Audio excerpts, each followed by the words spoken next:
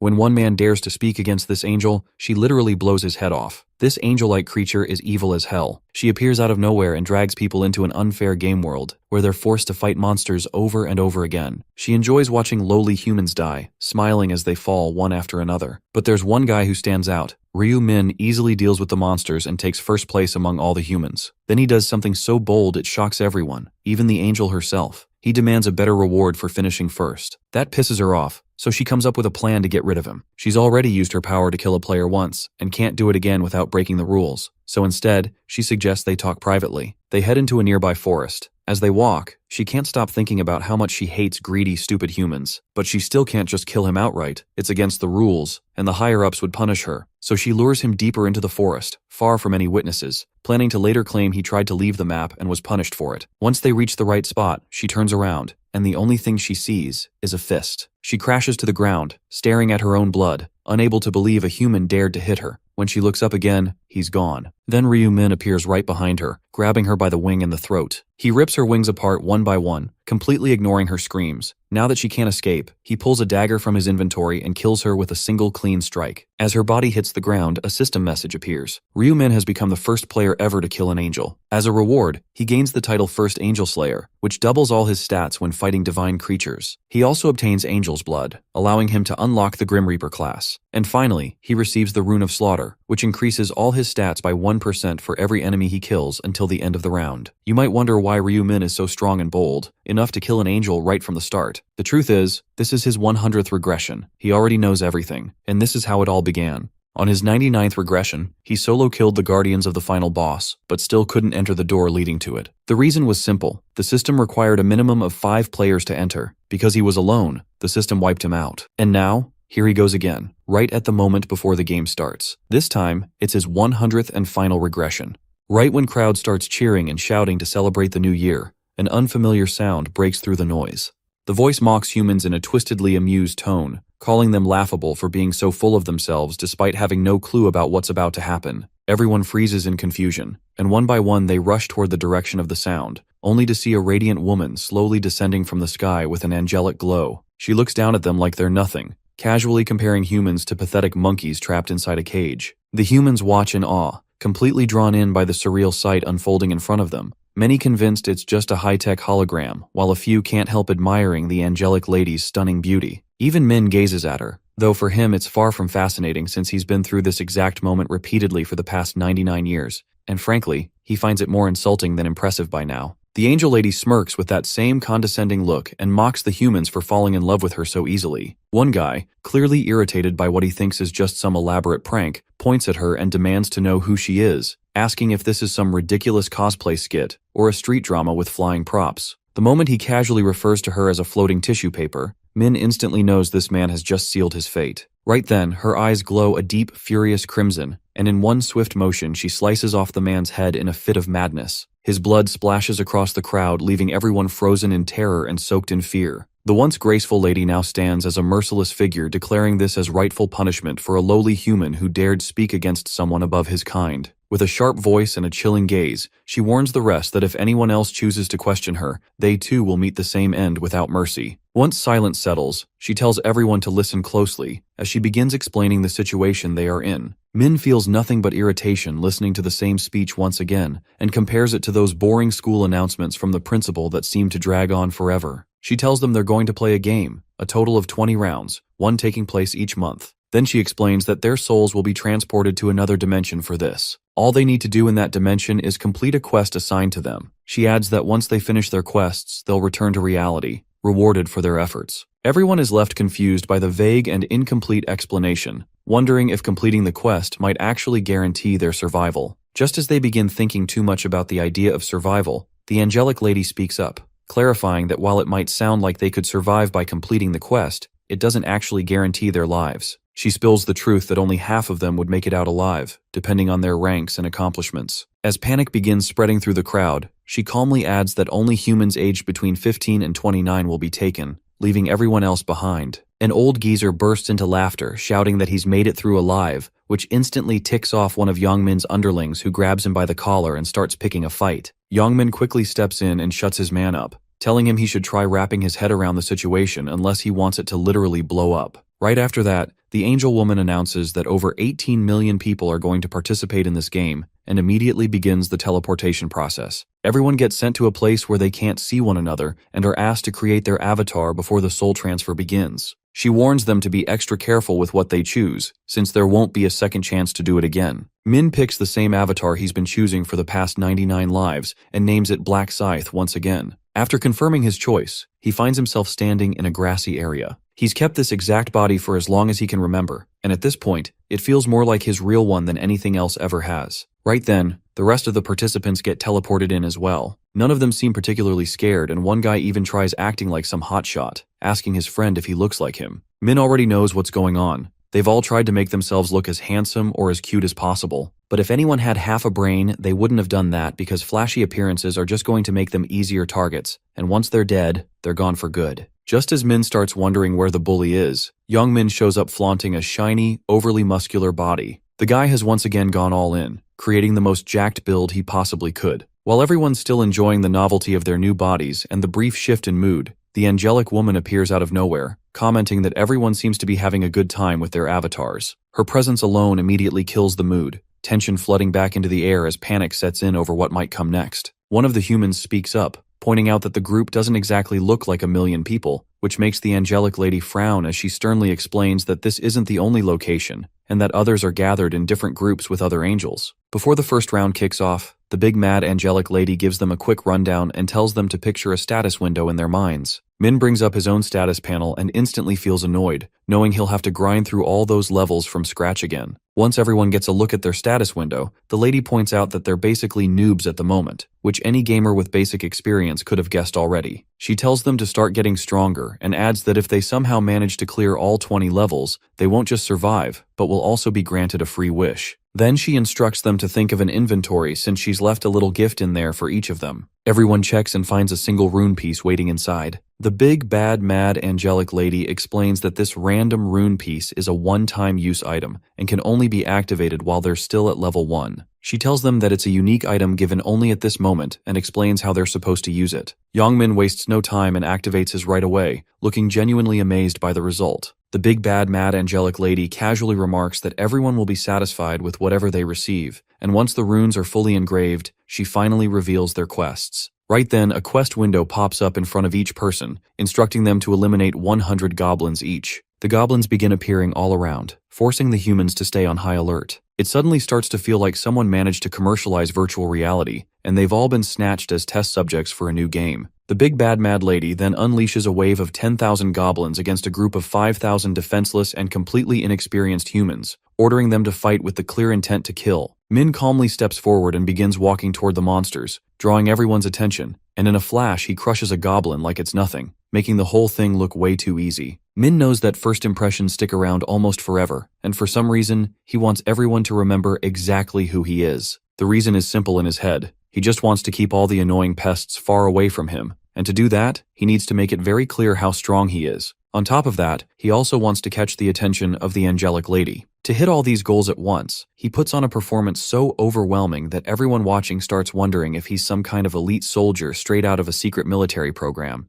And to top it off, they even find his nickname, the Black Scythe, seriously cool. Watching Min go at it like a total pro fires up everyone around him, and they decide to give it a shot too, thinking that goblins should be the weakest monsters around anyway. Just when they start getting cocky, a goblin suddenly pounces out of nowhere and drives its dagger straight through a human, making it clear that this is no harmless tutorial fight. The moment that happens, panic explodes, and instead of helping, everyone just turns tail and runs for their lives. The goblins quickly swarm the crowd and start slashing through people, turning things into a chaotic mess. Min knows exactly what's going through their minds. Most of them probably thought this was just some kind of game, but he's sure their survival instincts will take over any second now, and when that happens, all they'll do is run, leaving everyone else behind without a second thought. Min had done the same once, and it took him 2 whole lives to finally understand that there was no point in running away from the monsters here. A girl who tries to make a run for it crashes straight into some kind of invisible barrier, making it painfully clear to everyone that they don't actually have any other choice.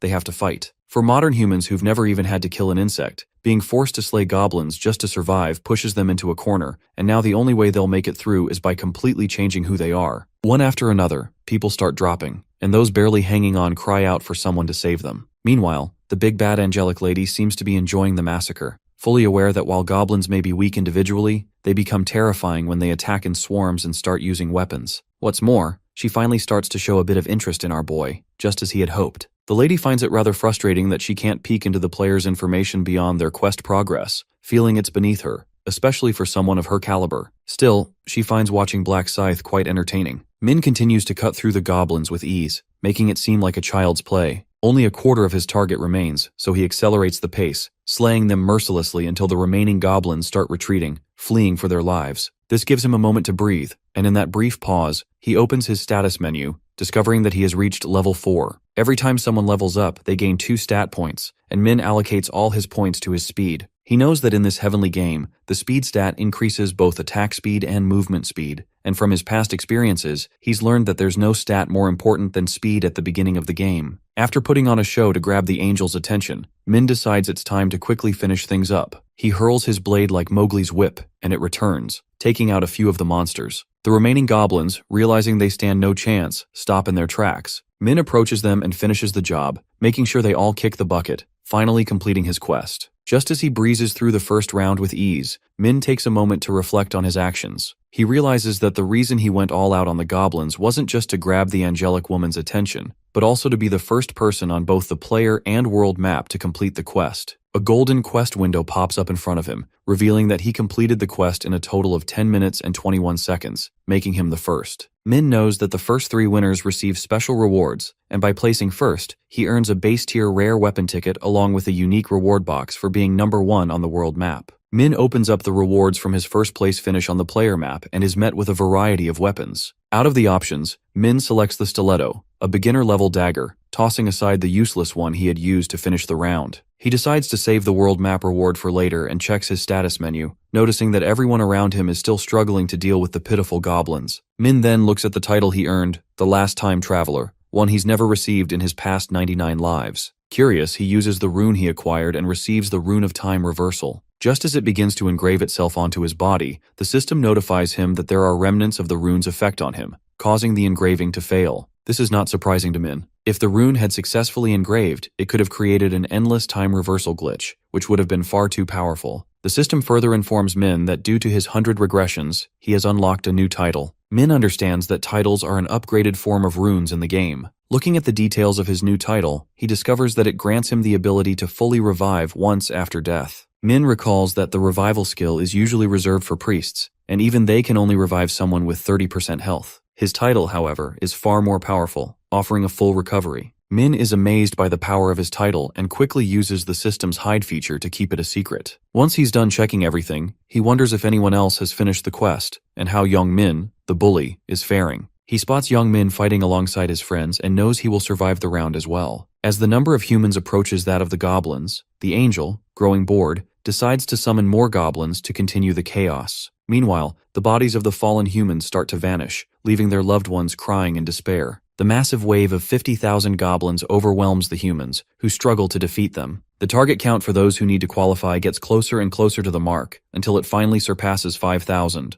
causing the goblins to disappear. Those who haven't qualified are bid farewell as they vanish into thin air, leaving no trace behind. One guy keeps shouting to the big bad angel lady that he only needs to kill one more, but the rules of the game remain unchanged. Only half of the people in each round are meant to qualify. The survivors, who manage to make it through to the next round, are struck with terror at the sight of their fallen comrades disappearing. The big bad angel lady tells them they should be grateful for their survival and urges them to try harder if they want to make it through the second round. Before she lets them go, the system displays their rewards and the leaderboard. Everyone gets 1,000 gold coins, which they can use to purchase items from the store once it unlocks at level 10. Thanks to the leaderboard, everyone now knows about our boy, just as he planned. His first place ranking catches the angel's attention, and she asks him how he's gotten so strong, wondering if he received some kind of broken rune. Our Black Scythe mocks her, asking if she can't see which rune he got. The lady immediately changes her tune, claiming that she knows everything, trying to maintain her reputation. Min then asks the angel if he can ask her a question too, insisting that the reward he received for being first is too little for his stomach. This infuriates the angelic lady when she's asked for a better reward. She demands that Min repeat what he just said, and without a second thought he does, only making her angrier. The lady scowls in rage, wondering how a lowly human could be dissatisfied after taking down a bunch of goblins. In her fury, she thinks about blowing Min's head off, but then remembers she's already used that trump card and that the right to kill was only a one-time thing. She regrets wasting it on another human, but just then, a new idea hits her. She asks Min if he really needs a better reward. The angel explains that normally the rules would prevent her from doing something like that, but she might consider making an exception. She tells the other humans to wait, as she needs to speak with Min in private. A chaos erupts among the crowd as they wonder if bargaining is the norm in this game, and others start thinking about asking for better rewards from her as well. They all grow suspicious about how good of a reward it could be, considering she's taking Min away, and some even feel jealous of his luck. Min then follows the lady deep into the jungle, keeping a cautious distance. She notices and tells him to keep up with her. Enraged, she thinks of humans as nothing more than pests who only obey once they're shouted at, but she lets the anger go. She knows she can't interfere with the game system, which was designed by the higher beings. A smirk spreads across her face as she realizes she has something devious in mind. Once they pass a certain point, she plans to slay our boy. She knows that slaying a human for personal reasons could cause some serious problems. After all, she doesn't have the authority to do so, and she might be punished for disrupting the game. To avoid any consequences, all she needs to do is make sure there are no witnesses. When she finally arrives at a safe spot, she turns around, only to be met with an unexpected surprise. A fist comes crashing through her face, completely catching her off guard. The punch sends the angel crashing to the ground, and a strange golden liquid begins to bleed from her, making her more furious than ever. Furious and determined to crush our boy, she tries to approach him, but to her shock, he vanishes without a trace. Min quietly sneaks up behind her, catching her completely off guard. With one hand gripping her wings, he uses the other to choke her, holding her in place. She screams at him to stop, but Min doesn't budge. One by one, he rips off her wings, showing her that escape is no longer an option. As he finishes tearing them apart, he taunts her, asking if it hurts. The angel, clearly confused and enraged, asks him if he's lost his mind. Min, with a smirk, calmly explains that he knew she had a dagger hidden in her wings and was planning to kill him with it. The lady still refuses completely, arguing that none of this was ever her intention, but Min calmly calls her by the name Brielle and tells her that lying to him won't get her anywhere. Brielle instantly panics, wondering how a mere human could possibly know who she is. Right then, Min pulls out her weapon and scares the living daylights out of her. Desperate to survive, Brielle tries bluffing her way out by threatening to use that head-exploding power of hers with just a flick of her finger, but Min shuts it down immediately, saying she's already used her killing move. This sends Brielle into full-blown panic, and she starts scrambling for excuses, trying to strike some kind of deal. She attempts one last threat, claiming her friends won't let him walk away alive, but Min sees right through it. He tells her plain and clear that no one's coming to help because all her so-called angel friends are just self-absorbed narcissists who wouldn't lift a finger even if she dropped dead right there. She argues that making her kick the bucket wouldn't do them any good, and says they'd just end up without an angel, which would make it impossible for them to return home. Hearing this, Min tells her that the system automatically sends the players back once the rewards are announced, and doesn't need her approval for that to happen. She keeps trying to bargain and come up with some pretty lame excuses, saying she'll give him any information he wants while begging for just one more chance to see another day.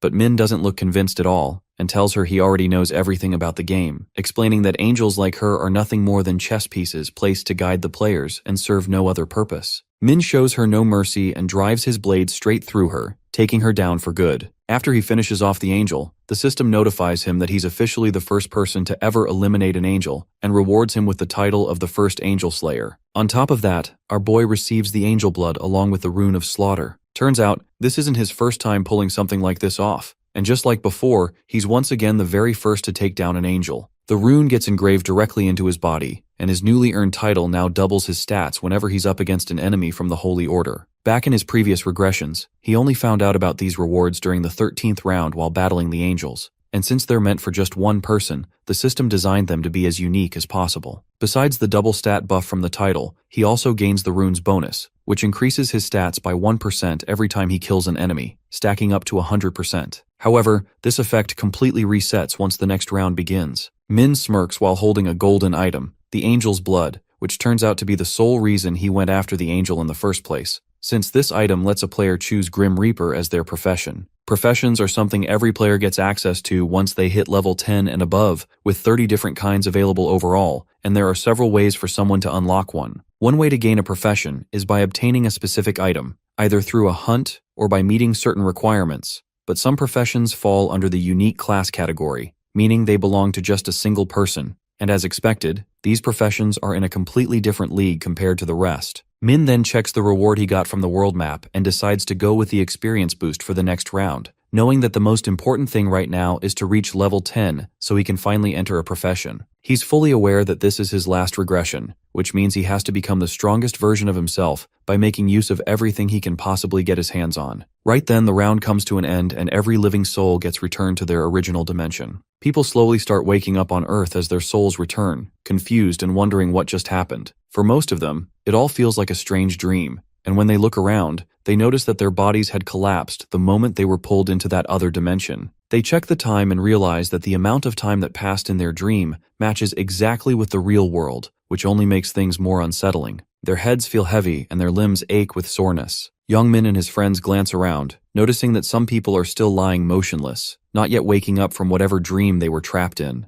The humans begin talking among themselves, slowly confirming that it wasn't just a dream after all, and that they'll definitely be pulled back in when the next round begins. They rush to wake up their friends who are still passed out, but the moment they check on them, they realize the bodies are ice cold and not even breathing, confirming that these people have actually kicked the bucket. It's right then that the brutal truth hits everyone. This whole half the people will survive thing wasn't some twisted joke, and those who didn't make it really are gone for good. Panic spreads like wildfire and even the bully Youngmin starts trembling, shaken to his core. The sick piece of trash genuinely feels glad that, rich or poor, everyone now stands on an even playing field in this new world, so he casually tells the guy having a panic attack to chill out and just live a little. He adds that the world has always been unfair anyway, and brings the freaked out kid back to reality with his casual vibe check. Baldy tells Youngmin that while his life might not be worth much, he still has goals he wants to chase, but the crazy guy ignores him and looks for someone he cannot seem to find. He wonders where Min disappeared to after getting knocked out and quietly chuckles to himself, thinking a weak little wimp like him probably croaked in a ditch somewhere without anyone noticing. Just then, his attention is stolen by a guy decked out in armor who is just minding his own business and staring into the air. The crackhead quickly realizes he can also access the system to check his own stats, and seeing his goons also shocked when they confirm it for themselves. It takes the gang a second to fully process that they can also open their own status screens and even view the items they get in real life, though no player can ever peek at someone else's. Youngmin decides to test it out by casually picking up a rock and crushing it effortlessly with one hand.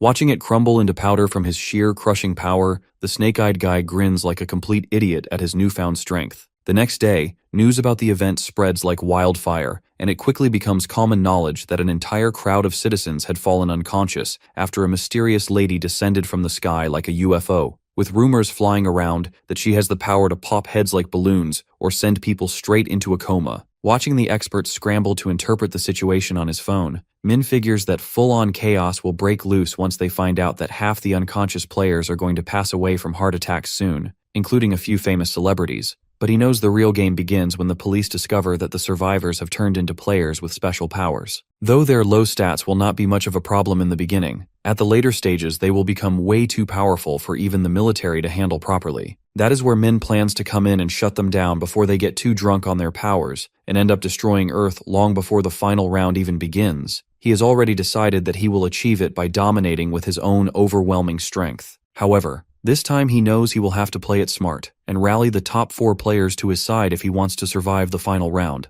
though there is something much more important he needs to take care of first. Back at his apartment, Min goes into the kitchen and feels bad that his little brother ate a single cup of ramen for dinner like always. Min quietly opens the door and peeks inside, careful not to wake the little guy up, and he feels relieved that Juan can finally sleep peacefully even without his big brother around. After all, despite his towering height, the walking beanpole is still just a 7th grader living alone with his brother ever since their parents passed away in a car crash. Pressing down on the bandage wrapped around Juan's bruised hand, a wave of regret and pain crashes over Min's heart. Without wasting a second, he flips the lights on and tells his little brother they are leaving right now. One groggily asks why he's making him get up so early, but our big brother rips the blanket off and orders him to get his lazy butt up and get changed because they have something important to take care of that he will explain on the way out. Little bro grumbles that if it is just another one of Min's random morning walks, he is definitely not interested. But Min suddenly drops his voice into a serious tone and lets him know that some serious stuff is about to go down, so now is not the time to be sleeping in. His little brother frowns and asks if something happened during the New Year's celebration Min went to,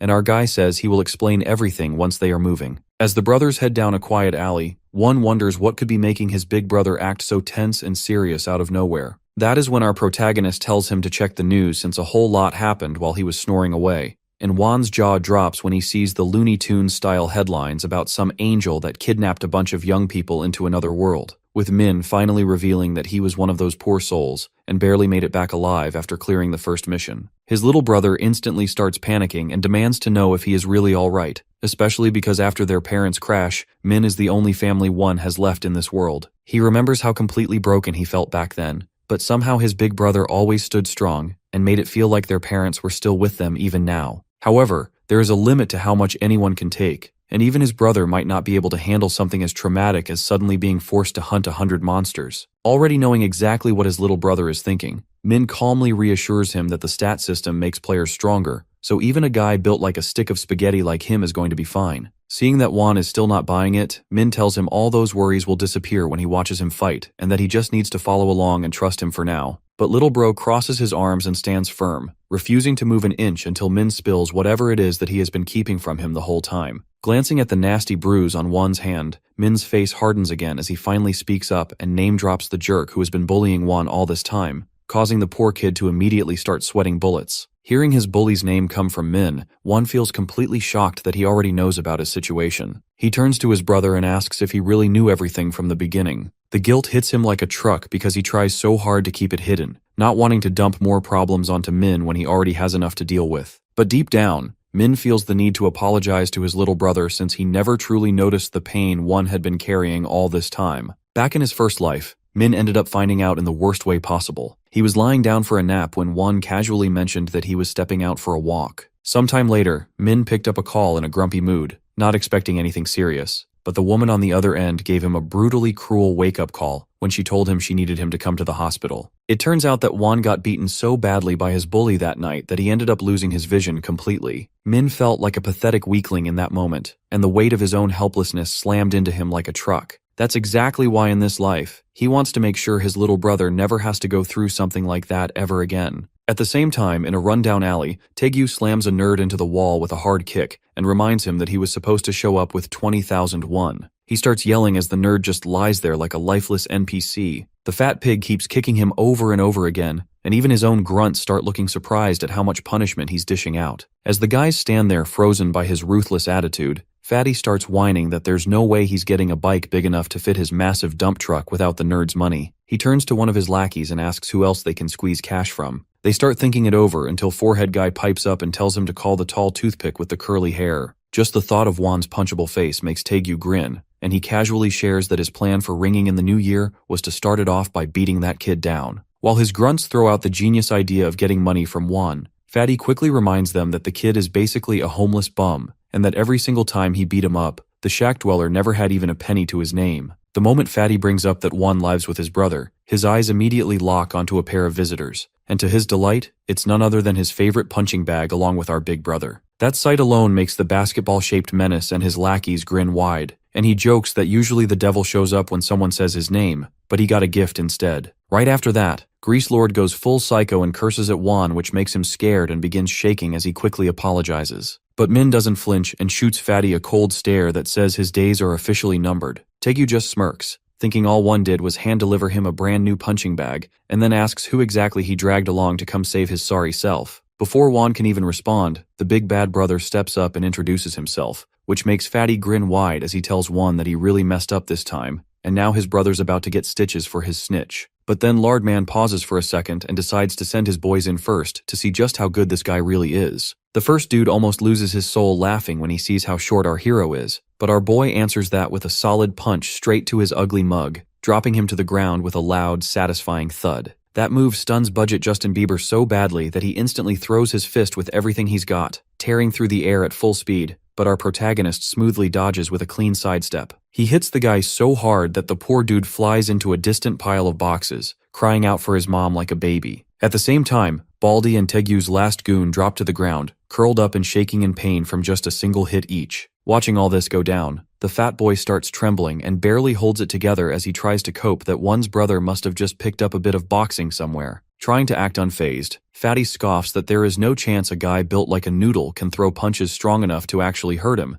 so he approaches him with full confidence, walking like a JoJo villain while towering over our hero. He smugly points out that those amateur boxing lessons probably forgot to mention how brutal a height difference can be in a fight. But Min just laughs at the oversized cutting board and asks if this guy even watches the news. Seeing Min smile to himself in that situation ticks Fatty off, and he throws his fist, ready to teach him a painful lesson. But our boy easily dodges the jab and makes the oversized bulldog stumble around trying to land a single hit, turning every dodge into a stylish move. Fatty's heart starts pounding like crazy, and he nearly gives himself a heart attack from moving around too much as he wonders why none of his hits land. Fed up with Big Smoke's tantrum, Min ends the show by knocking Taegyu out cold with one brutally satisfying punch, then tells him straight that he wouldn't have dared to step up if he actually watched the news. As the big guy struggles to stay conscious, he charges right back at Min, only to get his butt handed to him a second time. This time Min pulls a smooth move and vanishes like Naruto, appearing right behind the fat boy to land a clean jab straight into his oversized double chin.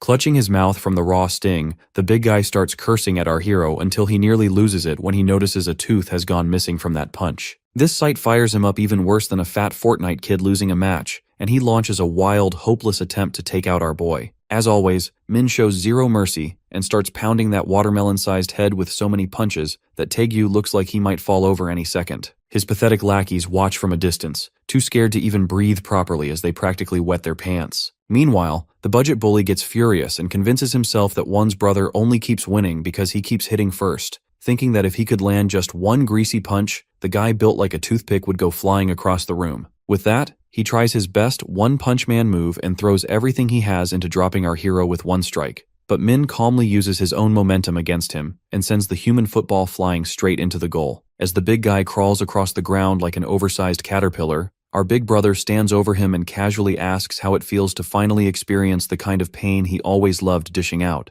while flashes of regret from watching one get beaten and broken in every past life cross his mind. But Taegyu suddenly switches up his act and starts begging for mercy, shaking on the ground just like the same kids he had bullied before. Still, Min calmly steps closer and reaches out to grab his hand while the big guy shuts his eyes and braces himself for the worst. After a few sweet moments of suspense, our hero flashes a wide grin and tells him straight up that the biggest mistake he ever made wasn't even being born, it was daring to bully one. Right after that, Taegyu needs a second to process the loud snap echoing in his ears, only to realize it's the sound of his own hand being twisted into something that looks like broccoli. Min doesn't even slow down as he grabs the other hand too, and the sharp noise of bone cracking grows so brutal that even the gang of goons runs away, terrified of the madness. Being the timid soul he is, one quickly looks away while his brother keeps going, making absolutely sure that the so-called bully understands exactly what will happen if he ever thinks about messing around again. However, he flashes a wide grin at the begging bully for even thinking he might be gullible, and makes it clear that he would never trust scum like him,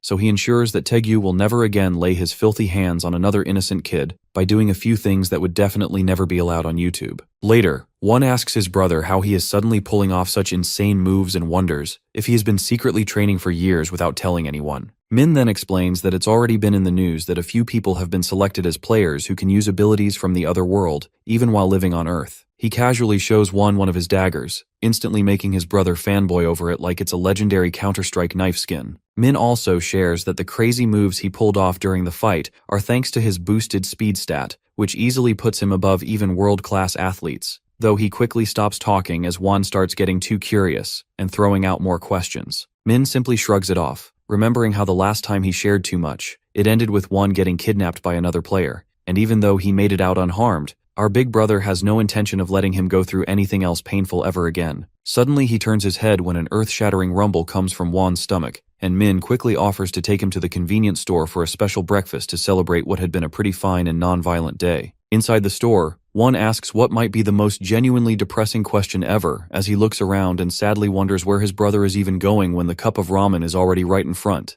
Our big brother tells him to hang on for a bit as he goes to withdraw most of his life savings in one shot, reassuring Juan not to worry about it. He then casually tells his little brother that he can pick out anything he wants from the expensive food aisle. Juan hesitates for a second, thinking they might run out of money before New Year's, but he folds right away and grabs a box of chicken nuggies without a second thought. His whole face lights up as he says he's always wanted to try them, and seeing that precious smile makes Min so happy that he promises to take him to a restaurant next time so he can finally try beef. Watching Juan gushing over $5 budget nuggets makes Min think to himself, Juan has to hang in there just a little longer until he's rolling in big money. After that, Min watches Juan practically explode with happiness like his life's mission has been completed. but then he suddenly remembers something important. Big Brother comes back, slams a pen down on the table, and stuns Won by announcing that he spent almost all his life savings buying lottery tickets. Sweat bullets roll down Won's face as he nervously asks Min exactly how much he blew on them, only for Min to casually reveal he emptied his whole account, sending Won into a full-on panic attack. Min doesn't waste a second and starts scribbling furiously, and Won, looking over, notices something strange happening and asks why he wrote the same number on all 20 tickets. With a cheeky grin stretched across his face, our hero proudly tells him that it's his lucky number. Back in their apartment, Won sits there dreading every second as he watches the lotto announcers slowly reveal the winning numbers. He practically starts chewing on his nails, thinking about the fancy dinner they could have enjoyed instead of blowing all that money, but his worry starts fading fast as the announcers call out the lucky numbers. He stares at the screen, completely stunned as he realizes they match perfectly with the numbers Min had written down, and the announcer even says they are the #1 winner. Feeling like he might be stuck in some crazy dream, he gets all teary-eyed and asks his brother to pinch his cheek just to make sure it's real. Our big brother just teases him to stop panicking like a baby and flashes a wide grin while telling him it's all real and that they are now rich beyond belief. Min casually tells Won to calm down a bit and stop going crazy, or else they'll disturb the neighbors, while silently laughing to himself as he remembers how he once screamed like a little girl the first time he lucky guessed the winning numbers. But now, with everything happening and the economy getting wrecked by players, making a fortune feels like a total piece of cake. After that, our protagonist strolls into the bank without a care and casually tells the clerk that he is the top winner and wants to claim his prize. The clerk congratulates him while quietly thinking that the first place winner looks suspiciously young, almost like a regular student. He asks Min where he bought his tickets from, and the moment he hears the branch number, the guy starts panicking because he remembers a man once mentioning that over 100 winning tickets came from a single store. The clerk instantly realizes this could only mean that one person bought them all, and he also remembers the man telling him to call the director immediately if the top winner ever shows up. So he politely tells Min to wait for a moment, and before long, the director himself shows up. The old man introduces himself with a smile that looks a little too eager, almost like he's ready to pick Min's pockets, but he still congratulates him and personally escorts him upstairs to his office. Inside the office, his secretary immediately bows deeply to the two of them, clearly thinking the director has brought his own son along. However, the director quickly corrects her, saying that Min is actually a very special guest, and she should be extra nice to him today. The woman instantly catches on that this must be the living legend who scored 100 winning tickets, and tries her best not to completely lose it. As she shakily tries to suck up to him, Min just waves her off and tells her to stop wasting time and bring him his dough. He casually hands over the stack of tickets, and her brain practically short-circuits when she notices the exact same number printed on every single one. After she finishes checking and confirms that all of them are authentic, Min gets straight to the point and asks her for the total amount. It turns out that after losing about a third of his winnings to taxes, he still pockets a massive 15 billion won, so he decides to buy himself a small studio apartment and starts doing some trading in his spare time, especially since he knows for a fact that Bitcoin is about to shoot straight to the moon. Later back at their apartment, Min surprises his little brother with a place that looks like something straight out of his dreams, but the little bro immediately asks why he doesn't just go ahead and buy it outright instead of renting, especially now that he's practically swimming in cash. Min proudly reveals that they are actually broke again because he dumped all their winnings straight into crypto, causing Won's brain to pretty much vaporize into dust on the spot. Big Bro casually places a hand on his shoulder and reassures him that he knows exactly what he's doing, telling him to calm down since the old man from his dreams also gave him the lucky numbers for the next 4 rounds of the lotto. Hearing that, Won starts shaking Min like a soda can and screams at him to never forget the numbers. Not that Min could even if he wanted to after experiencing the same boring nonsense a million times over. Putting that aside, Min tells him to hurry up and start packing, because they are moving into the new place immediately. Meanwhile, on the other side, we catch a glimpse of a player smashing a concrete wall like he's the Hulk, while the man proudly thinks there is no one smarter than him for putting every single one of his points into strength. Though he is a little different from others, since he possesses the rune of power which doubles a player's strength and gives him the kind of confidence where he believes he could probably send both Mike Tyson and Jake Paul home crying. Clenching his monstrous fists tightly, he decides that it is finally time to put those big guns of his to the test once and for all. He shows up at our hero's old place and starts hammering on the door, yelling at the top of his lungs for Min to stop hiding like a scared little wuss. When he gets no response, he wonders if the guy died in a ditch somewhere, and just thinking about the smug, condescending look Min once gave him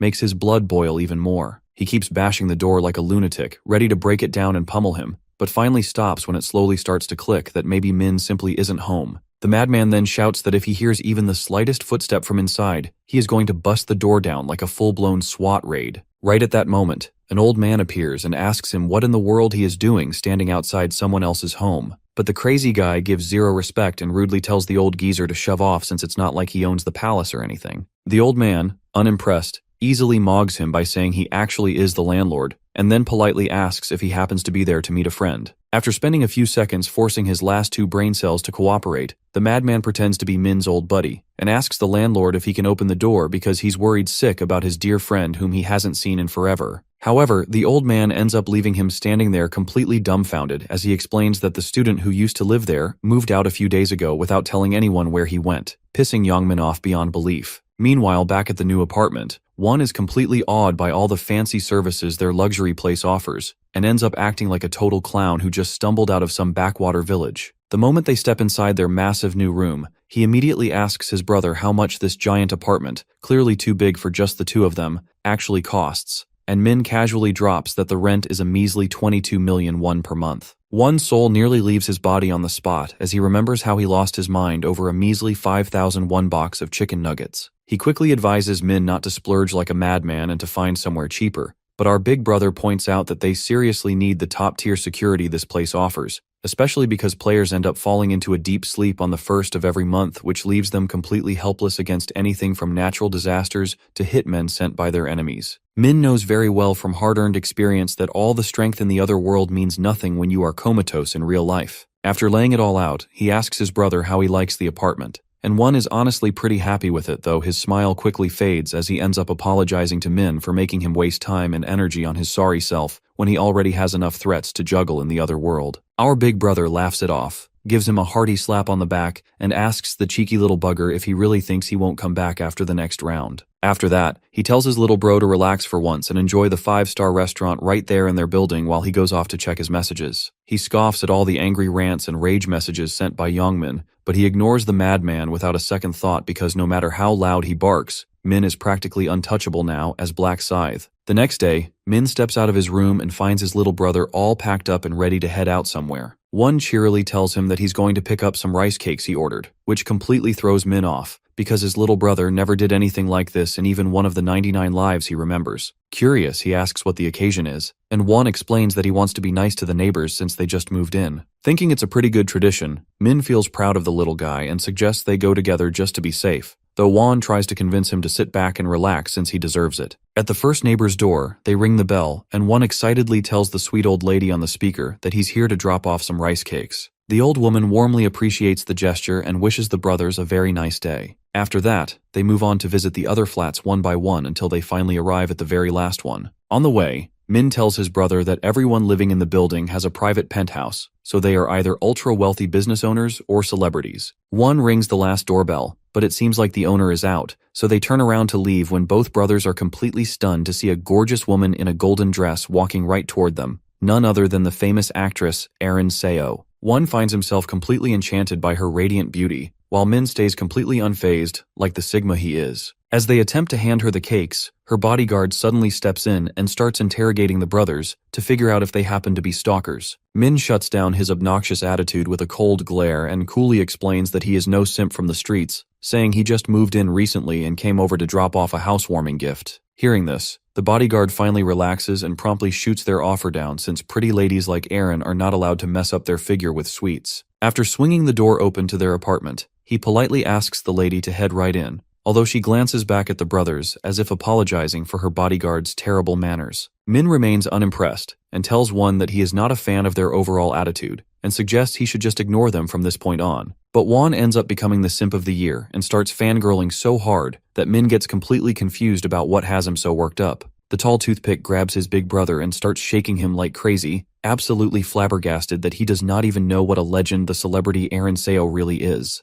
Meanwhile, Seo keeps reading headline after headline that says over half of the celebrities targeted in the other world have either been offed or unalived themselves, which makes her worry deeply about what in the world might end up happening to her. Right then, she receives a message from a friend who tells her that one of their seniors passed away just a while ago and asks if she is going to come to the funeral the next day. With that, she tunes out of her phone for a second and starts thinking that without her rune, she would have no doubt been just another casualty in the news. The lady then feels bad for ever being arrogant enough to think she was special enough to even get mentioned on a headline since she is just an up-and-coming one-hit wonder whose success and even her studio apartment are all sponsored by her company. Seeing her all stressed out, her bodyguard Seong-chul gently asks her what is weighing on her mind, and when she says it is nothing big, the man tells her to freely talk to him about anything at all no matter what it is. Arin finally admits that she is worried sick about how she is supposed to survive the next round in a world where celebrities are dropping like Tesla stock, so he calmly tells her to relax her melons because he will stay by her side every single step of the way. Seong-chul gently points out that she has been overthinking way too much lately and tells her to trust him a little more, so she ends up giving him a precious smile as she remembers how suspicious she had been of him when the company first assigned him as her caretaker. But he had won her trust almost instantly, since he pretty much saved her from getting eliminated right in the very first round. Seong-chul reassures her that he will always be there for her, which lights her up on the inside. So she jokes that the rice cakes their neighbors brought were looking mighty scrumptious,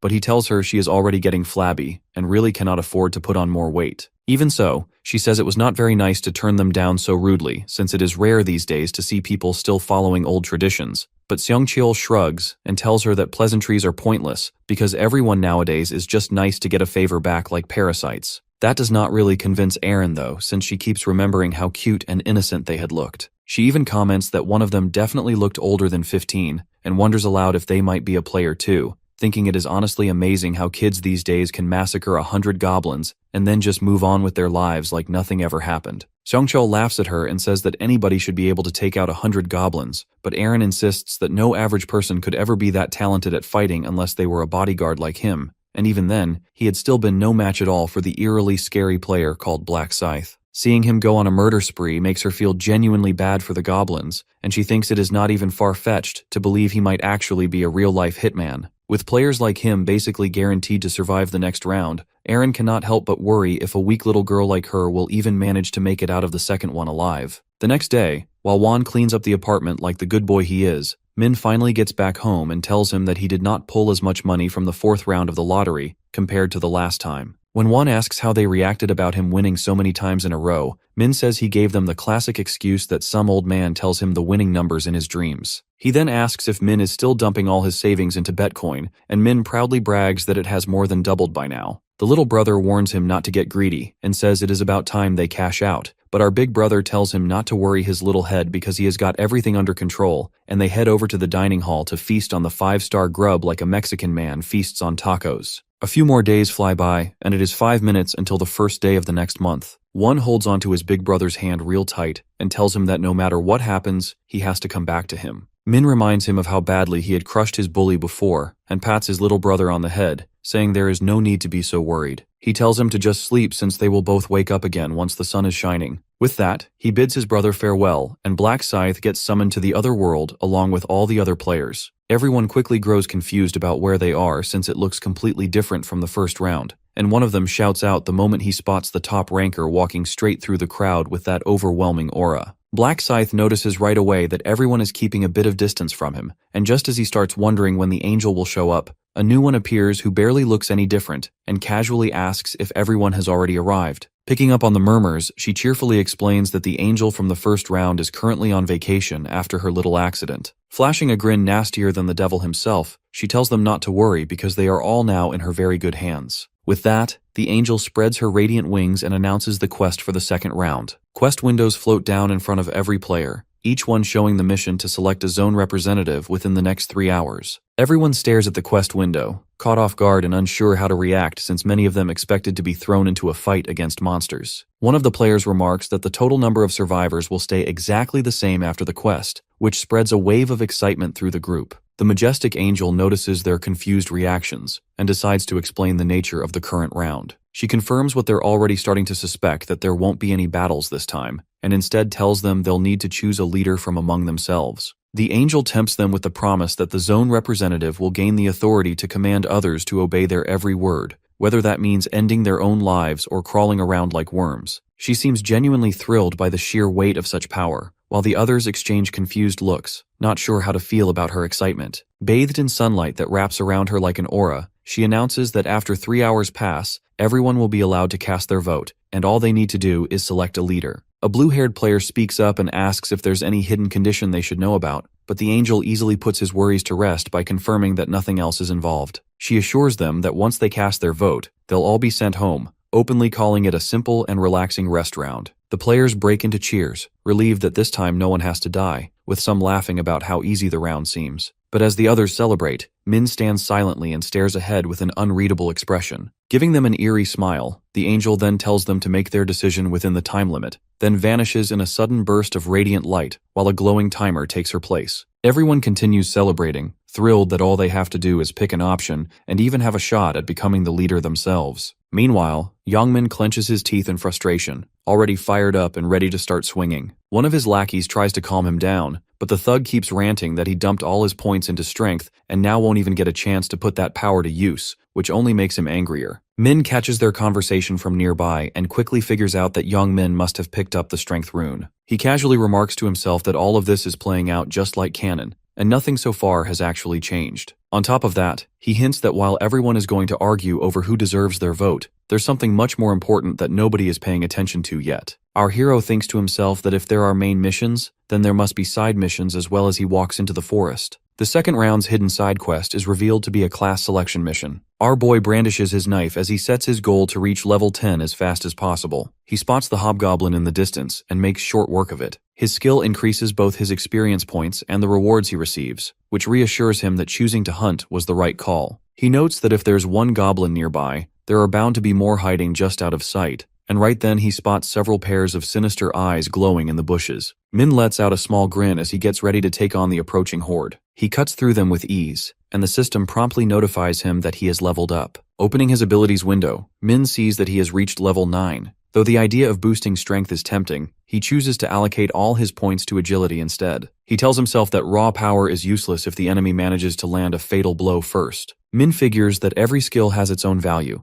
and since the Grim Reaper class he's aiming for uses both physical and magical attacks, it makes the most sense to balance out all his stats evenly. Suddenly he stiffens as he senses another presence nearby, realizing too late that he had been so caught up in the fight he didn't notice them earlier. He raises his sword, pointing it directly ahead, and warns whoever is hiding to come out now or be ready to suffer the consequences, making it clear they'll pay with their lives if they choose wrong. From behind a tree, a stunning girl steps out of the rustling bushes, and Min blinks in surprise when he sees that his stalker turns out to be none other than the famous Co. Aren. She apologizes for following him, and before he can react, another person emerges behind her. This second figure also apologizes and quickly tries to explain that they never meant any harm, and that there's no reason for him to stay angry. Min recognizes the NPC instantly as An Seong-chul, who is one of Plus Ma's most loyal underlings. Ma is a major player known by the name Heavenly Demon, and Min plans to recruit him later down the line, though he's also after a priest connected to Ma for something important in the 20th round. Running into him this early throws Min off, and he can't help but wonder what he's doing with a celebrity like Aaron. After thinking it through, he figures Seong-chul must be the same bodyguard who was assigned to her, probably under Ma's orders. Min demands to know how long they've been following him, clearly frustrated that the future seems to be shifting in unexpected ways. Aaron admits they've been tailing him since the beginning, and apologizes again if they stepped out of line. When he presses further, she suddenly blurts out that she has a proposal. Since he breezed through the first round, she wants to form a gang with him. Our boy laughs at her request and points out that a deal only works when she actually has something worth offering in return. Min replies with an icy tone that he has no use for either of them and feels perfectly fine handling things on his own, so they should rethink this and return to the clearing. Our protagonist turns and walks further into the forest, repeating with a cold edge that he doesn't need them. Seong-chul mutters about Min's annoyingly smug attitude while Aaron drops to her knees, overwhelmed just by being in his presence. She declares without hesitation that his frontline status is clearly not for show and radiates raw dominance, but Seong-chul stays completely unimpressed by any of it. Aaron feels crushed that her charm had no effect, yet Seong-chul takes the chance to scold her, saying he already warned her that people like him never fit well in a group. He continues tearing into her for wasting valuable time chasing after someone so obviously unwilling to join. Aaron never expected to run into monsters in such a peaceful-looking stage, and now decides to hunt them down with her bodyguard by her side. Deep in the forest, a hobgoblin scans the area in panic, completely unaware of Min as he drops in from above with a silent strike straight out of Assassin's Creed. Our boy still fumes over the idea of teaming up, convinced it would only drag him down, all while casually sending the goblin into an eternal nap. The system pops up with an update on his kill count, but the brief moment of peace ends quickly, as snarling, hyena-like creatures begin crawling out from the bushes. Min blinks in disbelief at how many of them there are and figures luck might finally be on his side. The gnolls charge in, ready to rip him apart, but he doesn't flinch for even a second as he tears through them effortlessly like they're made of paper. Monster corpses fall like confetti around him while the system chimes, announcing that he's just hit the 10th level. Drenched in enemy blood, Min fixes his gaze on the glowing message, grinning as it confirms he has finally unlocked the profession he always wanted. System notifications keep popping up one after another as they update him on his new level and freshly unlocked skills, while Min keeps his focus steady on the quest window. He already remembers the next subquest from his past lives, so when the system instructs him to retrieve the class change item, he's unfazed. Where most players would feel lost and unsure about what comes next, Min stands confident, fully aware of the hidden conditions needed to claim those rare items. Warriors need to raise their strength stat to 10 and wipe out 30 monsters in under 60 minutes, while berserkers must stay in combat for a full hour, all while their wounds remain open. On the other hand, assassins have to land precise backstabs on monsters to earn the item, so the path each player takes directly shapes the class they unlock. In earlier lives, Min used to farm monsters without a plan, which always locked him into the hunter class. But ever since he discovered the broken abilities of the Grim Reaper, he never once looked back. Min uses the Angel's Blood as his class change item, and the system immediately flashes a warning, reminding him to choose wisely since this decision comes with no takebacks. Without a hint of doubt, our boy makes his choice right away, triggering a sudden explosion of bright light as the system confirms his successful class change. As a reward, our hero receives the Grim Reaper rune, which grants a stack of insane perks that instantly bind to his body. The system throws in a bonus Wicked Scythe along with a 50% discount voucher for any one item in the shop. But that's not all. He also gets bumped up to the Apprentice rank, which is the second last out of 6, and unlocks a rank-exclusive skill called Seal of Death, plus the power to wield the Grim Reaper's scythe. Min remembers that if someone fails to secure a class, they risk being stuck as a forever newbie, so in his case, charging ahead without delay definitely paid off. For being the first player to unlock a class, Min earns a hefty bag of gold along with a rare general skill called Tracking, which lets him follow anyone he wants as long as he knows who they are. Our boy decides to give the skill a test run by using it on the overly edgy bodyguard Yongmin Huang, the one he came across earlier. The system lets out a beep as it locks on and lights up a glowing trail for Min to follow, while also displaying the exact distance between them. He finds it weird that the lady and her manager are less than 200 meters away, and figures they must have tailed him deeper into the forest. Min feels annoyed since this has never happened before, and makes up his mind to go pay them a quick visit. Back in the forest, the odd duo is seen running from something, but Aaron suddenly drops to the ground, completely drained and unable to go any farther. She starts complaining loudly to Seong-chul, who tries his best to get her back on her feet before the goons behind them catch up. He offers some words of encouragement while helping her up,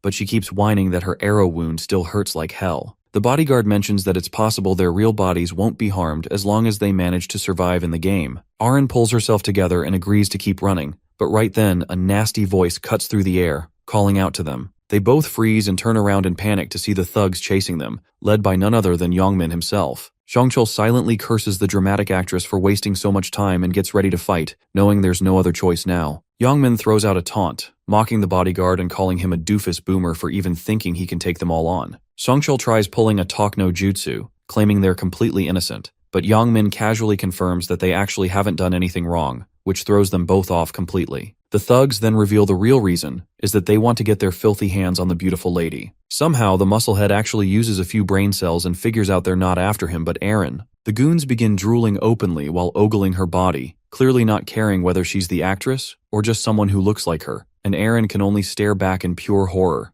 Yongmin smugly offers to let the bodyguard walk away unharmed if he just turns and leaves right now. He pauses for a second, thinking that if he had known what they were really after, he could have ditched her at the very beginning since he's not exactly rushing to die anytime soon. But one thought keeps pestering him that he can't face his boss after abandoning her, and that fear alone is enough to push him to risk it all. Yongmin keeps up his taunts, ready to fight, but the bodyguard makes one last attempt to reason, claiming what they're doing is illegal. The thugs burst into laughter, and the musclehead asks which laws apply here and who Seong-chul is going to report to. Yongmin mocks him further, questioning how he'll prove anything or track him down later. This frustrates Seong-chul, but deep down, he knows there's some truth to what Yongmin says. Since threats haven't worked, he decides to face them head-on, but just before he can throw a punch, a figure in the distance catches his eye, breaking his focus. Min steps into view leaning against a tree, farming his aura. His sudden appearance catches everyone off guard. Black Scythe walks toward them slowly, demanding to know what's going on. Yongmin tries to speak up, but Min shuts him down, asking the duo about their situation. Seong-chul quickly explains that the thugs are after Aaron and begs for Min's help,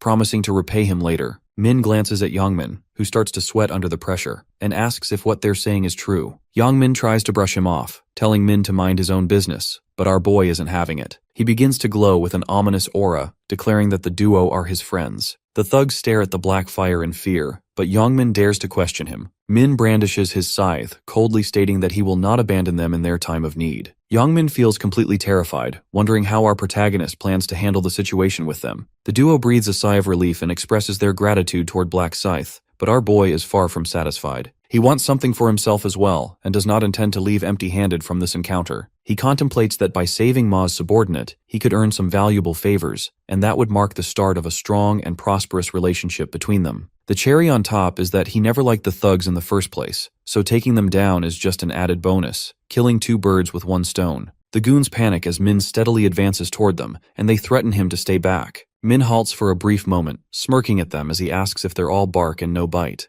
Yongmin quickly realizes that he has no chance against Min, recalling how he massacred those goblins and claimed first place. He knows only an absolute fool would dare to fight him after seeing what he's capable of. Min taunts them once more and demands that they be honest with him. Yongmin wonders if Min will let him go, but Min replies that he will only consider it if they crawl like dogs and beg for mercy. The musclehead struggles to process what's happening, and it dawns on him that Min is simply mocking them and wants him to kneel while his friends and Aaron watch. Yongmin feels the urge to back down, even though his reputation is on the line. Suddenly, a less than brilliant idea crosses his mind, and he convinces himself that his training has made him strong enough to crush our boy like a can. A surge of misplaced confidence fills him, and he insults Min openly, warning him to prepare for the beating of his life. Yongmin, now fuming, moves toward Min, telling him to take his sorry self somewhere else because he's about to get cooked. The musclehead steps closer, thinking he can close the gap enough to land a hit on Min's head, believing that a well-placed strike will be enough to deal with Black Scythe. Yongmin can almost taste the sweet victory but is caught off guard when Min suddenly puts his scythe away and asks him what he plans to do now. Min teases him, mentioning that the fight would end quickly if he used a weapon, so he decided to make things fair. The musclehead grins in confusion, but his expression shifts in an instant when Min vanishes from his line of sight. Our protagonist dashes forward at full speed toward Yongmin, who smirks, thinking that a bare-handed fight will be in his favor. The musclehead throws a wild haymaker, but to his surprise, Min manages to dodge it effortlessly. Before Yongmin can think of anything else, he suddenly lurches forward in pain as Min connects his knee to his stomach, sending him flying backward. The brain-dead guy groans in agony, struggling to get up, but still manages to spit out a curse toward Min. Unimpressed, Black Scythe approaches the thug and punishes him for his swearing with a brutal, merciless kick to the face. The one-sided beatdown doesn't stop there as Min lifts the goon by his collar, delivering repeated smacks that echo in the air. Yongmin is left confused, unable to process how Min can hit him so hard, as if he were a jackhammer. It suddenly hits him that Min is not only as strong as him, but he might even be stronger. Even though Min doesn't have the strength rune, Yongmin wonders how our boy got so strong as he collapses to the ground, beaten to a pulp. Min stands there staring at his handiwork, but his moment is quickly interrupted by the goons, who are preparing to launch a sneak attack. One of the thugs fires a powerful arrow, causing Aaron to scream at the top of her lungs, urging Min to dodge it. Despite his overwhelming power, our protagonist effortlessly evades the arrow, leaving the thug in a panic as he quickly loads another one. Min weaves left and right with precision, perfectly dodging each arrow. He closes the gap between them in no time. Reaching the archer, he faces him directly and commends him on his skill, but warns him to pray to whatever deity he worships because his luck ran out the moment he crossed paths with Min.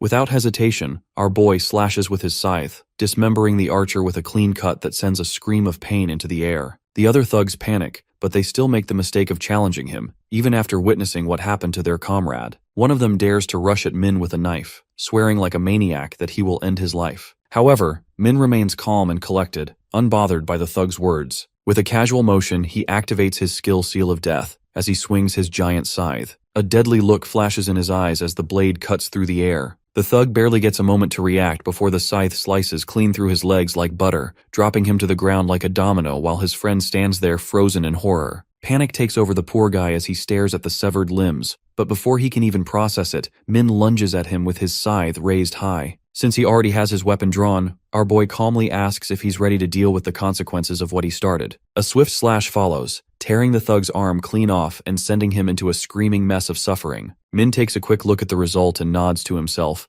clearly pleased that his strike was strong enough to slice clean through the armor without a hitch. The thugs lie scattered across the ground while our boy stands over them, thinking this sorry excuse for a fight was nothing short of a walk in the park. Even though his enemies are already down, the storm isn't over yet because Min steps forward, fully intending to scare them so badly they won't even think about looking his way again. After being thoroughly wrecked, the thugs start begging Min to stop, terrified they might actually lose their lives. But Min tells them to toughen up while he wipes off his scythe, making one of them flinch just from his presence alone. With that, our hero decides he's done torturing these clowns and turns his attention toward Yongmin, who tries to sneak off unnoticed. Min quickly snaps his head in his direction and says loud and clear that hiding won't save him because no matter where he runs, he can't outrun his fate. Black Scythe brings his blade down again and slices through the thug's arm, forcing a scream of agony out of him. With a look colder than ice, Min calls him a wuss for not being able to handle pain that means nothing compared to the suffering these douchebags caused in the past. He doesn't give the guy a moment to breathe or even grasp what just happened as he cuts off the remaining limb without a second thought. The duo stands there frozen, completely unable to look away from the gruesome sight. In his mind, Seongchul struggles to accept how brutal Min is for tormenting enemies who have already given up. While others might see his actions as unhinged,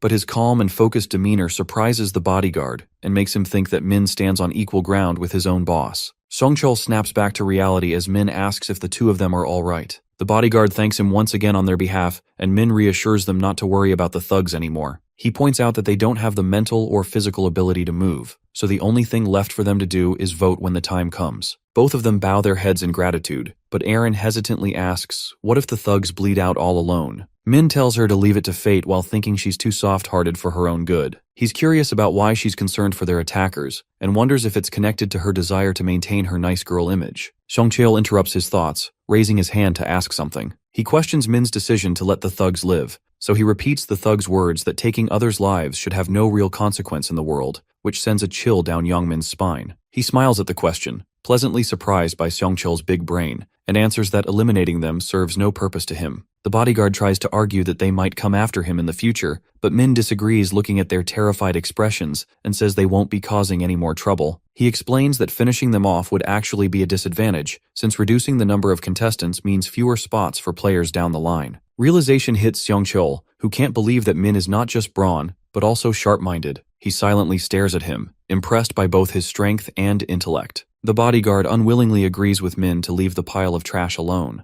Satisfied that his work is done, Min then turns to leave, but the duo stops him to ask for his account details so they can repay him for all the help. Our hero casually tells them not to worry about it as he walks away with a confident stride, leaving the two of them stunned that he didn't demand anything in return. As Seongchul thinks he should report the incident to his boss as soon as possible, his thoughts are interrupted by Yongmin's painful groans, as if he got kicked in the nads with a bat. The bodyguard is tempted to end him right there, but he decides to follow through on Black Scythe's advice. He spits on the thug and then escorts Aaron out of the area. Meanwhile, back at the clearing, the crowd is in an uproar as everyone fights to become the zone representative. The shouts quickly escalate into insults, with threats of fights breaking out that cause the other onlookers to step in and try to calm things down. A few players attempt to seize the moment, claiming they would be better leaders who can actually stay calm under pressure, and one of them even brags that his daddy is a big shot in politics, but the others are skeptical since he has no proof to back up his bold claim. Amidst the chaos, a charismatic voice calls out to them to stop their fighting and draws their attention to the timer, urging them not to waste time bickering like children. Curious, the other players ask this mysterious man with mint ice cream hair if he has a way to fix the situation quickly. His confident reply leaves everyone on edge while he laughs at how gullible they are in his mind. It is clear that his powers are working just like last time, thanks to the rune of persuasion. Choco Man flashes back to when he first got his power and immediately assumes he got scammed. He doesn't see any real use for it at the time,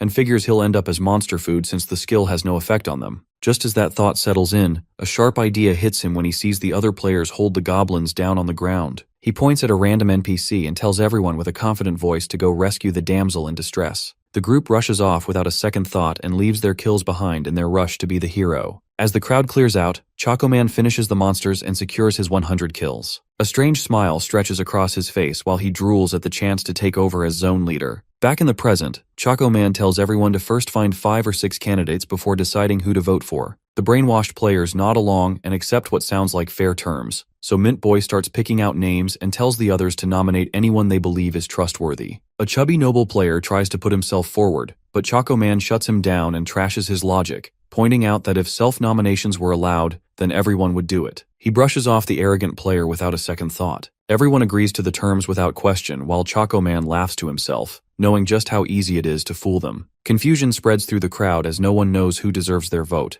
But Mint Choco Man has already counted on this, and knows they'll go for whoever stands out the most. One of the players falls for the trap and nominates the blue-haired player, praising how naturally he commands a crowd with his leadership. Choco Man puts on an innocent act while the NPC stands by his decision to approve the nomination, unaware he has walked right into Choco Man's plan. He thanks the player with a smug grin, pretending to be grateful for the easy setup, then asks the crowd if anyone has more candidates to offer. One player suggests Black Scythe, which makes perfect sense since he topped the previous round. Two more voices speak up, naming the second and third place winners from that same round. With 4 nominees now chosen, Choco Man asks one last time if anyone has more names to add, but the crowd stays quiet. He claps his hands to wrap up the selection and invites the nominees to step forward and give their speeches. Feeling overly pleased with himself, he takes the lead and steps up first, certain he has already made a fool out of the entire group. Mint Boy begins his speech but barely manages a word before someone shouts at him to shut his mouth. He pauses and turns his head, confused as he tries to spot the source of the voice. Jo Jung-sik, better known as Life is a Documentary, steps into view and strolls toward him with a look that says he's not here to play nice. Clearly angry, Joe questions what kind of scheme Choco Boy thinks he's running. Mint Boy steps in and tries to diffuse the tension, but Joe brushes him off and demands to know who put Choco Man in charge, asking why he gets to decide anything. Mint Chocolate feels a wave of panic as it seems Joe has seen straight through him, though he quickly tries to convince himself it might just be a lucky guess. Joe keeps pressing and calls him out for his obvious lies, but Choco Man fires back, taking shots at Joe's background and lack of basic manners. Still hoping his powers will finally take effect, Mint Boy attempts to calm the situation, but instead ends up pushing the wrong buttons. Mr. Documentary snaps and threatens to take him out, clearly past the point of holding back. He stands frozen in shock as he realizes his skill has no effect on the brute,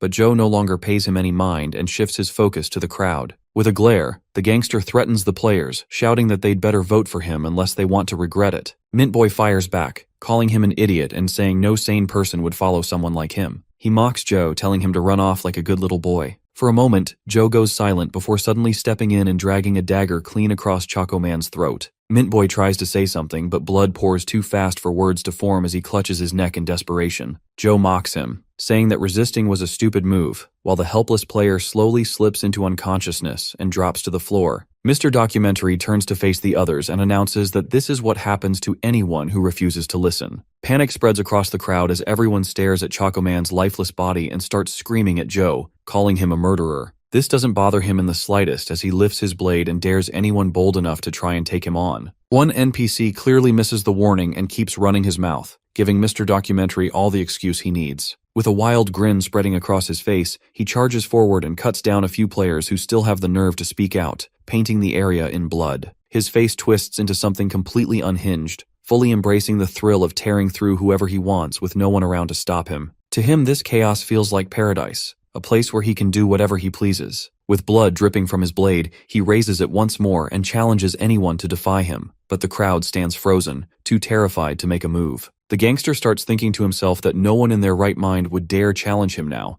and nothing is going to stop him from claiming the spot as representative. In his mind, the moment he takes charge, there's only one thing left to do, to fold Black Scythe into two like the iPhone 6. He figures once Min is out of the way, no one else will have the power to block his rise to the top. Meanwhile, Min is out grinding for points and wiping out monsters one after another while squeezing every bit of advantage out of his rune and buffs. A system notification pops up, congratulating him for reaching level 16, but the perfectionist isn't impressed. Progress has started to slow down, and even though he's been tearing through monsters at a rate of 100 an hour, he's only managed to climb 6 levels. At the very least, hunting the smaller critters has become much easier. Now he has both the Grim Reaper and the Slaughter rune. Min glances at the time and notices that 3 hours have already gone by, so he figures it's about time to head back. Before he can take a step though, a golden light begins to shine above him and saves him the trouble, teleporting all the players back to the starting point. Seongchul and Arin are left completely shaken by the destruction and chaos left behind by Jung-sik Jo. Min tries to make sense of the situation, thinking that Jo, being the leader of the Jung-sik gang, is obviously a seasoned fighter who's always managed to hold second place on the local rankings, although his personality is absolute trash. He figures that someone this unstable needs to be dealt with at the right time, all while that maniac casually walks up to him. Our guy asks what he wants, and Joe answers with a suggestion that Black Scythe should work under him unless he wants to die. Our guy clearly takes that as an insult and fires back by telling Joe to kneel and beg for his life if survival is what he's after. Joe clearly doesn't get the hint and keeps running his mouth about becoming the representative, but our boy quickly shuts him up and pulls out his scythe, asking if he'd listen better after being sent to the afterlife. Joe stares in shock, completely dumbfounded at the sight of the weapon, and instantly realizes he picked the wrong guy to mess with. The protagonist makes his stance clear and demands an answer, but the thug stays stubborn, declaring that the leader of the Jungsik gang kneels before no one and throws down a challenge. Our boy acknowledges the guts, but knows it's time to stop playing around since he doesn't want too many eyes on him right now, especially if he wants to secure votes. He decides it's better to let Joe become the representative so he can pull the strings from behind in the next round. Right then, the angel makes her entrance and everyone's attention naturally shifts to her. Min takes the chance to whisper to the thug that he just got lucky this time and should watch his back if he doesn't want to die a stupid death. Jonsik breathes a little easier now that the tension breaks and slowly realizes how close he came to dying, swearing to himself that he'll take revenge once he becomes the representative. The angel looks over the crowd and asks if the humans have picked a representative yet. She seems a little surprised by how chaotic things got, but casually says it makes no difference whether they're dead or alive, calling them nothing more than insects. She then begins the voting process as a translucent screen pops up in front of everyone, explaining that to vote, all they have to do is stare at the person they've picked and think about voting for them, warning that anyone who doesn't vote within 5 minutes will be killed on the spot. The players begin locking their gaze on someone, and Joe instantly assumes that he's the center of attention, but the moment he notices that people aren't actually looking at him, he starts throwing threats around, warning everyone that they'll die if they don't vote for him. The countdown finally hits 0 and every player manages to cast their vote, officially wrapping up the round. As soon as the angel brings up the tally board, she reveals that Joe, who goes by the ridiculous nickname Life is a Documentary, has barely scraped a win in the election, with Black Scythe landing just behind in second place. The thug stands frozen in disbelief as he glares at the crowd, already guessing which traitors dared to vote for Black Scythe instead of him. The angel doesn't waste time and concludes the process by naming Joe the official representative of the local map, handing over the command right ability, which allows him to control 10 players. Joe flashes a wicked grin, already picturing himself getting payback using this brand new power, though his dreams crash the moment he reads the fine print and learns that the skill only lasts for 10 turns, lets him issue just one command at a time, and becomes completely useless against anyone who has unlocked a profession. Right after, the angel decides to drop another bomb by revealing that the map had a hidden quest that allowed players to unlock a profession before the voting round even began. Everyone looks confused, and the angel clears it up by saying that the side quest would have appeared once any player reached level 10. The crowd starts whining that they never had a chance to level up because there were barely any monsters around, but the angel just looks disappointed and tells them the forest was crawling with monsters the whole time, though she softens the blow by adding that only 8 people in the entire world had actually managed to finish the side quest. She goes on to mention that someone from their local map has also managed to gain a profession, and then pulls up the side quest results to reveal who it is. Once again, Black Scythe has come out on top,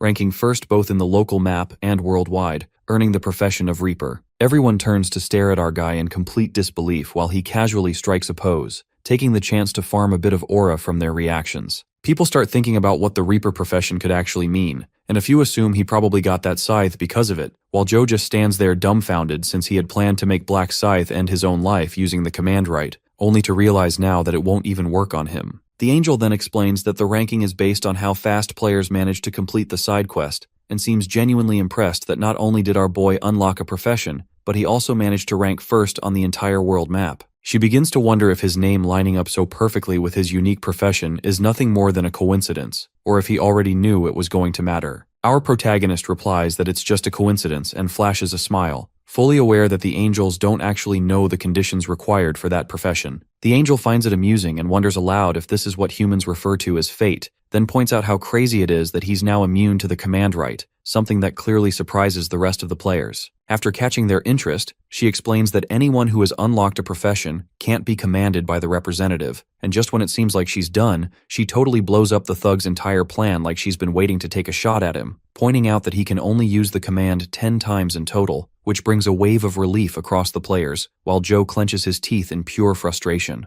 The angel finally turns to our guy and hands over the rewards for completing the side quest and ranking first in the world, giving him a low-tier armor ticket along with a special reward chest. He redeems the armor ticket and gets the option to pick between 3 different kinds of armor. He picks the Skilled Hunter's leather armor since it offers the perfect balance between defense and agility. As for the special rewards chest, he gets to choose between an XP buff, 3,000 gold, and information about the next round. And knowing that there will be loads of monsters to slay in the upcoming stage, he confidently goes for the experience buff. With the rewards now distributed, the angel sends everyone back into the real world and casually announces that the next round is going to be a lot more fun. Yongmin wakes up in bed completely shaken, only to realize that his arms and legs are all still there, and he lets out a sigh of relief knowing that the injuries sustained in the game won't carry over to the real world as long as he survives them. He grits his teeth and swears to never go up against Black Scythe again, not even wanting to be in the same space as the terrifying protagonist. Back at the hotel, Seongchul praises Aren for doing well,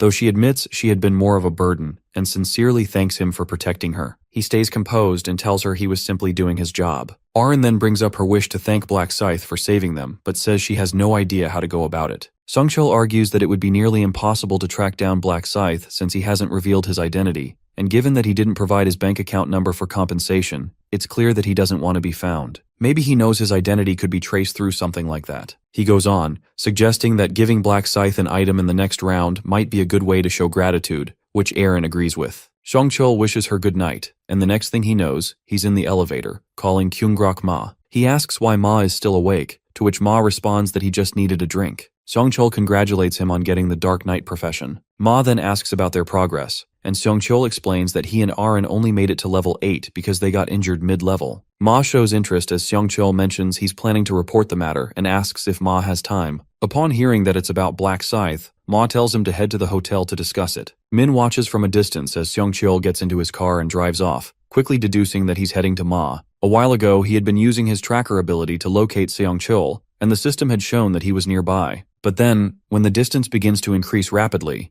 Min realizes that Seongchul is on the move. Wondering if he's meeting Ma, Min decides to head out and see for himself. Back at the hotel, Ma marvels at how perfect the Dark Knight profession is for pet projects, but he knows the report should be his first priority. Sitting down, he starts to think about Black Scythe, wondering what the report related to him could possibly be. Assuming the worst, Ma jumps to the conclusion that the protagonist must have assaulted his manager, Seongchul, and vows revenge. For him, assaulting his manager is like assaulting him, and he affirms that he will break anyone who dares to get in his way. Just then, manager Seongchul knocks on the door, and Ma lets him in. They greet each other, with Seongchul saying he's doing well, all thanks to Ma. Ma replies that he's not even on the same map. Seongchul flatters him further by saying that having him around is motivation enough, which Ma immediately calls out before telling him to sit. Seongchul continues, congratulating him on his survival, which Ma dismisses, and then desperately congratulates him again on getting a profession, calling it just luck. Seongchul argues that luck depends on the person, and points out how difficult it is to rank second in the world. He tells Ma that it's an honor to serve him, but Ma directly cuts to the point,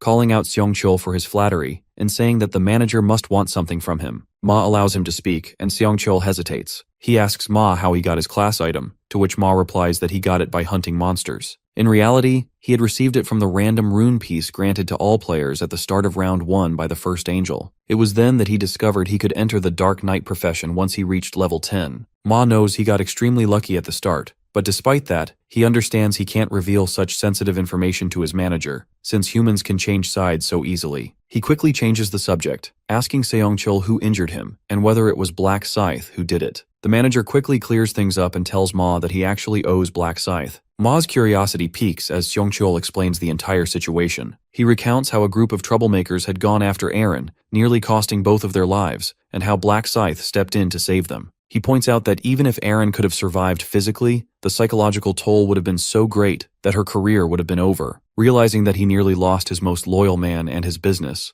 Ma falls silent for a few minutes. Finally, he asks about the fate of the people who hurt them, wondering if they were killed, but Seongchul explains that Black Scythe didn't kill them. Despite Ma's protests, the manager clarifies that Black Scythe argued that killing them would be pointless and would only harm everyone's chances of surviving the next round. Seongchul starts to worry whether those thugs might come back to cause trouble in the future, but he admits that Black Scythe did protect both him and Aren, and in that sense, even CEO Ma is indebted to him. He decides they should compensate the hero, but Seongchul tells him that Black Scythe had rejected compensation right then and there and simply walked off. Ma instantly realizes that Black Scythe is trying to keep his identity hidden by refusing any compensation, showing just how cautious he is. He tells Seongchul to send his regards in the next round, and to keep an eye on Black Scythe, helping him out whenever he can, because Ma hates owing anyone. Just as he's about to leave, Ma pauses, turns around, and asks for the names of the people who had attacked them. Outside the hotel, our protagonist takes a moment to assess the situation, feeling satisfied knowing that the manager led him to Kyungrok Ma like a little birdie. He heads out to avoid drawing any attention, though he finds it odd that Ma is hosting people's lives in the same apartment he calls home. As he walks toward his car, he thinks to himself that he has the upper hand, all thanks to his brother distributing rice cakes and unexpectedly running into Aaron and the manager. He figures that he can win Ma's trust if he plays his cards right by leveraging the fact that he's his manager's neighbor. However, he remains undecided on whether he should bring Ma to round 20 or not. He then reflects on Ma's rune of the Dark Knight, which, in his eyes, gave him an unfair advantage early in the game, almost like a glitch. He knows that no runes typically come with a profession, but this one does, though it also binds the player to that specific role. For Ma, this means he has to charge a special energy called Dark Mana to use an ability known as Dark Aura. He realizes that the way to acquire this Dark Aura isn't conventional and oddly aligns with Ma's psychopathic tendencies. This makes him question whether keeping Ma as a teammate is the best option. Still, he figures Ma could prove useful, so he decides to keep him in mind as a viable candidate. He knows there are other good candidates out there, one of them being a girl, and decides it's time to get to work the next day. The following day, the scene shifts to a local retail store, where the shop owner sighs, clearly worried about his sales dropping. Just then, his daughter Juri appears and asks why her dad seems down. He explains that Nato is pulling sales from their shop because the government is uncertain about the players and how they'll use their powers. He's concerned about how he'll manage financially, but Juri reassures him that she'll help once she graduates, and even considers working a part-time job. Her dad urges her to focus on her studies, insisting she shouldn't worry about their finances. He points out that she has good grades and can get into a good university to become a doctor, but Juri tells him that she gave up on her dream a long time ago, given their current situation. Her father, with tears in his eyes, understands that money is the real issue, and he's deeply worried that Juri will have to survive the upcoming rounds as well. Overcome with emotion, he breaks down, struggling to find an explanation for himself, and starts weeping. But Juri holds his hands gently and tells him not to feel guilty because everything that's happened was unavoidable. She then reveals that she gained a profession during the second round. Before her dad can fully comprehend what she's saying, she uses an ability that casts a green aura around him, leaving him confused. She explains that she gained the profession of buffer, and with it, she can boost anyone's stats by blessing them. For regular people, it feels like an energy boost. Her dad starts to feel better, and Juri assures him that she'll use this ability on him often. He feels a surge of energy and tells her he'll try his best. Just then, Min enters the shop, leaving the owner in shock. Juri asks if her dad knows the guy, and he whispers that Min is the person who won first place in the Nato lottery and wrote the same number for every ticket he bought. Min asks if the owner remembers him and introduces himself as the guy who bought Nato tickets worth 100,000 won last month. The owner is intrigued by this introduction and asks why Min is there. Min explains that he wants to apologize, mentioning that he saw in the news that Nato withdrew their tickets from the store because of his win. He elaborates that he never intended to cause any inconvenience. The owner reassures him that it's not the customer's fault, and adds that Nato pulling their tickets won't make him bankrupt. Despite this, Min pulls out an envelope containing 10 million won and hands it to the shop owner as compensation for any trouble he might have caused. The shop owner is stunned and insists Min doesn't need to pay him, but Min firmly tells him to take the money because he wants him to, before leaving the store. The owner is overwhelmed by the situation and refuses to accept such a large sum. Juri volunteers to run after him and give the envelope back, and her dad agrees. She rushes after him and eventually catches up, calling out his name. However, Min doesn't recognize her. She tells him they're in the same class, but Min claims he isn't good at remembering faces and doesn't know her. In reality, he knows exactly who Juri is. She's the store owner's daughter and has the buffer profession. He recalls the first time he met her and how he discovered they were classmates, which surprised him. He had intentionally made their first meeting during this regression seem like a coincidence so that Juri would join his team without hesitation. Juri asks if they can talk somewhere and Min agrees. The scene shifts to a local park where they're sitting on a bench. Juri hands him back the envelope. Min recognizes the envelope as the one he gave to the shop owner, and Juri explains that they can't accept such a large amount. Min smiles, knowing they wouldn't have taken it because Juri despises owing anyone, even when she's in a difficult situation. Juri urges him to take it, but Min refuses, saying the money was meant as an apology, and his moral compass won't allow him to take it back. Juri repeats that the amount is so large it's uncomfortable to accept, which Min knows all too well. He counters by saying the amount isn't big for him, so there's no need for them to worry. While Juri wonders why Min is being so stubborn, he stands up and begins to walk away. She stops him and negotiates, asking if it would be okay to return 9 million and keep 1 million instead. Min challenges her, asking how she can decide that without the shop owner's approval. Juri reveals that the owner is her father. Min pretends to be surprised and calls it a coincidence. Juri also finds it strange that the Nato winner turned out to be her classmate, and he doesn't recognize her, while she recognized him the moment he walked into the shop. Min again pretends he's not good at remembering faces and says it's the first time she's talking to him face to face. Juri understands this means he must have heard her name for the first time that day as well. She stands up, walks toward him, and introduces herself again, asking him to remember her face. Min assures her that he will. The girl is then overtaken by the sadness of having to introduce herself to her classmates even though they're about to graduate. Min consoles her, telling her that he'll stay in touch after graduation. After saying this, he asks for her phone number. Juri hesitates at first, but eventually types it into his phone. Min suggests they should be friends and then begins to walk away. Just then, Juri realizes she didn't return the envelope and calls out to him. Min simply waves and leaves. She stands there for a moment, then becomes overwhelmed by the fact that he asked for her number. Even though he asked as a friend, Juri can't help but feel a flutter because, in her heart, she has a crush on him. She remembers the time she saw him getting bullied and, feeling a sense of responsibility, called the police. She followed him home, only to see him work at his part-time job like nothing had happened. It was then that she realized how strong of a person he truly was. Since then, her interest in him had grown, but she was too hesitant to talk to him and couldn't even bring herself to approach him. Now she feels she shouldn't hesitate anymore. Fate has brought them together, especially after he gave them 10 million won. Determined, she decides to be brave and plans to invite him to lunch. The scene shifts to our hero sitting in bed at home when he gets a text from Juri asking if he's available for lunch because she has something to talk about. Min tries to pay for the meal, but Juri insists it's on her. He smiles, knowing his plan is working perfectly. Juri doesn't want to feel indebted and is more likely to help him when he needs it. He gets up to get ready, thinking to himself that he'll keep Juri alive until the 20th round this time. As he's about to leave, Won asks where he's headed. Min replies that he's going to meet a friend.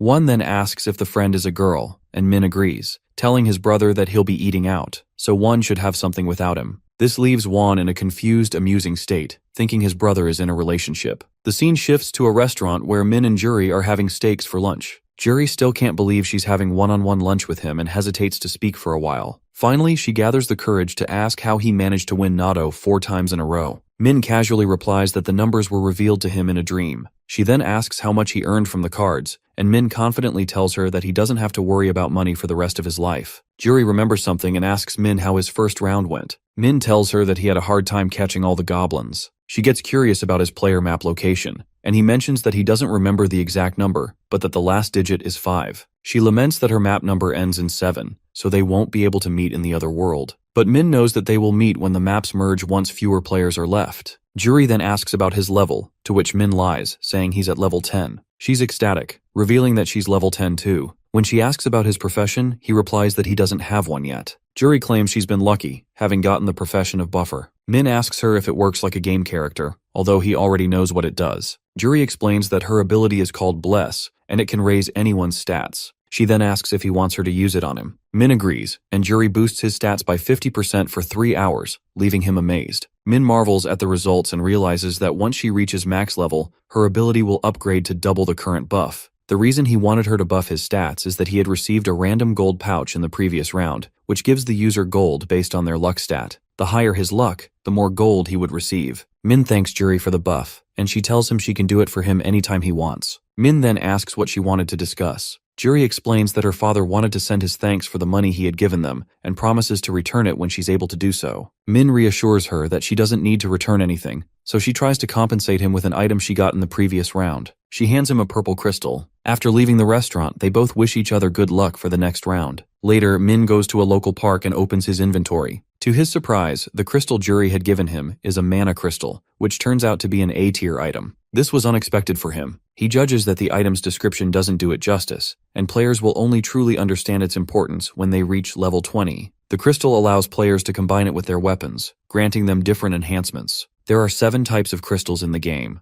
red, orange, yellow, green, blue, navy, and purple. Each crystal has a different effect. Red increases damage, orange increases power, yellow boosts luck, green raises speed, blue enhances intelligence, navy reduces incoming damage, and purple, the rarest, increases all stats on a weapon. He feels lucky, and then remembers that his luck stat is boosted by the buff, so he realizes he needs to act fast if he wants to open the random gold pouch. He pulls out a bag of mealworms, planning to crush them to activate his Rune of Slaughter, which boosts his stats by 1% with every kill. He stomps on the worms repeatedly, watching his stats increase by 100%, which raises his luck stat from 15 to 45. Afterward, he opens his inventory, pulls out the random gold pouch, and uses it, expecting to get anywhere from 3,000 to 6,000 gold. However, he's caught off guard by what he actually receives. The system chimes as Min pulls open the gold pouch reward and freezes for a second, completely floored when he sees a massive 10,000 gold prize sitting inside. He feels genuinely stunned since not once in any of his past lives has he ever raked in that much. Thanks to this, his total now climbs up to around 16,000 gold, which sounds like just enough to snatch up an epic item. One of the pieces he's been eyeing won't pop up for another 2 weeks though, so he figures he might as well sit on the gold for now and wait. Later back at his apartment, Min strolls inside and spots his brother glued to his phone,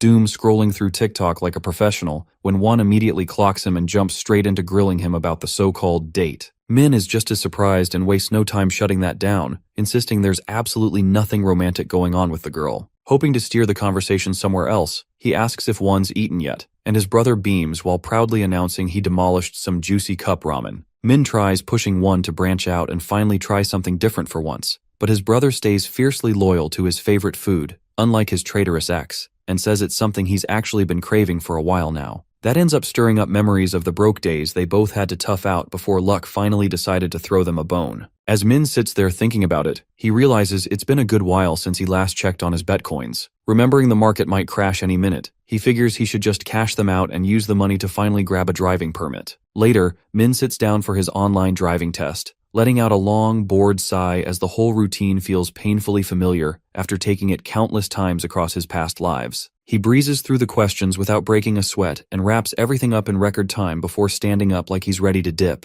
The supervisor watches him go, probably assuming he's just another newbie giving up halfway, but his face freezes completely when the system suddenly announces Min's nearly perfect score. Thanks to everything he's already got burned into his brain, Min ends up landing his license in under 4 days without breaking a sweat. This ends up throwing our boy into a tiny crisis since, after thinking back on all his regressions, he figures he should honestly be some bald old geezer by now. The second he gets his shiny new license, Min doesn't waste even a second before locking his sights on his dream car, a limited edition Lambo so wild it could make even Tate die of jealousy. He asks the salesman how long it'll take to get one, and the man tells him it'll be about a month. Not missing a single beat, Min slaps down the order, and the salesman, looking like he just won the lottery, immediately starts showering him with congratulations. 2 weeks roll by and the big moment finally arrives for Min to dump all his Bitcoin and dodge the crash like a boss. One catches sight of his brother's weird little grin and asks if he somehow just hit the jackpot. Staying cool as ever, Min casually says he sold off all his crypto for a mind-blowing 300 billion, nearly making Juan spit his coffee everywhere in pure shock. He just stares, totally baffled at how their tiny savings skyrocketed to the moon. But for Min, it's honestly just another regular Tuesday. One still remembers warning his brother not to throw all his money into one basket, and honestly can't believe how things actually turned out. Min says he didn't expect it either, and just ended up hitting a personal record by sheer luck. His innocent little brother asks if he's planning to withdraw everything, finally relaxing a bit when Min casually says yes. That tiny bit of peace doesn't last long though, and Juan nearly drops his mug when our hero casually mentions he's thinking about dabbling in stocks next. One immediately starts getting worked up again, clearly doubting whether his brother even knows the first thing about stocks, but Min just tells him to chill and trust the old man and his dream card he's pulling with full confidence again.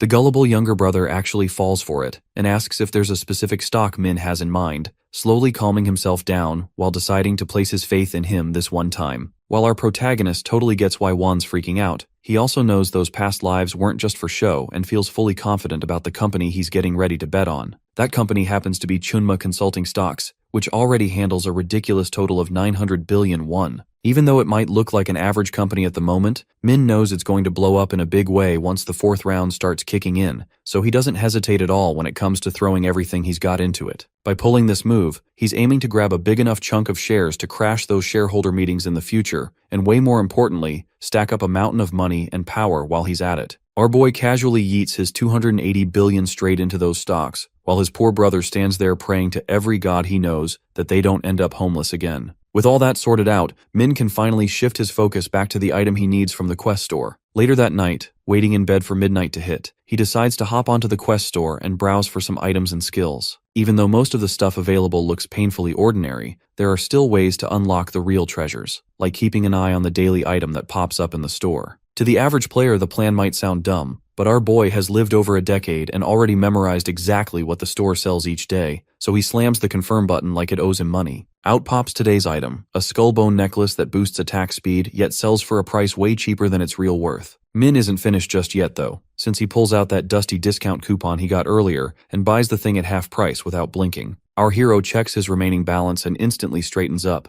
not expecting to find nearly 14,000 gold still sitting pretty in his account. He flips into full detective mode, thinking hard about whether to buy armor now or save another 6,000 gold to unlock a completely broken skill later. In the end, he decides the skill is the smarter move. Luck backs him up too, since the next round is nothing but monster farming, so collecting the rest should be easy. Time flies by fast, and when March 1st arrives, every player gets dumped back into the alternate world, still completely clueless about what the divine beings plan to throw at them next. One by one, all the players pop into the dimension and immediately start analyzing the new place they have landed in. The area looks like a village, or rather the ruins of one, since there isn't a single living soul around other than themselves. As they walk around, they notice the village is surrounded by walls like a fort with gates stretching out in all directions. A giant crystal in the center lights up the whole place, leaving the players even more confused about what their mission is supposed to be this round. Leaning against a wall, Min casually observes everything from a distance, not the least bit surprised that the players are already agitated in this weird new environment. On the other H, and Joe actually seems calm at first, but that peace doesn't last once the players start whispering about him. They swap shady rumors about him being a brutal gang boss, and gossip about how he tried to force them to vote for him, even though most of them wanted Black Scythe as their leader, which clearly gets the gangsters' blood boiling. One of the more sensible players tries to calm everyone down by reminding them Joe could just use his power to shut them up, but none of them look scared since they know he can only use it 10 times. Joe finally snaps and starts throwing around insults like confetti, but all it does is add even more fuel to the fire as they pile on and start trash-talking his lousy attitude. Joe shouts at the crowd, trying to sniff out the nosy player who started the smack talk, but nobody steps forward, which just makes him even angrier. A sudden thud snaps him out of his rage as one of the players bows his head and greets the gangster like he's meeting a celebrity. Joe stares at him like he's grown a second head and demands to know who the hell he is. Youngmin happily calls Joe by his full government name and claims he's here to make proper introductions. The thug immediately grills him about whether he's with a gang, but Youngmin denies it and says he's hoping to be part of Joe's crew one day. Spinning the rusty cog in his skull, Joe's brain turns to mush as he struggles to believe the idiotic player standing in front of him actually wants to join a gang. Youngmin blurts out that Joe is his crush and says he would love to join his gang. The gangster tries to understand the situation better, but Youngmin suddenly drops to his knees and declares Joe to be his senpai for life. Joe cracks a twisted smile, not expecting anyone to top his level of crazy, but he finds himself liking how bold Youngmin is. Joe orders the wannabe thug to get up and spit out exactly what he wants, since no sane person would ever suck up to him after what happened last round. Youngmin pumps his chest proudly and declares that the past holds no importance for him and that he truly honors Joe for the king he is. He says he doesn't care what other people yap about and that becoming senpai's lackey is his dream in life. Joe easily takes the bait and agrees to make him an aura-farming gangster that would put Pablo Escobar to shame. Relieved, Youngmin nearly breaks his back with another bow and thanks Joe for his overwhelming generosity. The rest of the players are left shocked seeing Youngmin cozying up to such a brutal person and thinking of him as completely insane while Minside eyes the situation, satisfied that history is repeating itself again. In a sudden burst of light, the angel appears floating above the players and calls out to address them. The angel acts surprised as she casually mentions the decreased number of players compared to the end of the last round, which leaves the players confused as they try to make sense of her words. However, the system notification captures their attention instead, as they realize many players are missing. The angel then muses that since it is unlikely for them to attack each other this early on, it must mean they fought in real life instead. One of the players shouts out for everyone to look at the number of winners for this round, causing chaos to erupt as the system states that only a quarter of the players will progress, and one even dares to call this an error. The angel bursts into laughter at the hilarious response and reassures everyone that there is no such mistake made by her. She reminds them of the rules that the number of players will be halved each round as the players look dumbfounded. Since no one was hurt in the previous round, the angel considers it only fair that 3/4 of the players will be turned to dust. The crowd tries to protest, but the angel casually cuts them off and tells them to just do their best. The angel then explains that in the third round, monsters will spawn at all 4 gates and will target the large shiny stone in the middle of the village in 5 waves of attack. The angel emphasizes that cooperation is a must as they need to protect the artifact for 3 hours, otherwise the consequences will be severe. However, it does not matter if they fail to save the stone, as their ranking is based on the total number of monsters they slay. She keeps on chatting that even though there will be huge hordes of monsters, they will be nerfed down so the players have a fighting chance, but their drops will be nerfed as well. Joe is practically itching with excitement since he gets to destroy monsters to his heart's content. And to sweeten it further, he also has the command role. Almost like hearing his thoughts, the angel claps her hand and addresses the zone representative that Joe can use his authority in this round. At the same time, she satisfies all the curious glances thrown her way as she drops the bomb on what actually happens when the zone representative gets wiped out. An eerie smile slowly stretches across her face as she explains that if the leader ends up dying from a monster attack, the authority itself gets erased from existence. But if a player is the one who kills him, then that player takes his place as the new representative and also gains full command powers. Everyone immediately starts eyeballing Joe like he is the last cookie left in a jar, while the angel casually announces that the monsters will arrive in 10 minutes. Flashing a nasty grin, she throws in a suggestion for the players to be good buddies with each other before she vanishes into thin air. Understandably, Joe cannot help but curse at the sky with his foul mouth, but he quickly shuts up the moment he hears the unmistakable sound of blades being drawn around him. The gangster immediately summons his own dagger and dares the chumps to come at him if they think they can. The players start taunting him and get ready to pounce, completely blinded by the greedy dream of snatching his power. However, Min seems to have other ideas as he casually steps out from the crowd with not a single player daring to move a muscle. Joe demands to know what Black Scythe thinks he is doing, but our boy calmly reassures him that he is just there to have a little chat. Mr. Documentary tries his best to act like he is not rattled by our hero and demands to know what he is planning, but Min smoothly cuts him off as he casually brings up a trade offer. Spotting that Joe has gotten himself stuck between a rock and a hard place, Min swings his scythe lazily over his shoulder and throws out an offer to protect the gangster. Joe can only stare at him in confusion while Min calmly repeats his offer to protect him from the other players, and the crowd looks on in shock and disbelief at the idea they might have to throw hands with Black Scythe. The other players immediately start whispering among themselves about their survival chances, while Joe struggles to believe that our boy's name carries that much weight and actually considers taking the deal. Using his non-existent brain for once, he realizes there has to be a catch and decides to confront Min about it. Our protagonist casually lays it out that in exchange, Joe will have to obey his every single command without a shred of complaint. Joe stands there baffled at how even though he is the zone representative, Min is basically asking him to hand over the reins and play the role of a good little puppy. The gangster questions the reason behind such a ridiculous demand, but our boy stays completely silent. Joe tries to dig deeper, but Min refuses to budge even an inch and simply tells him to submit to him already. The gangster's anger starts to boil as he seriously considers rejecting the offer, but the fear of getting folded like laundry by our boy's deadly scythe creeps into his mind. Min snaps him out of it and reminds him to make a decision quickly since the other players are getting tired of waiting. A single bead of sweat rolls down Joe's face as he finally spits out his answer and rejects the generous offer like a complete idiot. But our hero already figured that Joe's gigantic ego would never in a million years let him accept such a deal. All the others waste no time in mocking his terrible decision-making skills and how he is way too proud to fall in second behind someone else. The challengers raise their weapons, eager to teach the gangster a painful lesson, while Min feels pleased that everything stays exactly the same and decides to stir the pot just a little more. Locking eyes with him, Min coolly announces that since Joe clearly does not want his help, the others are free to do whatever they like with him. Our hero turns around and walks away as he coldly declares that the gangster's survival will have absolutely no meaning, while the other players eagerly start closing in with their weapons drawn, hungry to tear Joe apart. Mr. Documentary grips his dagger tightly and starts to seriously wonder if he made the right call. Before things have the chance to get truly ugly, Joe is unexpectedly saved by the system, which alerts them that the stampede is about to kick off, sending everyone scrambling to battle positions around the crystal. Joe realizes he cannot afford to fight while a bunch of players are thirsting for his blood, and anyway, this is not supposed to be a team mission in the first place. The gangster catches sight of Min walking toward a secluded area and, feeling curious, decides to follow him. He quietly stalks our boy and wonders whether he plans to take on the incoming monsters all by himself, but the brief silence does not last long as loud, bloodthirsty growls suddenly fill the air and send a wave of dread through the players. The system casually drops the bomb that they will be facing off against 10,000 goblins, chilling everyone right down to their bones. The gangster immediately bolts for high ground but cannot help feeling confused at how Black Scythe remains so ridiculously calm. Taking a closer look at the situation, Joe notices that even though the gates only have a small opening, a scary number of goblins can still squeeze through together, which would make even an experienced player sweat bullets. Watching from a balcony, Joe smugly convinces himself that Min must be full of hot air and will probably end up running away like a coward. Bloodthirsty goblins soon start pouring through the gates, but our boy stands ready as he slices through them like butter and tears down goblin after goblin without missing a beat. Not giving them a break, Min rushes in, zapping past the goblins as he turns them to mincemeat.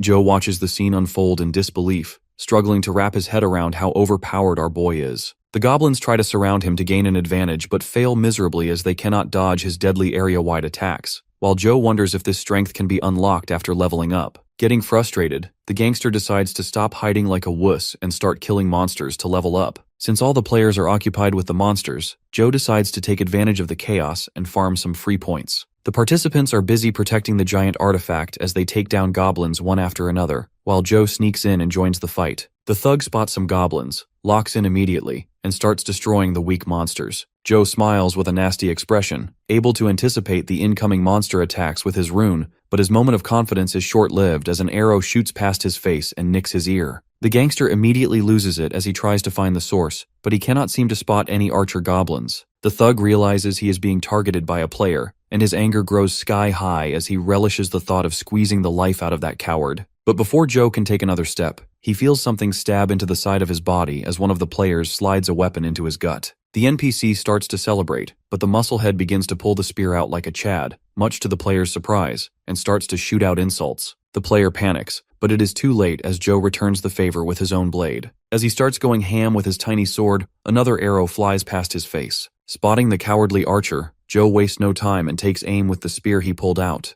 The player tries to shoot again, but a quick spear to the head stops him in his tracks. Joe holds his injured side, pissed off at his carelessness and cursed title. Mr. Documentary is desperate to get rid of his title and regrets rejecting the deal Min offered before, but decides a real man like him values his pride more and serves nobody like a little dog. So he scans his surroundings, desperate for a way to escape the relentless players and hunt safely. An opportunity presents itself in the form of the third strongest player as he spots Blackbeard Dragon destroying the goblins. A nasty smile spreads across Joe's face as he approaches Black Dragon, activates his authority powers on him, and orders him to be Mr. President's personal bodyguard. Meanwhile, Min is gobbling up experience points as he continues to eradicate the goblins without even breaking a sweat. Our protagonist opens his inventory and is pleasantly surprised to find he has already collected his desired amount. The grind doesn't stop there, and he decides to gather another 2,000 gold just for fun. Min has a big brain moment as he realizes he can buy 2 skills and obtain the Rune of Thoughts earlier than expected. The goblins try to sneak up on Black Scythe while he is distracted, but they cannot catch our boy lacking as he makes short work of them with a quick swipe of his scythe. The other goblins hesitate to step further after watching their friends get massacred, but Min is not done yet as he taunts the monsters for being weak and rushes towards them instead. After that, a beam of light suddenly illuminates the night sky, distracting the players from their ongoing fights. One by one, the goblins start to glow and slowly vanish into thin air. The remaining players begin celebrating their win in the first wave, although they are completely wasted to continue fighting. Min realizes that nearly 1,000 players died and rethinks how dangerous weakened goblins actually are. Our boy searches among the survivors, spotting Joe, and is surprised that he managed to survive, but he might not be so lucky in the next round. The gangster is pissed off that instead of fighting the monsters, the players decided to target him instead, as one of them tries to sneak up on him. The NPC lunges forward to attack but is struck down by the brainwashed Black Dragon and Young Min. Joe is relieved he managed to survive because of these 2 pawns protecting his sorry self. Young Min expresses his worries over his senior's wound,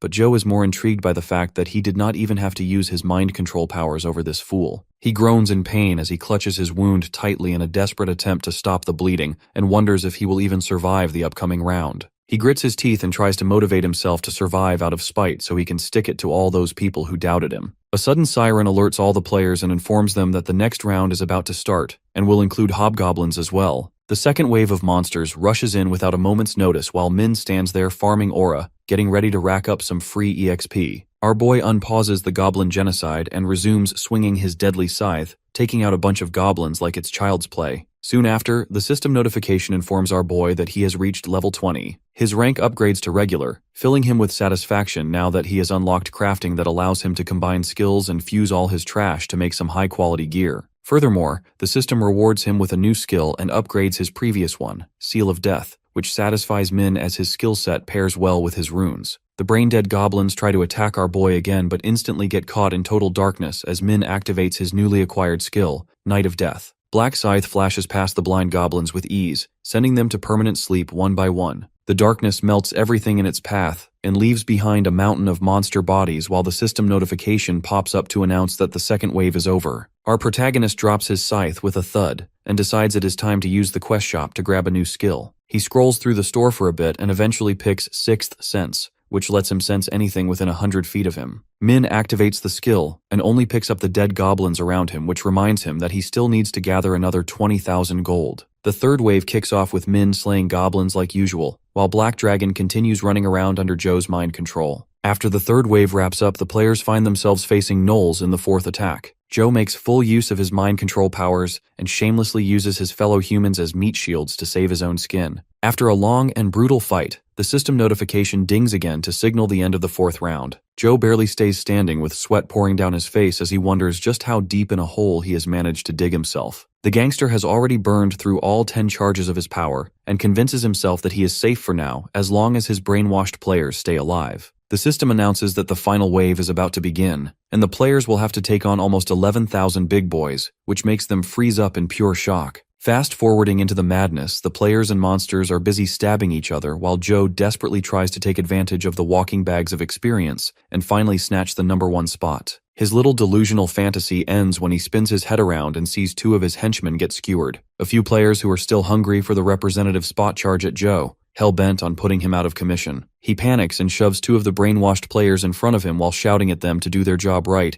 and cursing the cowards for coming after him when the round is almost over. A few well-placed arrows take the zombies down, and the players move in with weapons raised, so he panics harder and decides to bail out of there to survive and fight another day. The players chase after him, refusing to let the thug slip away while Joe runs as fast as his legs will carry him. At one of the gates, Mr. Documentary spots our hero who catches his breath from the chaos. The gangster runs to him in a desperate move and begs to serve under him if it means getting protection. Min stays silent, and when Joe repeats himself, Min shoots him a death glare and refuses without a second thought. Joe's face turns pale as Min reminds him that rejecting his offer once means there is no next time, then walks away without hesitation. Joe tries to follow, not understanding the situation, but Min coldly says he has no use for someone who has already used all his commands. Joe curses himself for not accepting the offer when he had the chance, and knows there is no way out now. The players quickly notice he has no protection anymore, and Joe flinches in fear. Mr. Documentary watches with dread as the players roast him by saying his life will be a documentary from now on. Thinking all hope is lost, Joe braces himself as the players close in to end his misery, but a voice suddenly calls out to him. Youngmin shows up offering support for his seniors. Joe feels surprised to see him there and lowers his guard for a moment,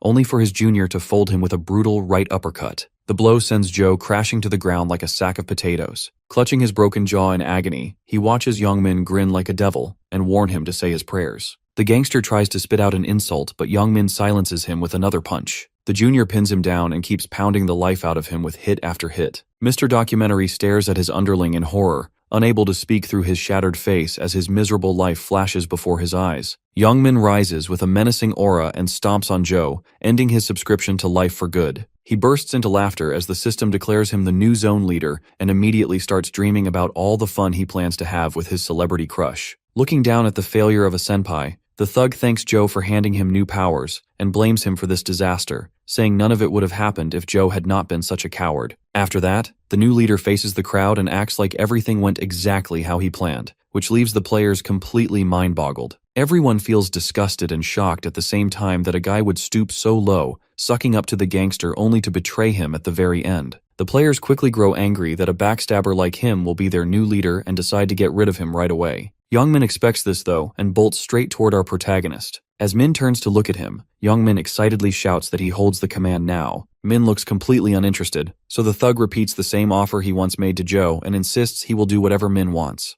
Youngmin has a big brain moment thinking that Min rejected Joe because he had already burned through his powers, but he believes that is not the case for him, so there should be no reason to turn him away. Our boy bluntly tells the thug that his face is ugly, and says he might spare his annoying butt if he gets down on his knees. The gangster stares in confusion, wondering why he is still being treated like trash, but Min calmly reminds the snake that he is the one who needs him. Our boy orders him to kneel again, which seriously ticks him off. But one glance at the angry mob ready to tear him apart makes him swallow his pride and drop down in an instant. The thug be Daddy Black Scythe to show mercy and save a weakling like him while Min watches, barely interested, since he remembers all the times he humiliated Youngmin like this before. Still, he admits that even a steaming pile of trash like him might have some use. Black Scythe agrees to take him under his wing while Youngmin spams the bow emote and thanks his master for showing mercy. Min tells the thug to knock it off and walks toward the crowd, standing right in front of his new lackey. The players immediately start sweating bullets, scared of going toe-to-toe with our hero. One of them suggests rushing him together but quickly takes it back when his friend reminds him about the Goblin Massacre. The players huddle up and start brainstorming ideas while Min throws one out himself, saying they can either be good little boys and scatter or stay and eat his blade. He advises them to take the first option since he might forget the difference between humans and monsters if they don't. The threat makes all the players flinch hard, and they retreat one by one, not willing to throw their lives away for nothing. The thug watches in awe at how powerful our hero's presence is, and feels relieved he switched teams, even if their start was rocky. Our boy looks around and figures out the 5th round is about to end peacefully since all the monsters are almost wiped out. Wanting to spice things up, Min flashes a cheeky grin and calls out to his new underling. Yongmin stands at attention, ready for orders, and Min tells him to follow exactly what he says without a single word of complaint. Our boy casually announces that he uses all 10 of his commands and orders everyone to smash the large shiny stone. The brain-dead guy stupidly asks what the artifact even is before it hits him, that the angel warned them things would get really bad if anything happened to it. But the gangster worries more about why he has to use all 10 of his commands and demands an explanation. He begs Min to spare at least one, but our boy stands firm on his decision. Yongmin agrees to follow his master's will while Min adds that he will choose the names himself. Black Scythe calls out the list of players, and Yongmin does a double take as he spots a pattern. Most of the names belong to his own buddies, making him wonder if this is some kind of sick joke. His so-called friends ask if he really plans to go through with it,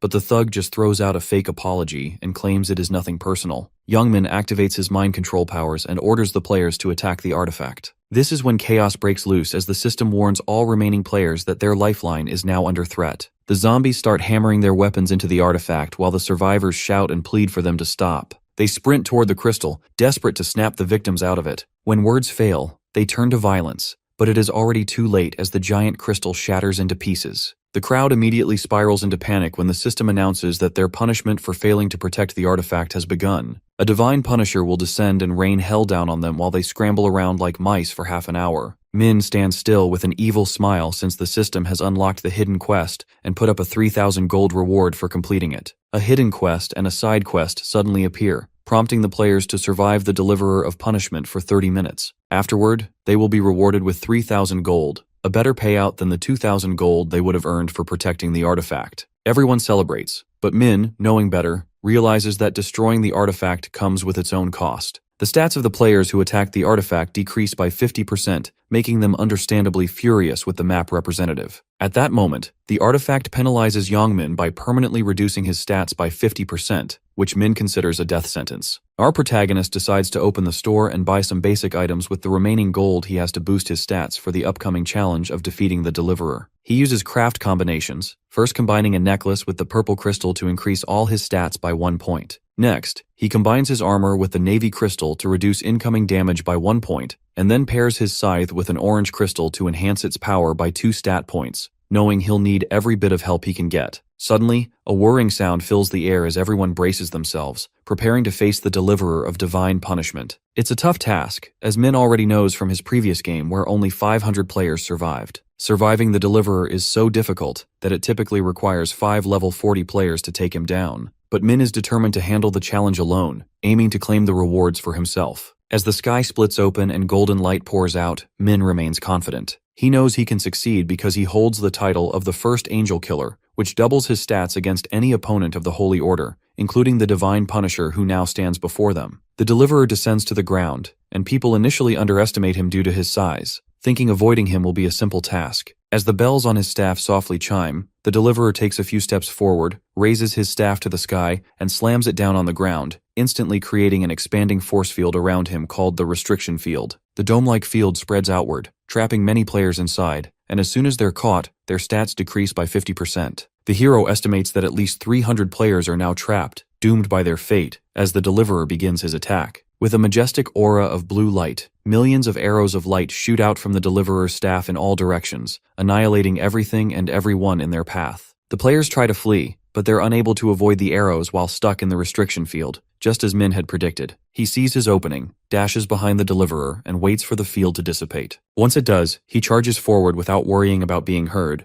knowing the deliverer doesn't have ears. He closes the gap, gets within 16 feet of the level boss, and places a seal of death on him. But it's too late. The deliverer turns around, but Min's scythe pierces his eye and he quickly retreats to safety. The seal of death informs him that the deliverer is now down to 60% health after just one strike. As predicted, the deliverer activates his restriction field again to trap Black Scythe, but Min is nowhere near. The field lowers, and Min doesn't waste a second. He charges at the deliverer again, aiming for his other eye. The deliverer growls in agony and enables his field once more, trapping Min inside. But it doesn't faze him. He knows the boss isn't blind and has the accuracy of a stormtrooper. The deliverer tries to kill the hero by launching arrows in all directions, but it quickly becomes a futile effort once Min activates his Knight of Death ability, which absorbs all the arrows. Since light can't escape darkness, the arrows are consumed without a trace. Black Scythe then takes a massive leap forward, swinging his scythe with deadly precision to finish the job. With a swift slash of his scythe, Min takes off one of the deliverer's wings. The deliverer tries to retaliate, but the protagonist dodges the attack and chops off the other wing, reducing the deliverer's health to just 10%. However, instead of finishing the job right away, Min backs off when the deliverer activates his ability, the Last Glorious Storm, which grants temporary invincibility. If Min had gone for the head, the deliverer would have survived and fled, making it a gamble to finish the fight. During his invincibility, the deliverer launches a desperate barrage of attacks, hoping to wipe out Black Scythe. Min, however, watches the spectacle with amusement from a distance. Once the invincibility fades, Min wastes no time. With a single clean swing, he sends the deliverer's head flying. His level spikes, and he earns a substantial amount of gold from the achievement, becoming the first player to kill the deliverer of Divine Punishment. In addition,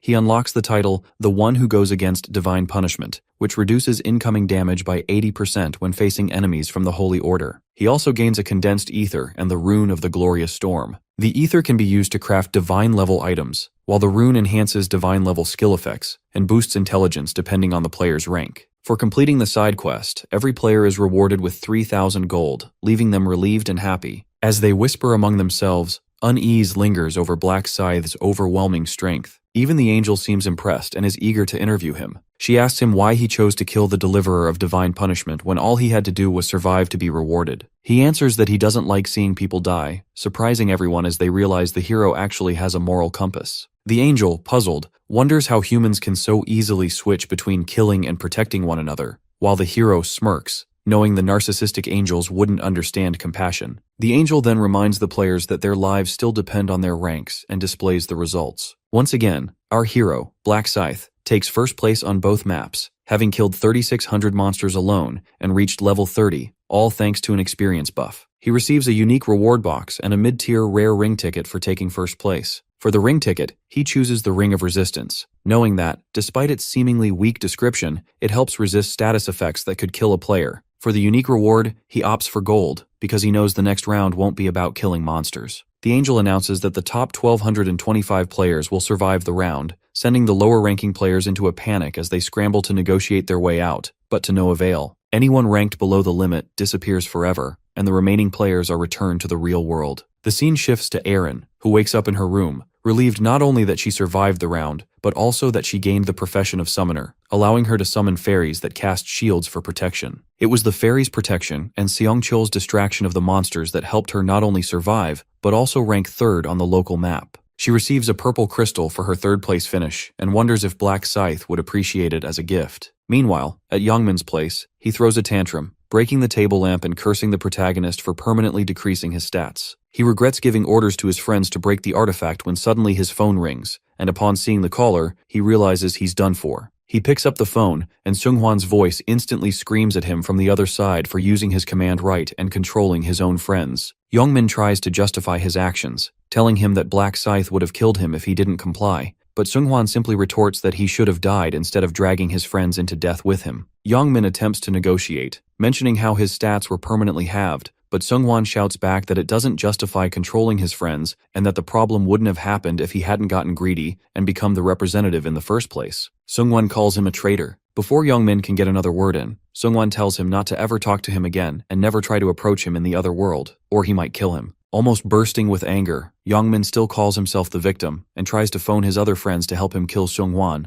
but no one answers. In a fit of rage, he throws his phone on the bed, muttering that he doesn't need his friends because life is a one-man struggle. He clenches his teeth, seething with anger at Seonghwan's death threat, and vows to kill him and everyone else if he ever gets the chance. The scene shifts to the hotel where manager Seongcheol reports to Ma about the last round. Both of them remark that the round was a little difficult, but Seongchul points out that the monsters being weakened did make things a bit easier. Ma asks about his level and profession, and Seongchul replies that he's a level 11 knight, while Aaron is at the same level and a summoner by profession. Ma seems surprised by this, and Seongchul explains that Aaron summoned a fairy, which cast shields on them for protection, and allowed them to hunt monsters safely. Out of nowhere, Ma advises Seongchul to get close to Aaron and even date her if he wishes, a suggestion that makes him uncomfortable. Ma explains that it will be easier to find out Aaron's weaknesses by becoming close to her, and he finds Seongchul's dumbfounded expression amusing. He adds that Seongchul can reject the proposal if he wants to. Seongchul responds by saying the actress wouldn't be interested in him, since she never speaks to him casually. Ma then cuts to the point and asks what else Seongchul had to report. The manager apologizes for not being able to extend his thanks to Black Scythe or offer any help in any way. He explains how the hero defeated the deliverer of divine punishment almost instantly, as if he knew exactly what its weaknesses were, and that Black Scythe doesn't seem to need any help at all. Ma realizes that he's severely underestimated Black Scythe and feels ashamed of having thought himself superior just because of the rune of the Dark Knight. He now has a strong desire to meet the hero in person and excuses the manager for failing to carry out his task. After that, he asks if the manager has tracked down the thugs that assaulted them, to which the manager confirms. He tells Ma that the first person's name is Yongmin Huang,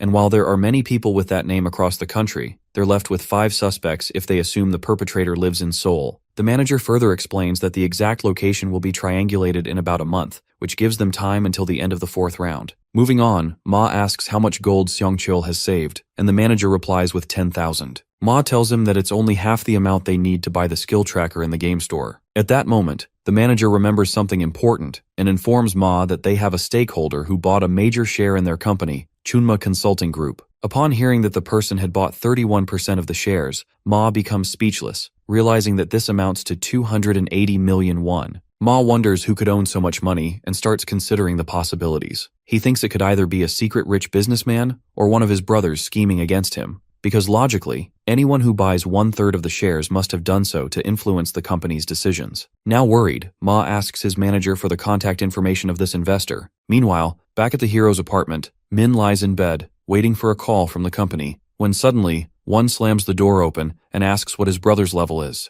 Apparently, kids have been bragging about their siblings having high levels at school and teasing him because a kid's brother has a level of 11 and a profession. Min assures him that his level is higher, but doesn't reveal his real level to conceal his identity. He tells Won that his level is 12 but decides to gatekeep his profession, calling it a secret, and shoos him away. Just then, the hero gets a call from Kyungrok Ma, the CEO of the company himself. Min decides to play it cool and reveal nothing of his true nature. He asks why he's been called, and Ma tells him that he wants to meet the biggest investor in his company in person over a meal. He asks if Friday works, but since the hero has a quest on that day, they settle on Saturday. As the hero had suspected, Ma's massive investment in the company was meant to impress his father and had gotten his attention. The hero starts making plans to acquire the Rune of Thoughts before his meeting with Ma. The hero remembers that there are various ways to acquire a rune, either by visiting specific locations in different rounds, completing quests, or defeating boss monsters. Occasionally, even normal monsters can drop them. However, it's extremely rare to find a rune in the real world, as it requires very specific conditions. He recalls this as he enters an abandoned warehouse and waits for someone named Sukyun Jang.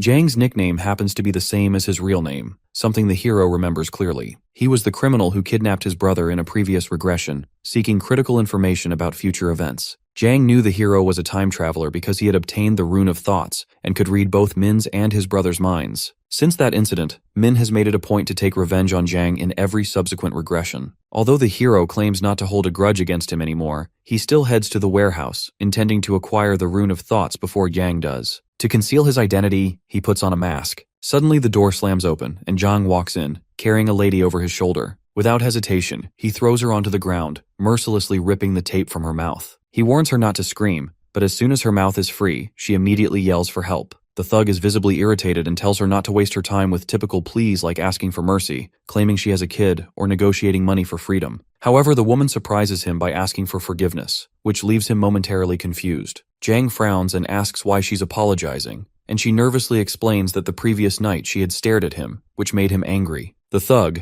being the jerk that he is, scoffs and demands to know why she did something she now regrets. He tells her it ruined his mood. The thug then recalls the events from 2 days ago. He had been wandering the streets looking for a victim when he spotted a woman he found attractive. Quietly, he followed her from a distance, waiting for the right moment. When she entered an alleyway and was alone, He seized the opportunity, jumping in front of her and activating an ability that made his body glow like a solar flare, reminiscent of something from Dragon Ball. The woman, temporarily blinded by the intense light, couldn't see anything, leaving her vulnerable. The thug savored the power he had over her, thrilled by the fact that he could do whatever he wanted and get away with it. He couldn't help but reflect on how worthless his life used to be, with nothing interesting to fill his days. But after acquiring the Rune of Radiance, he could temporarily blind others, giving him control to exploit them as he pleased. In another incident, the thug walks into a coffee shop, his eyes immediately locking onto the pretty barista behind the counter. He orders an iced Americano, and she tells him it will be 5,001. After paying, he casually asks where the usual part-time worker is, explaining that he's a regular customer. She responds that all the part-timers have quit because of the dangerous nature of the world now, with the constant risk of dying during any game round. Curious, he asks if she's the boss, and she confirms. Then, without missing a beat, he asks her age, commenting that she looks young. She tells him she's 32, which he dismisses as a good thing because she's not a player. However, in reality, he's aware that she's vulnerable due to the lack of abilities. Then, without any hesitation, he asks for her number, bluntly admitting that he likes her. This catches her off guard, and she stands there awkwardly, unsure how to respond. The thug, misreading the situation entirely, interprets her silence as an insult. He accuses her of thinking he's ugly, and uses this as an excuse to demand a refund. He snatches his money back and storms out of the shop, grinding his teeth in frustration. As he leaves, he mutters to himself about how it's always the pretty people who judge others,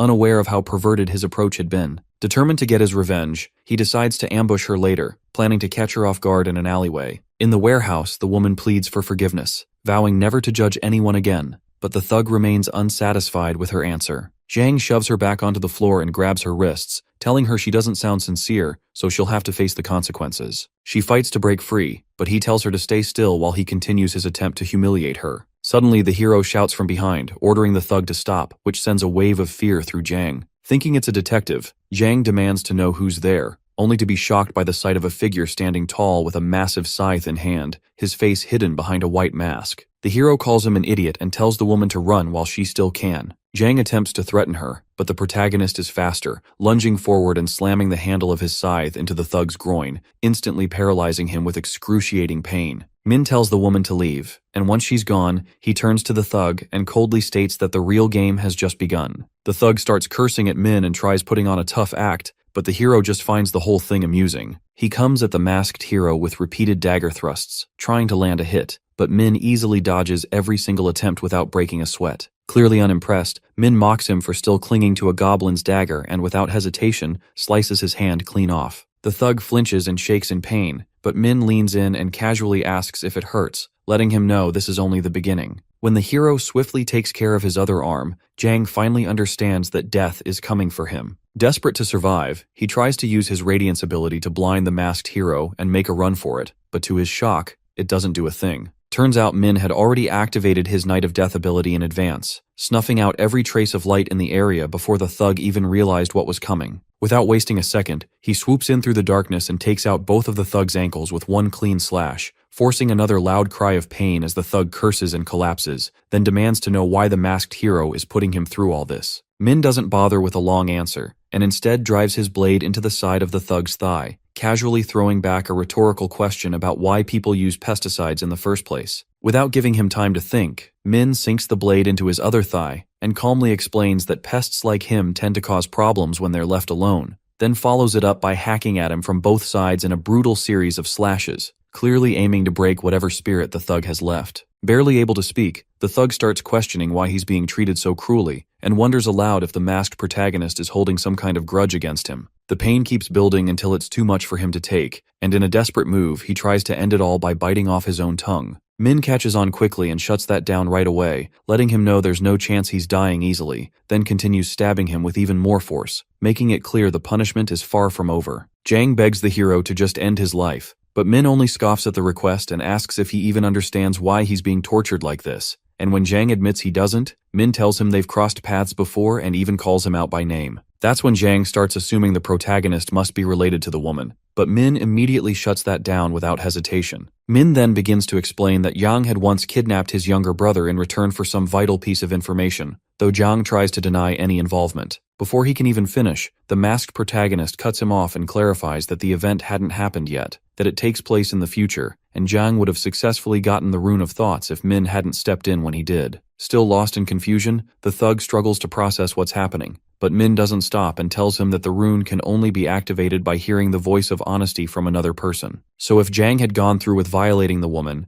her cries and genuine pleas for mercy would have fulfilled the condition, allowing him to gain the Rune of Thoughts and go on to commit even more vile acts using its power. Min adds that he confirmed everything across his many regressions and says the thug fully deserves to die after racking up 12 offenses, each worse than the last. Hearing this, the thug begs once more to be killed, but the hero refuses and instead jams the handle of his scythe straight into Jiang's mouth to shut him up, then calmly explains that he had been stalling on purpose, waiting for him to die naturally while he rambled on. Now gagged and unable to speak, Jiang desperately wishes in his mind for Min to kill him, just to put an end to the unbearable pain, and he starts to wonder why the hero is even gagging him when the Rune of Thoughts requires genuine honesty from someone to activate. If that's the case, then what's the point of keeping him silent? But Min casually responds to the thought, revealing that the rune already activated the moment Jiang pleaded for death from the bottom of his heart. It's revealed that the Rune of Thoughts only works within a 30-meter range, allowing the user to hear the target's truest inner voice. Min tells Jiang he mainly wanted to test if the rune actually worked, and now that it has, he's satisfied. But when Jiang pleads for death yet again, the hero denies the request once more, saying it's only fair that someone who's hurt so many people should get a taste of what real suffering feels like. Eventually, the thug breathes his last, and our hero calmly activates an ability known as Trace Erase, wiping out every shred of forensic evidence from the scene, including the corpse itself. Min takes a moment to admire how thorough the cleanup really is and feels pretty satisfied knowing he's finally secured the Rune of Thoughts. So now he sets his sights on meeting Kyungrak Ma the following day. Back at the apartment, our boy gets all suited up while his brother teases him and asks who the lucky girl is. One keeps poking at him, but Min explains he has a serious business meeting to attend. That makes Wan's anxiety spike since he starts thinking about what if the business fails and they end up homeless again. Our hero gives his innocent brother a warm smile once he sees that it all comes from worry. Min flashes a confident grin and promises to spill all the juicy details if things go well. He asks if his brother doubts his skills, which gets Wan a little riled up,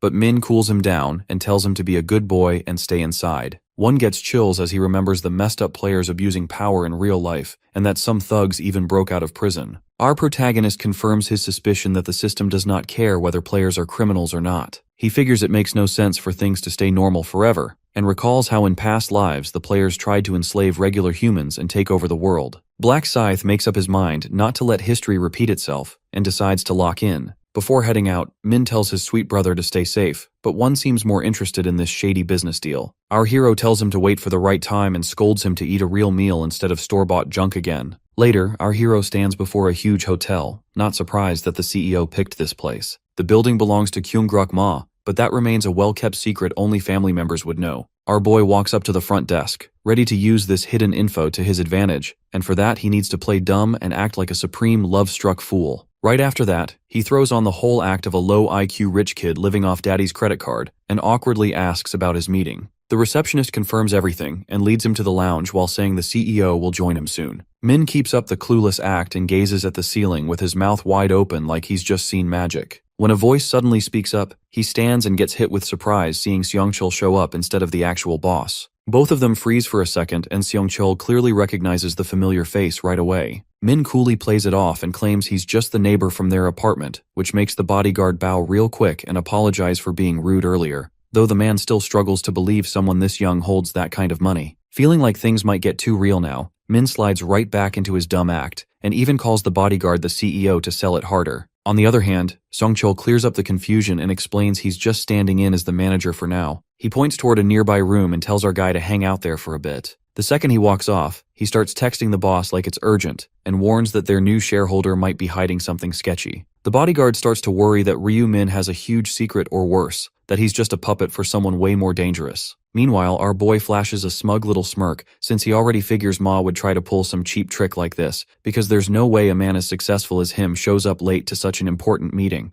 The door finally swings open and the real CEO steps in to greet him, with his loyal manager trailing close behind like a shadow. After they finish shaking hands and settle in their seats, Ma pulls a subtle power move by letting his manager stay in the room, clearly hoping it helps tilt the power game in his favor. He gives the staff a nod to start bringing out the food and mentions that he hopes Min likes what they've prepared. The whole table ends up filled with super fancy dishes, and our boy instantly starts munching down while still sticking to his airhead rich boy routine. Ma politely smiles at the compliments, but Loki admits to his manager that there's something off about this guy. Later, the boss becomes pretty convinced that Min got sent by someone trying to mess with their plans and starts listing possible suspects in his head. He then shoots a side glance at Min and casually throws out a question about his age. When our guy responds with a straight 20, Ma's eyes pop open in disbelief and he tries to laugh it off with a joke about them being the same age. That's when the guy decides to stop beating around the bush and straight up asks how Min even got so filthy rich. Our protagonist keeps it chill and says he was just your average student not too long ago. Ma doesn't really pick up the hint, so Min casually brings up a recent headline and checks if he remembers that lottery winner before dropping the bomb by reintroducing himself. Ma nearly flips but holds it together as he starts putting the pieces together and asks how Min turned that 60 billion prize into more. Right then, Min calmly flexes that he dumped it all into Bitcoins,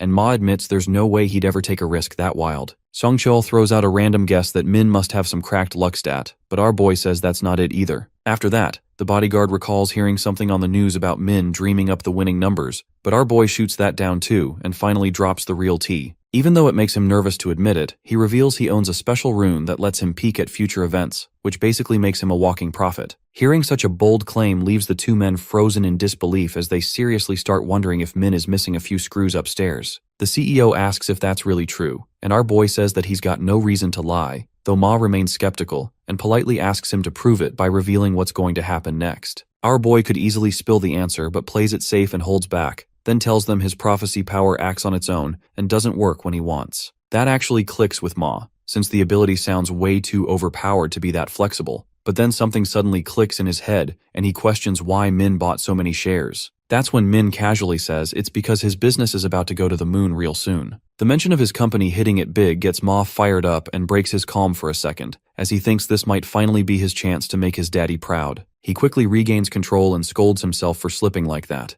But Min doesn't let up and playfully adds that if they really want to succeed, they'll have to tear the whole company down and rebuild it from scratch. Seongchul flares up at that insane suggestion and slams his hand on the table, but Ma manages to keep him in check. Our protagonist stays firm on his stance and fires back that revealing his rune powers to them is a huge risk that could totally backfire, but he did it because he holds the most shares and actually wants to see the company reach greater heights. He turns the tables by asking why anyone sane would dump $280 billion into a random business and reminds them that without him, they're going down. Neither of the two men buys into his wild claim, but Min boldly asks Seongchul if he really thinks it's a coincidence they're apartment neighbors. Ma's curiosity kicks in and he asks what they're talking about. So the bodyguard explains that the brothers moved into the same building 2 months back, and Min adds that he did it right after getting the foresight rune. That piece of info ticks the CEO off and he demands to know why it's only coming up now, but Seongchul quickly says that this is news to him too. After thinking it through, Ma realizes that the investments and apartment move only make sense if Min really knows what's coming, though it's hard to believe he also knows about his connection to the actress. But even with all that, it's still not enough to sway a sharp mind like Ma's, so Min starts rambling about his family background and how this hotel is part of his plan to finally earn his daddy's approval. That's when the bodyguard jumps to his feet in frustration and yells, demanding to know who sent him, but the boss stays cool and tells him to zip it. That instantly shuts Seongchul up, and he takes a breath before telling Min that even if all his info checks out, it still doesn't prove anything since those facts are common knowledge in their family. With that, he also starts to suspect that Min might just be a puppet, but plays along and says that even if he did agree to flip his whole industry, pulling it off would be next to impossible. Sure, like any regular person, he would love to see his company thrive, but our boy's offer just feels way too good to be real. So he politely thanks our protagonist for his generous investment, but suggests they take this topic up again during the upcoming shareholder meeting. Ma stands up and tries to wrap things up, but our boy tells him to slow down and really think about whether what he's about to do is the right move. Taking a gamble, he chooses to spill a bit of info on the next round. Ma immediately perks up and sinks back into his seat, fired up by what he just heard. Min flashes a grin and asks if that piece of knowledge is enough to convince the two of them that his magic powers are the real deal. After the meeting wraps up, Seongchul apologizes for losing his cool earlier, but Ma waves it off like it's nothing serious. The bodyguard asks for permission to speak openly and admits that something about Min still feels off since there's no solid reason for him to be helping them out. Ma figures he might be doing it just because he wants even more money. Songcheol shakes his head, still not buying that it's just about greed, and says placing trust in him is way too risky. Even so, Ma doesn't want to miss out if Min is actually being truthful and figures it might be smarter to have him as an ally, since keeping someone like that close might just be their ticket to surviving the quests. He tells his still worried right-hand man that they'll just have to wait and find out. Later, Min walks off while thinking there's no way they won't believe him once they witness the 4th round, even though he didn't share any of the exciting details and only mentioned that the round will pit players against each other. He's fully confident that when it's over, they'll treat him like some kind of saint and wouldn't even think about making an enemy out of a prophet. With that handled, he figures it's time to take full advantage of his new image and go meet a certain someone. Meanwhile, a girl rushes toward the crosswalk, growing impatient as she waits for the light to change, but her attention shifts to a flashy sports car parked right in front of the store. Juri stops herself mid-insult when the window rolls down and she realizes the driver is none other than Min. As the light turns green, she hurries over and asks if that car actually belongs to him. After their totally not coincidental encounter, our protagonist offers to take her for a spin, and she shamelessly agrees without hesitation. He lets her know that it's his first time behind the wheel and he's just testing it out. Curious, Juri asks about the price, and our boy casually drops that it costs around 900 million, like it was loose change. Her eyes go wide in disbelief since with that kind of money, she could have opened more than a few shops. Our boy reminds her that he hit the lottery, so the price didn't make much of a dent, which hits Juri hard as the difference in their lives becomes painfully clear. She starts to feel flustered because the whole situation now feels way too much like a date, and when Min says he has something to confess, her heart practically jumps out of her chest. Thankfully, our protagonist quickly adds that it's not that kind of confession, or else Juri might have launched herself right out the window. Once she calms down, Juri asks what Min means, and our boy admits that he didn't actually see the lottery numbers in a dream and lied to her about it. He reveals that he got them through his foresight rune, which is also how he ended up with the fake title of the Prophet. Juri is thrilled for him and congratulates our boy on acquiring such an insane skill. She's touched that he trusts her enough to tell her the truth, but Min reminds her that she already told him about her own powers. Juri lights up and starts talking excitedly about her rune, explaining how her defense increases based on the number of nearby players. She feels lighter now that she's finally told someone, but wonders why Min brought this up all of a sudden. He tells her that it's been eating away at him for a while and he wasn't sure anyone would take him seriously. After he fills her in on what's coming in the 4th round, Juri gasps in shock, struggling to process the terrifying news. With a dead serious tone, our protagonist warns her not to trust anyone once the round begins. Juri is touched that her handsome classmate cares this much, and feels special being the first girl he's shared this secret with. As she sneaks a glance at him, her mind starts racing with thoughts, and she wonders if he might actually have feelings for her too. Back at his apartment, Min scrolls through his phone and is stunned to learn that Juri has a crush on him. He figures he can use this newfound knowledge to his benefit, since it'll now be easier to recruit her to his side. With everything finally in order, Min calls it a day, satisfied that all of this month's problems are off his chest. Before he knows it, March 31st arrives, and our boy quickly thinks ahead and makes sure to visit the store before the next transfer. He grabs a pair of dark shadow gloves that come with a useful invisibility perk, and also go well with his other skills. A knock on the door pulls his attention as his brother shows up to remind him it's almost time for the quest. One feels worried for his brother, but Min tells him to wait and see. He brings up Min's prophecy powers and insists that he come back alive. Min jokingly tells his brother to mind his words as he falls asleep. All players get transported into the alternate world, and Youngmin clutches his head in frustration. He opens up his quest window and sees the penalty still active. He curses himself for betraying Joe and wonders how he'll manage in the 4th round when greedy players might target him again. He scans the area with unease and starts questioning what kind of strange place this is, since it gives him the feeling of being a lab rat. In the crowd, he catches sight of Black Scythe and instantly curses him for his current situation, feeling sure the guy saw this coming. He finds it weird how easily he killed the divine being, and stays angry for being too weak to smash Min's face in. Still, what matters more right now is figuring out how he'll survive, so he calls out to our protagonist for help. The thug checks with our guy to see if their deal is still good, asking if he still gets protection, but Min casually brushes him off and says he doesn't need a henchman like that anymore. Black Scythe fires back that he doesn't have command rights anymore, and besides, everyone has a class now anyway. Youngmin begins sweating as our hero tells him he's just a ticking time bomb and not useful anymore. Youngmin keeps turning his head in fear while our hero tells him to relax. The thug looks confused, but our boy reminds him that the role isn't all that special anymore. These days, almost everyone has a profession, and there's no bonus for targeting the representative. It finally clicks for the gangster, and Min's words start to make sense, but his train of thought gets cut off as his face turns red upon spotting a certain duo walking toward them. Aaron walks up to Min and greets him, while the bodyguard checks if our hero remembers them, prompting Min to ask what they're doing here. Songcheol thanks him again for saving them from the brute, but Youngmin takes offense and steps up, ready to throw hands. Min holds him back with a hand and tells the pair that helping once was enough. The bodyguard tries again, offering a reward and wanting to introduce his CEO, but Black Scythe waves it off without interest. Left with no better option, Aaron quickly presents a purple crystal and pleads with our hero to accept it. Min eyes the high-quality crystal with surprise, and the actress explains that giving this to him feels better than offering another round of apologies. He accepts her thoughtful gift and decides he'll craft something useful with it once he's back. Aaron glances at him nervously, unsure if he likes it or not, while Min effortlessly reads her thoughts,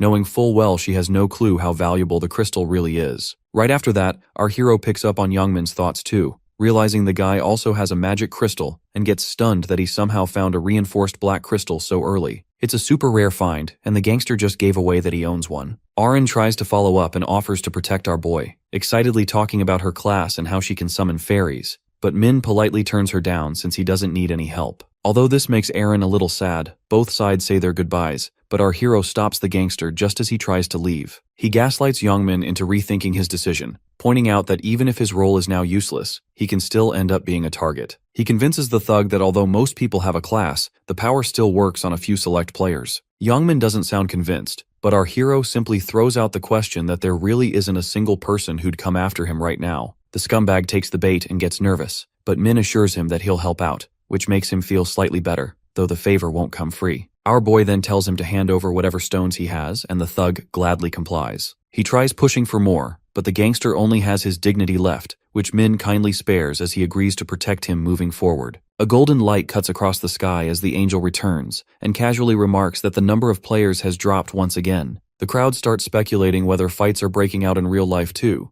though Min thinks it would actually be strange if they weren't. The angel then reveals the quest for the 4th round. The players will have to kill each other during the next 3 hours. The golden woman lets out a loud, ugly cackle and tells everyone to follow the simple instructions and start stabbing one another. Everyone looks horrified by her words, but she stands firm, explaining that the goal is to lower the player count themselves since there are no monsters this time. All the players are thrown off, and one of them finally dares to ask if they only need to unalive one person each. She casually tells them it'll be more fun if they figure it out on their own, but Min already knows the real reason. She's been told to keep quiet since the angels only act as guides, and the one truly making the calls is the host. Still, she gives them one small tip, saying that simply unaliving another player doesn't guarantee staying on top, and that the ranking system will stay hidden. The woman also mentions that the rules aren't tied to time limits, and with that, she wishes them good luck with their little round of stabby-stabby. As the timer appears above them, all the players begin to panic, wondering if it's time to start whacking one another. The gangster immediately starts drooling over who to eliminate first, which is exactly the kind of reaction Min expected from him. This whole situation turns out great for young Min since all the players seem too scared to start fighting, and he quickly decides it's the perfect time to get revenge on the people he once called friends. Black Scythe suddenly shadow steps behind him, scaring the absolute daylight out of him. He nervously asks if our hero needs something,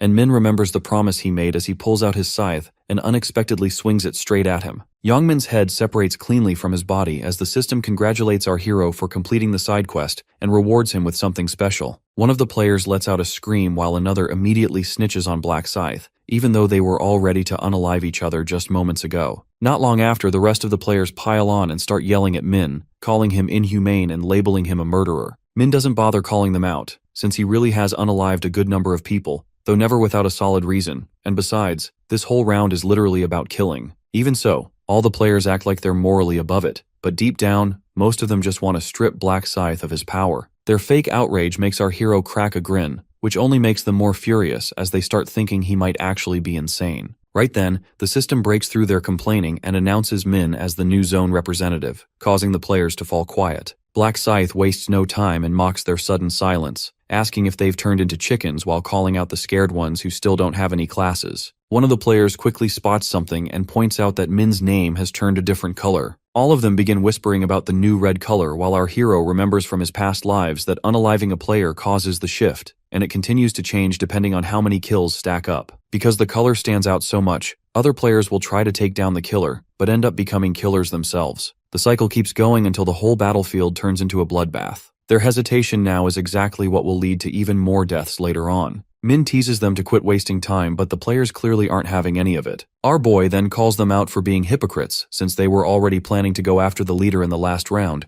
and he reminds them that they can either throw hands or get folded. He questions the crowd on what they'll do when the time comes to unalive someone just to survive, and tells them to make up their minds quickly and start moving. Our hero suggests they go ahead and hold another discussion like before as he walks away, thinking to himself that people will end up fighting anyway, though by then it'll already be too late. He worries that they'll keep whining and wasting time, which would mean fewer players will manage to finish the quest, leading to even more eliminations. One girl decides to bring the matter up for debate, but another player gets rude with her and that only ends with her getting pissed off. One NPC proposes they organize competitions between the players, but another quickly shoots it down, saying there isn't enough time to make that work. As the crowd gets more riled up, Aaron grows worried about what they should do next, and starts wondering whether they should go along with Black Scythe's plan. Sungchul agrees completely with our hero, and advises the actress that her own life matters far more than a stranger's. With that in mind, he tells Aaron to brace herself for the worst, which makes her suspicious that the bodyguard might have gone through something like this before. Songchul instantly changes the topic, and the actress asks him who they should target, though in the end, the two of them decide to wait it out until the very end. The tension in the crowd keeps building as nobody can agree on who to unalive, and some players begin to seriously consider rushing Black Scythe. The other players try to talk some sense into each other, not realizing that our hero can hear them anyway, and they quickly look away when our boy turns to glance in their direction. Arguments keep building as the frustration grows among the group. Some players insist they need to kill to survive, while others argue that only the murderers should be targeted. One bratty NPC mocks a player's idea, which sparks a heated confrontation. The two of them start shouting at each other until another NPC joins in just to taunt them, telling them to quit flirting and start fighting already. That backfires fast as the arguing pair turn their focus to the instigator, and suddenly, all three of them pull out their weapons. Min just shakes his head in disappointment, thinking everyone here is just full of bark with no real bite. Amid the chaos, one player finally notices something weird when Youngmin suddenly sits up, looking strangely unaffected by the whole missing head situation. The players all stop arguing and stare at the gangster like he's just come back from the dead, but Black Scythe already knows the system is designed to bring back the dead 10 minutes after they're taken out.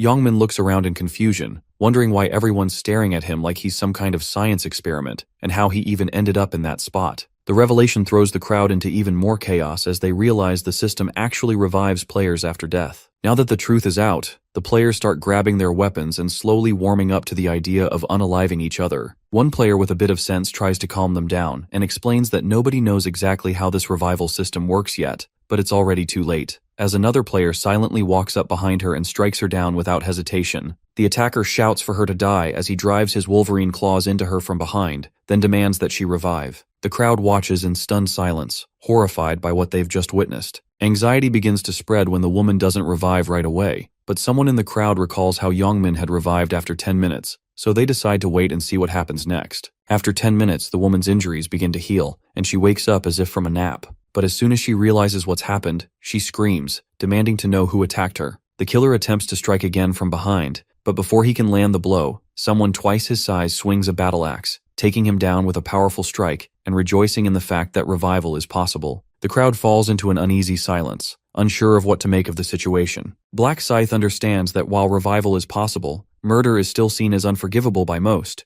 but he also expects that some psychopaths will inevitably reveal their true nature under these circumstances. Chaos erupts when some players begin attacking others, and what started as small skirmishes quickly escalates into a full-fledged battlefield. 1,000 players start unleashing havoc on one another. Black Scythe decides to dive into the war zone, starting by sweeping through 3 unsuspecting players before they even realize what's happening. Some players, seeing him on the move, decide to take him on all at once, but they are quickly dispatched with a single strike. The protagonist glances over his shoulder and notices Blackbeard Dragon, the player who ranked 3rd in the previous rounds, enjoying the carnage. He comments that the rune of absorption is giving him an advantage in this round. Black Scythe looks at his name, now dark red, and estimates he's already killed at least 10 players. Deciding to enjoy himself a little more, he plans to put Blackbeard Dragon down a few times. Blackbeard Dragon summons his stats screen, eagerly watching his gauge increase for the rune of absorption. With each kill, the gauge fills, and he can feel the excitement building as he realizes that once it's full, he'll gain a stat point. He takes down another player, and the gauge bars rise sharply, making him wonder if the player he just killed was at the same level as him. His greed takes hold, and he daydreams about killing Black Scythe to fill his gauge instantly and secure that stat upgrade. But as quickly as the thought forms, he realizes he's no match for the hero, and decides it's better to stick to killing weaker opponents. With sadistic glee, Blackbeard Dragon continues to kill a few more players, savoring the fear in their eyes. He recalls how, in the previous round, he couldn't hunt because the gang leader had used his command right to make him his personal bodyguard. This round, however, feels like it's tailor-made for him, as he can level up by killing others while the majority of players are stuck in the same place, unable to level up as he can. He's thrilled to see his victims revive, only to be killed again, and wonders if he should expand his hunting grounds to cover more area. Just then, though, he finds himself face to face with Black Scythe, who immediately activates his Night of Death ability. The scene turns dark, catching everyone off guard, and Blackbeard Dragon notices that the hero's scythe has turned semi-transparent. Understanding that he needs to be careful, he braces himself, but before his body can even process the shift, everything flips upside down, and he's dead before he can even react. The scene shifts to Yang Min, who watches the slaughter around him, the killing and reviving, and realizes exactly what this round is about. With a determined look in his eyes, he plans to get revenge on the friends who had abandoned him. His eyes scan the battlefield, searching for Shenghuan, and after a brief moment he spots him, taking aim at other players.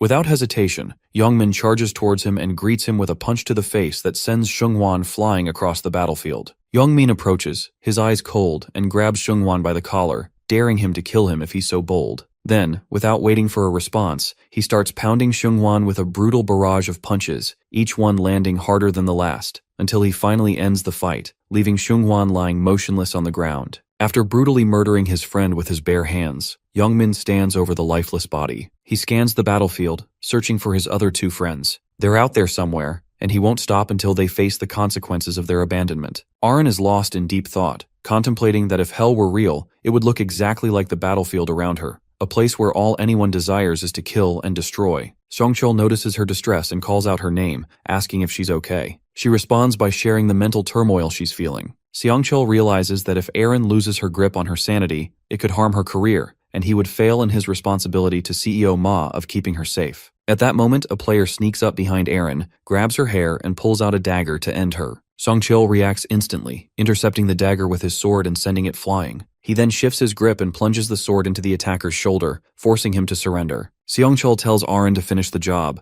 and though she trembles and sobs for a moment, she quickly pulls herself together and kills the player. Afterward, she's clearly disturbed, while Seongchul remains calm, just relieved that she followed through with his orders. Aaron, visibly shaken, asks how much longer they have to endure the round, and Seongchul replies that they have 1 hour left. She expresses her confusion and distress over why people are so eager to kill each other, which causes Seongchul to pity her for her soft-hearted nature. He asks if she's killed at least 50 people, and when she affirms it, he's relieved, knowing she'll be registered on the scoring system. He tells her to leave the rest to him. Aaron thanks him, but in his mind, Seongchul thanks her for giving him time to set a record. Time passes, and the screen shows that only 10 minutes remain until the round ends. Black Scythe is seen mowing down players left and right, determined to rank first on the world map again so he can reach the 20th round. His goal is to grow as strong as possible before facing the final boss, unsure of what kind of strength they possess. He chases a group of players, and just as one of them thinks it's over, the hero skips right over him. Black Scythe knows that killing a player more than once doesn't earn extra points, so he sees no reason to keep going after the same person. He notices Yongmin, who doesn't know about this hidden rule, relentlessly killing his 3 friends over and over, only reducing both their chances of survival and his own. With just 1 minute left, the hero searches desperately for players he hasn't killed yet, but is finding it difficult. He finally spots 2 unfamiliar players and attempts to take them both down at once, but the time runs out. A force field surrounds all the players, and the angel appears, announcing the end of the round, seeming rather amused. She comments on how the players must have enjoyed killing each other, making the white floor all dirty with blood.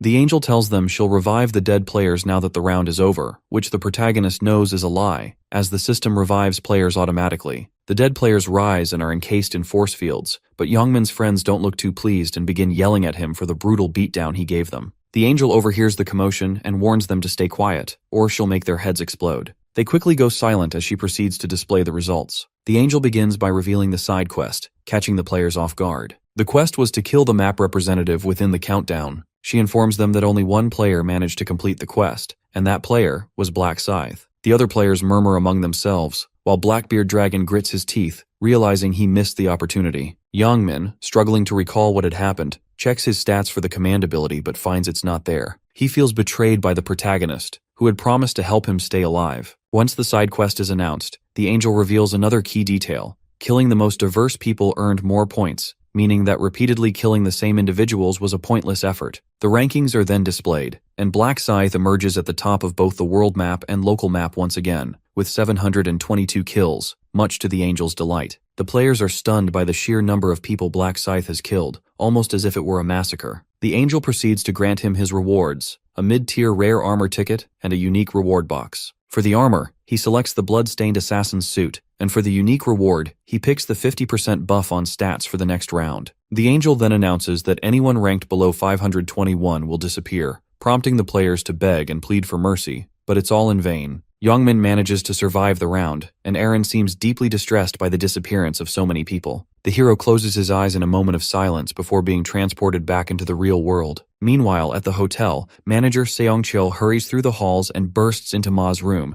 where Ma, who had been sleeping, is startled by his sudden arrival. The manager apologizes for the intrusion, explaining that he was worried, but Ma reassures him and reminds him of his rank in the round. Both of them agree that the round was chaotic and exhausting. Ma recalls that he managed to kill just over 430 people, and wonders what kind of beast Black Scythe must be to have killed over 700. The manager theorizes that the protagonist could be a Special Operations Service Commando or someone with similar skills, given the type of abilities he displayed. Ma is deep in thought about Black Scythe's remarkable achievements, and decides that, regardless of his unknown identity, he wants him as a comrade. He plans to ask the Prophet Min about the hero. Songcheol points out that the round unfolded exactly as Min had predicted, initially casting doubt on it, which was cleared once the round progressed. Ma agrees, recalling their meeting and what Min had told him. The manager asks Ma how to proceed with the Prophet, to which Ma responds that the company's future will depend on him, even if it means changing markets. He adds that there are stronger reasons to keep Min on their side, and warns Seongcheol not to offend Min, advising him to agree with everything Min says in order to earn his trust and gain fortune. Songcheol agrees to this. Ma then requests Seongcheol to call Min and invite him and his family to a party, along with actress Arin Seo. The scene shifts to a local cafe where the hero, Min, is waiting for Juri, having invited her to lunch. When she arrives, they greet each other and get into his car. Juri tells him that she survived the 4th round thanks to his predictions, and Min asks how she trusted him so blindly. She replies that she knew he had nothing to gain from lying, and thanks him for the information he provided about round 4. Min understands that Juri, with her rune of protection, would have been capable of surviving the round on her own, unlike Eren, who he compares to a delicate flower blooming in the safety of a greenhouse. Juri, on the other hand, had to grow in the harshness of the outside world. They arrive at a restaurant, where the table is filled with a variety of dishes. She thanks Min for the lunch, and they begin eating. However, she hesitates, her thoughts consumed by the guilt of the lives she had taken during the round. Min, sensing her distress through his rune of thoughts, tells her not to blame herself for killing other players. He reminds her that everyone, including himself, had to do whatever it took to survive. Juri breaks down in tears, but Min, with a firm voice, tells her to stop, emphasizing that she has a family who waits for her to return from every game world. Imagining the grief her father would feel if she died, Juri clenches her fists, her resolve hardening. She thanks Min for comforting her, and Min explains that he wanted her to feel better by sharing a delicious meal. They continue eating, and Min notices that Juri is becoming more relaxed and casual around him. After a while, Min waits for her to calm down before getting to the point. He tells her that he has some important information about the next round he needs to share with her. Min tells Juri that round 5 will be the toughest one yet, as the player maps will merge into larger ones. Juri, concerned, wonders if they'll get to meet in the other world. Min, however, lies and tells her that it won't happen anytime soon, knowing that she would waste precious time looking for him otherwise. He wants to help her while keeping his identity hidden, so he advises her that in order to increase her chances of survival, she'll need to ask Black Scythe for help. Juri is taken aback by Min's suggestion and confirms that they're talking about Black Scythe, the player who ranked first on the world map. Min reassures her that it won't just be about asking for help, but forming an alliance with the infamous hero. Juri wonders why someone so high-ranking would even consider helping her, but Min tells her that she can cast buffs on him in exchange for his assistance. Though Juri understands the value of Black Scythe's help, she remains hesitant. Min assures her that he's seen the future, and the protagonist will continue to assist her in the upcoming rounds. Relieved, Juri thanks Min by casting a buff on him in return, as she doesn't like feeling indebted. Afterward, Min returns home. With the buff increasing his stats by 50%, Min heads out to kill mealworms, raising his rune of slaughter stats by another 100%. His luck increases to 84 stat points. He then pulls a base-tier magic crystal ticket from his inventory, and contemplates how any normal human would pray to God for good results, but not him. He believes God must have created this horrific survival game just to mess with humans, and vows to wish something terrible upon God once he finishes the final round, revealing that he plans to wish for God's death. Min uses the base tier magic crystal ticket and receives 5 base tier magic crystals, 2 red, 1 yellow, 1 green, and 1 purple, which is the maximum number of crystals a player can receive. He's amused by the irony of having just spoken badly about God, yet his luck remains so favorable. He combines the 2 base tier red crystals into a low tier red crystal,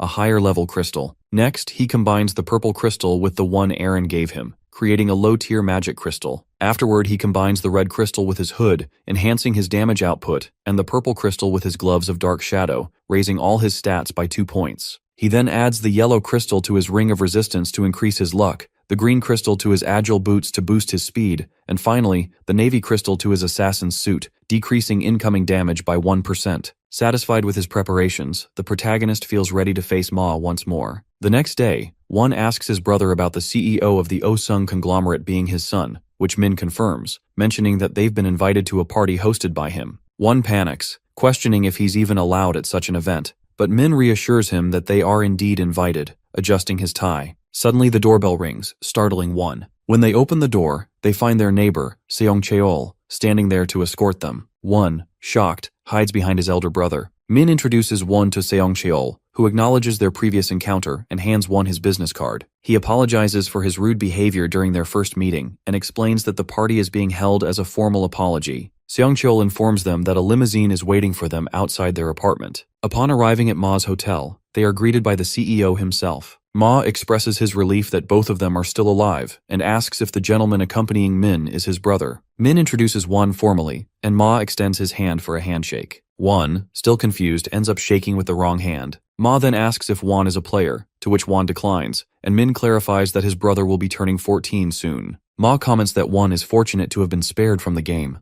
Ma leads them into a lavishly arranged room for the party. The dining table is fit for royalty, with gourmet food on display, and both the chef and hostess are standing by to greet them. Won is in awe of the setup, so Ma tries to act humble, saying that while the food might not be a lot, it should be enough for everyone. Won, however, wonders why Ma feels the need to lie about such an extravagant spread. Just as they're about to start the meal, the door opens, and to Min's surprise, Aaron enters the room. Ma rises from his seat to welcome Aaron, who apologizes for her tardiness, explaining that she had attended a fellow actor's funeral. Ma excuses her and introduces her to Min as one of their company's shareholders. Aaron also introduces herself but pauses when she recognizes the brothers as the neighbors who had brought her rice cakes. She smiles and greets them, all the while thinking that Min being a shareholder at such a young age might be some kind of prank from Ma. Won's heart practically leaps out of his chest as he asks his brother in disbelief if they're really standing in front of the actor Aaron Seo. Min realizes that Won is blissfully unaware of Aaron's connection to Ma, but wonders if it's normal for his brother to react this way. Deciding to play along, Min acts interested as well. Ma,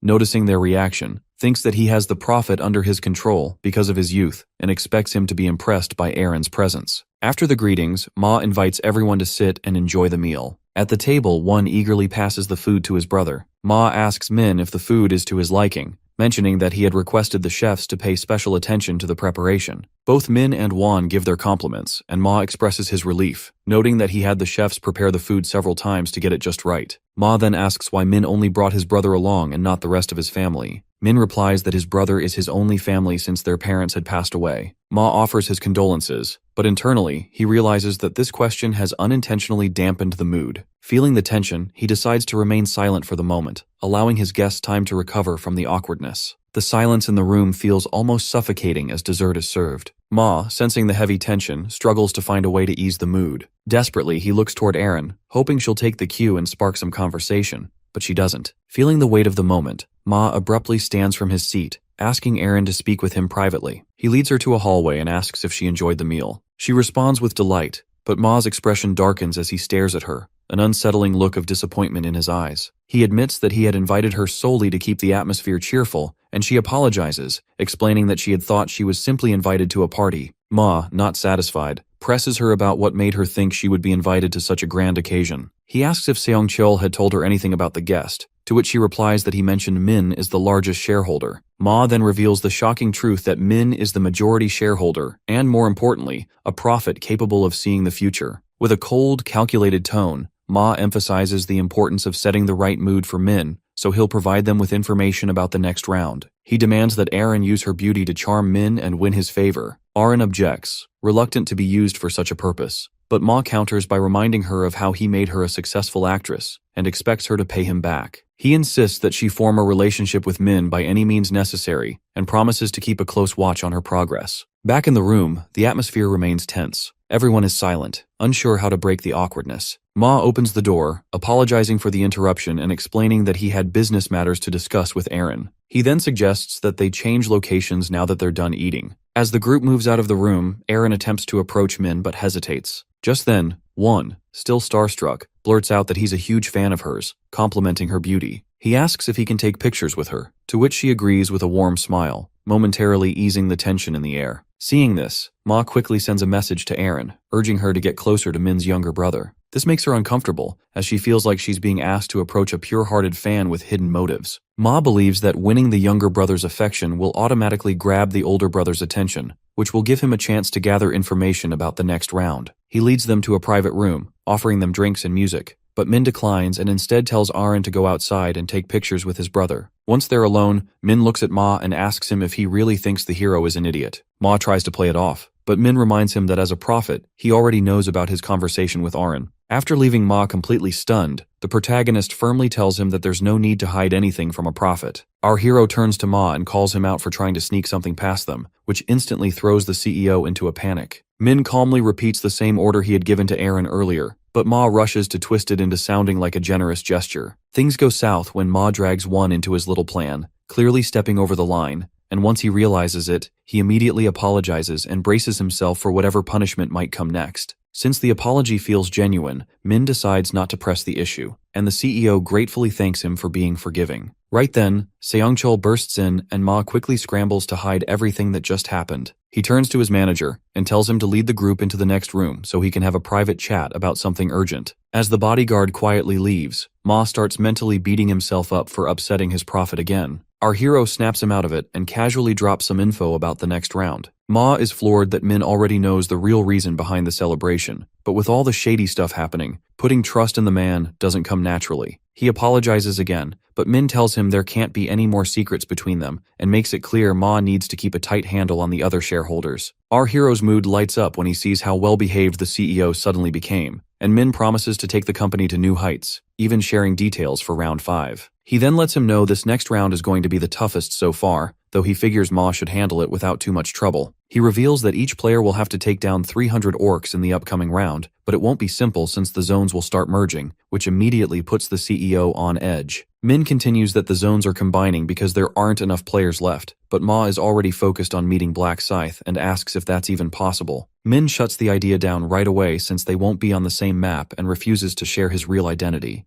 though he assures Ma they'll be crossing paths very soon. He then brings up one last thing and asks how the search for Youngmin is going, nearly giving the CEO a full-on stroke during the conversation. He talks about the power of the Foresight rune and tries to squeeze out more details, but our hero shuts him down and tells him to stay out of it. Ma tries pushing the issue further, but Min warns him not to go chasing after the gangster just yet, since he still plans to squeeze a few more uses out of him. Our hero manages to gaslight the CEO just enough, and they both agree to rejoin the party, though Ma is now even more tense than before. Once the party ends, an injured man is seen limping through a dark alley until he reaches a dead end, the sound of footsteps getting louder behind him. The NPC spins around in fear as the unknown attacker raises his sword and slashes him across the body, sending him crashing to the ground. The man screams as the mysterious figure, revealed to be the CEO, calmly threatens to slice off his tongue. He begs Ma for an explanation and asks why he's doing this, but the boss fires back by accusing him of unforgivable crimes against a child. The NPC tries to defend himself, but Ma stays silent and lets his blade do the talking. The not-so-poor man tries to scream again, but Ma threatens him to stay quiet or he'll make it hurt. The CEO calls him a good boy for listening and then calmly asks whether he still deserves to live. Right after, he activates his skill, and a wave of darkness rushes out which surrounds the man and swallows his body without leaving a single trace. Ma figures he would have finished the job quicker if he didn't still need to gather more dark mana, but using his powers means stealing life force from people while they're still breathing. Once he takes what he needs, he finishes the job with his sword, and reflects on how he still questions his actions sometimes, even though humans give him far more mana than monsters. To ease that guilt, he sticks to targeting criminals only, which helps him feel like he's doing one thing right, and proves that the class of Dark Knight fits him perfectly,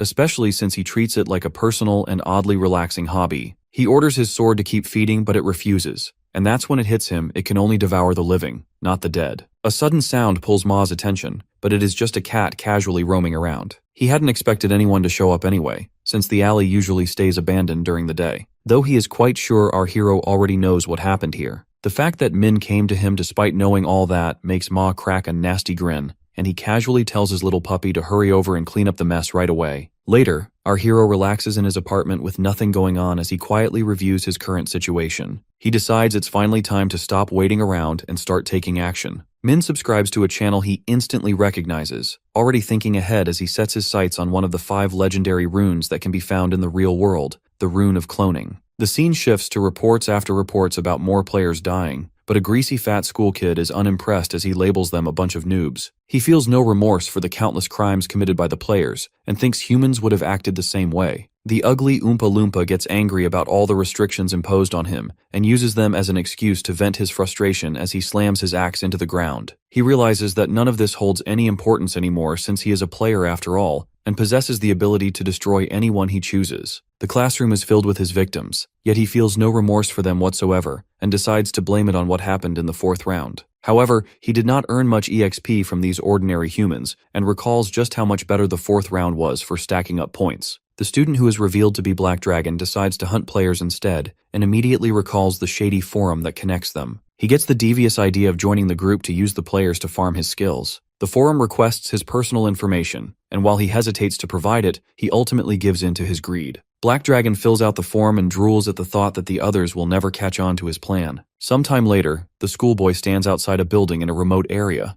wondering if he's even in the right spot. He checks the address on his phone, but panic hits him over how far out this place is. He decides he'll totally flex on the interviewer if they get off on the wrong foot, but he's shook by how modern the restaurant looks on the inside. A middle-aged man gets up from his seat, greets the chubby kid, and asks for his name. He introduces himself as a player, and reveals that he's recently turned 29 years old, which blows Black Dragon's mind given the geezer's looks. The interviewer then introduces the fruity-looking player, Pink Hoodie, dressed in pink as the other applicant, and urges them to spill the tea about themselves. The chubby schoolboy sizes up the rainbow kid as they exchange greetings, and wonders why this place feels so empty. The interviewer mentions this is exactly why he chose this spot, adding that the owner is whipping up some food for them in the kitchen. Black Dragon scans the shop and notices the absence of cameras. He thinks about whether to start his murder spree with these two, but decides against it, believing he can snag more players later, and instead asks why they haven't kicked things off yet. The interviewer explains that another candidate is running late, but just then, the speak of the devil comes true as the last applicant walks into the cafe and introduces himself as Black Scythe,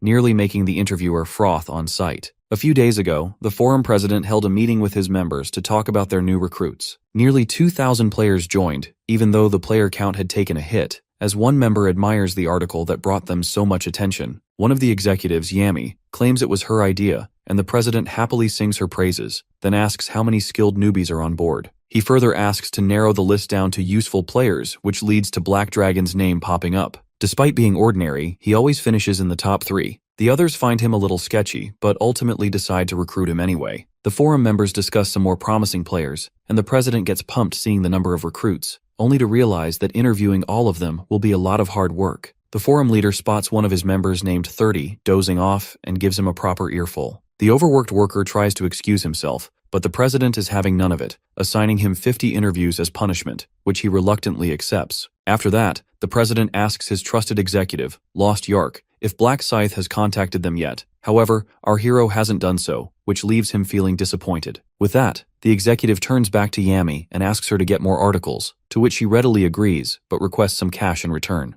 The president gives her the green light without a moment's hesitation, but just then, out of nowhere, an alert of a new recruit pops up. The president nonchalantly asks who it is, but as soon as Black Scythe's name is mentioned, everyone sits up in surprise. Back in the present, 30 immediately starts to suck up to the supposed #1 player and says he nearly turned gay by just seeing him. The imposter takes a seat while Black Dragon stares at him like he punched his grandma. The pink player greets the applicant as they all introduce themselves. The imposter's confidence amuses Pink Hoodie, who is actually the real Black Scythe in disguise. Black Dragon sweats buckets as he finally meets the top player, and itches to ask why he bullied him so much during the previous quests. Mr. 30 asks the schoolboy why he is so quiet, which breaks him out of his thoughts, and he shyly introduces himself too. The player doesn't even give him a little bit of attention, which really ticks off Black Dragon, while the real Slim Shady wonders if he truly acts as arrogant as his imposter makes him out to be. You see, the imposter is actually a pro scammer who loves to con others, and if he manages to get his hands on the rune clone, he would cause some serious trouble. Min is relieved that he managed to catch up to him in time so he can snag the rune instead. Mr. 30 then starts the interview and asks them to confirm their personal information. Pink Hoodie begins with his details and lays it on thick as he claims to be a top-level assassin, even though it's all a lie. His username is the only real part since he copied it from an NPC. However, this fake identity is crucial for obtaining the rune as he must murder someone with it. After that, Black Dragon introduces himself as Sim Hyung Taek and is the youngest player among them, which pleasantly surprises the interviewer. But Min wonders if he would still be impressed if he knew what horrible things the schoolboy did to his classmates. Mr. 30 then asks if the achievements he listed are actually true, which slightly annoys Black Dragon. Next, the imposter, Kim In-hong, introduces himself as a 28-year-old fund manager and swipes all of our hero's achievements. The interviewer doesn't dare question his credibility, while Black Dragon knows his true scheme is to force other players to give him money. With that, their identities are confirmed, and Mr. 30 moves on with the actual interview, asking them their reasons for joining. Pink Hoodie pretends to be scared that others will target him and expresses a desire to feel safe. Black Dragon hides his true motives and simply agrees with what Min says, stating that he can't even go to school anymore without panicking. Meanwhile, the imposter tries to act like a Sigma, insisting that he is doing this because he wants to darn it, which the interviewer accepts without a doubt. Finally, the interviewer tells them there is one last thing they need to do to gain acceptance into the group. That is to commit some good old Assassin's Creed in real life. Min acts horrified at the suggestion, which leads Mr. 30 to begin a monologue about how the government has recently started targeting players because they fear them. He insists that players like them need to unite and fight back against the filthy commie government since they're not little peasants who need to follow their laws, and they should show their resistance by not adhering to the regulations. Min delivers an Oscar-worthy performance while the interviewer insists that they absolutely must commit murder to prove they cannot be controlled. Our hero in disguise pretends to buy into the psycho's yapping as he continues explaining, and gives them a choice that they can leave now but they shouldn't expect to join again later. But Min knows this is just fake propaganda meant to keep the recruits from attempting to leave the organization. Everyone falls silent, which the interviewer takes as a sign of agreement and instructs them to get started. Black Dragon questions where they will find anyone to kill, but the psycho interviewer has apparently already prepared a target for them. As the party rises to leave, the owner suddenly appears from the kitchen and offers them to stay since they've rented the whole place.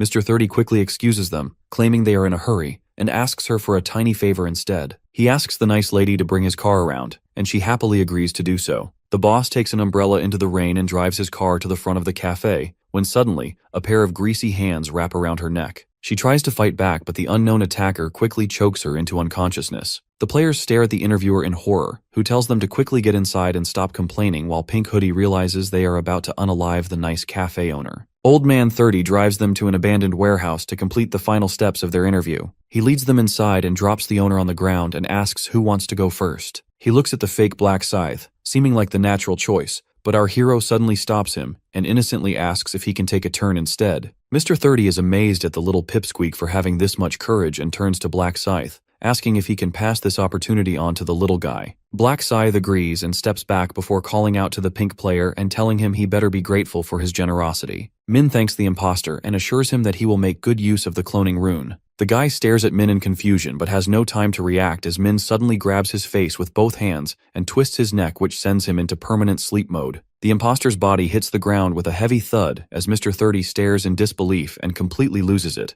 gripping his head tightly while screaming at our hero. Min shoots him a death glare that immediately shuts him up, making him wonder how the little twink possibly managed to max out his aura all the way to Sigma levels. The system chimes in to congratulate him on unlocking the hidden rune from this location, which will now be automatically sealed onto his body, and that little detail makes him feel glad his ridiculous disguise didn't end up being a waste. The wrinkly 30-year-old demands an explanation, while our boy calmly puts on a mask and says he only got rid of a hot steaming pile of imposter trash. The interviewer still doesn't get it, and keeps shouting at him to explain why he went and destroyed Black Scythe. Min crouches down to remove the lady's blindfold and repeats what he said before, throwing in a casual roast to make sure the guy feels it. The interviewer asks him to repeat what he just said while pulling out his weapon, but his confidence vanishes the moment Min draws his scythe and fills the room with a crushing aura. Our hero casually throws another insult his way while Mr. 30 tries to make sense of the moment, noticing that the weapon seems oddly familiar. It finally clicks for Captain Obvious that only one type of player wields a blade like that, and he suddenly recalls Pink Hoodie's warning from earlier. With that, our hero turns to the confused interviewer and asks if his last 2 brain cells have finally caught on to what's really happening, and then offers a half-hearted apology for lying to him before. Mr. 30 immediately drops his weapon in fear, falls to his knees, and starts begging Daddy Min for mercy. Min rejects the apology and swings his scythe, cutting off his subscription to having a head. The severed football rolls to Black Dragon's feet, who lets out a scream as he realizes our hero is way out of his league. Our hero turns and points his scythe at the last man still standing, then asks Hyung-taek if he has any final wishes. The schoolboy refuses to beg for his life like a coward, and instead brings up something that's been bothering him for a while. Black Scythe instantly guesses it's about the last round, specifically why he completely wiped the floor with him, and explains that he did it because he sees Black Dragon as his rival. Min admits that the player is indeed strong, and he wants to get rid of him while he is still weak. After that, Black Scythe asks if he has anything else to say, but Black Dragon is too scared to speak. Hyung-taek barely manages to ask one more question. Why does he have to die too? To which Min says it's pretty obvious he stinks worse than poo and wastes oxygen with every breath. The schoolboy reasons with our hero that he is innocent, so Min decides to let Tubby go. Black Dragon lights up with joy, but Min tells the oversized Snorlax to hand over everything he owns if he wants to keep breathing. After a quick inventory swipe, our hero takes a moment to admire the impressive pile of loot in front of him, while the chubby schoolboy insists he doesn't have anything else left. Min doesn't seem to doubt him but only takes the 2 crystals, and leaves the rest untouched since the rest of it is pretty much useless to him. Fat Boy then asks if he's free to go, and Min stays true to his word. As the player begins to spam Bo like crazy, it starts to get on Min's nerves, and he tells him to knock it off and behave better in the future. Black Scythe walks away from the pile of bodies and decides to take the woman with him, and when the schoolboy offers to lend a hand, Min tells him to beat it. As our hero walks off, Hyung-taek takes a deep breath to calm himself, feeling a bit lucky that he only lost some gear instead of his life. Still, the schoolboy feels ticked off that he got robbed for no reason when he hadn't done anything wrong. He glares at our hero with frustration as a sneaky idea starts creeping into his head, one that involves taking revenge. Now that Min looks vulnerable, he figures this could be the perfect chance to strike and boost his stats through the roof. Going against all common sense, he decides he's going to throw hands with the main character, because if he doesn't try now, he knows he'll regret it later. The chubby schoolboy slowly creeps up behind him with a weapon in hand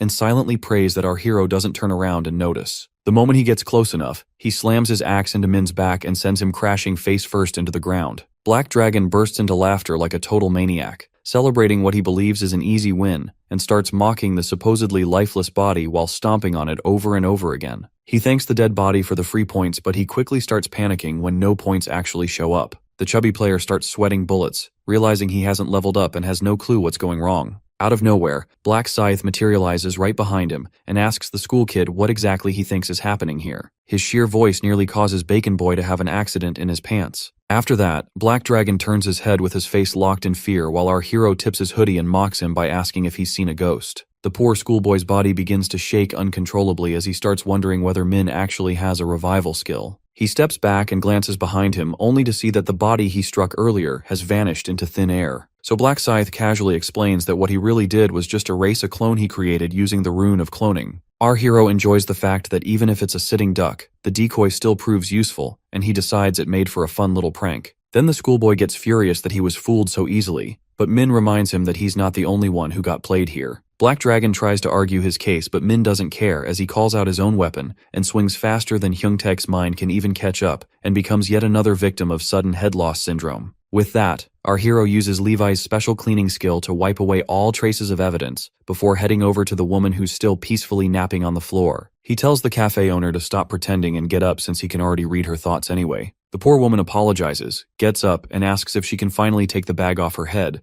but Min tells her to hold on just a little longer. Our protagonist stays calm as he tells her to answer his questions and follow every one of his instructions. Then he asks whether she remembers any of her customers' faces. She replies that the only one she really saw was the interviewer since they talked face to face, but the others she can't recall at all. Min taps into his mind-reading power and confirms that she's telling the truth, so he tells her to relax and not worry. Black Scythe adds that she should head straight home and never speak a word of this to anyone unless she wants to bring even more trouble on herself. After that, Min tells her to count to 60 before she leaves. That next minute drags on like an hour, but at last, she's free. and as she looks around the empty building, she starts to wonder if it's all just a strange dream. Later, the apartment comes into view as Min returns home and finds his brother already waiting near the entrance. One spots that our protagonist is wearing one of his hoodies and instantly demands to know what's going on. Min shrugs off the question and acts tired, but his little brother keeps pressing him for answers. Once food comes up, Min tells him to go wild and order whatever he wants, though in truth he's more fixated on the hoodie since even though it's clean, he's just not ready to give it back. After that, our hero dumps the murder evidence while Juan instantly makes a move to recover his beloved possession. Min promises to get him something way better than that old worn-out piece of cloth, but his little brother still feels betrayed and throws on the saddest puppy face he can manage. The little brother says it's fine anyway since schools are shut for now, which makes Min realize it must be incredibly dull being stuck indoors all the time. So he offers to take Juan to an amusement park the next day, which instantly brightens his mood. Juan jumps with excitement, and Min agrees to take him along if he promises to go to bed early like a well-behaved kid. Moving on to the next day, Juan's face beams with happiness as he sees all the rides again after such a long time and gets hit with a wave of nostalgia,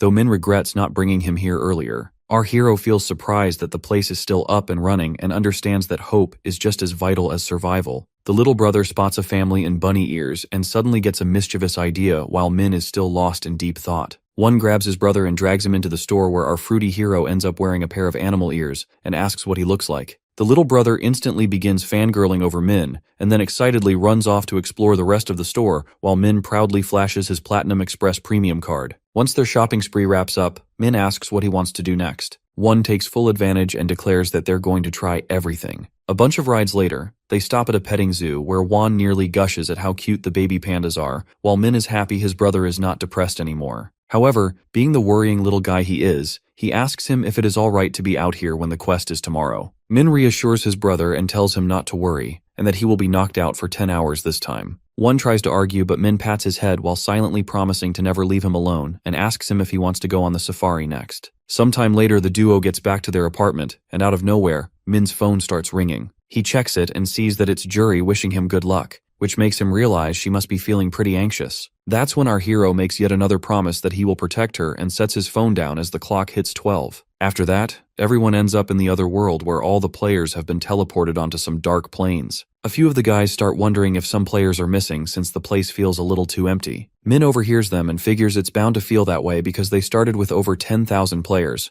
though he knows that feeling will fade soon. Just then, the angel shows up and congratulates everyone for making it this far while the players shoot her annoyed looks. She notices all the gloomy faces and starts mocking them, asking where all that murdering passion from the last round disappeared to. The angel doesn't get any decent answer and decides to quit joking around, then points out that out of 520 players, 80 are gone due to real-life conflicts. That makes the angel admit she doesn't care what the humans are doing in real life, but to keep the show exciting, they clearly needed more people. She flashes a nasty grin and with eager eyes tells them she has a surprise lined up just for them. A player asks Olive the angel what the integration means, which annoys her. She explains that there are 875 maps in their nation alone, which catches everyone off guard. She continues, saying that other nations have even more maps, and people rationalize this considering their populations. The players then ask if there's one angel for each map, which she confirms. One player then assumes that the game wasn't created by the angels, leaving Olive stunned. She asks why he thinks that, and he responds that it would be impossible for thousands of angels to work together on a single game. Olive swoops down like a falcon, telling him that he's wrong and warning him not to ask unnecessary questions, or else he'll be killed. After intimidating the guy,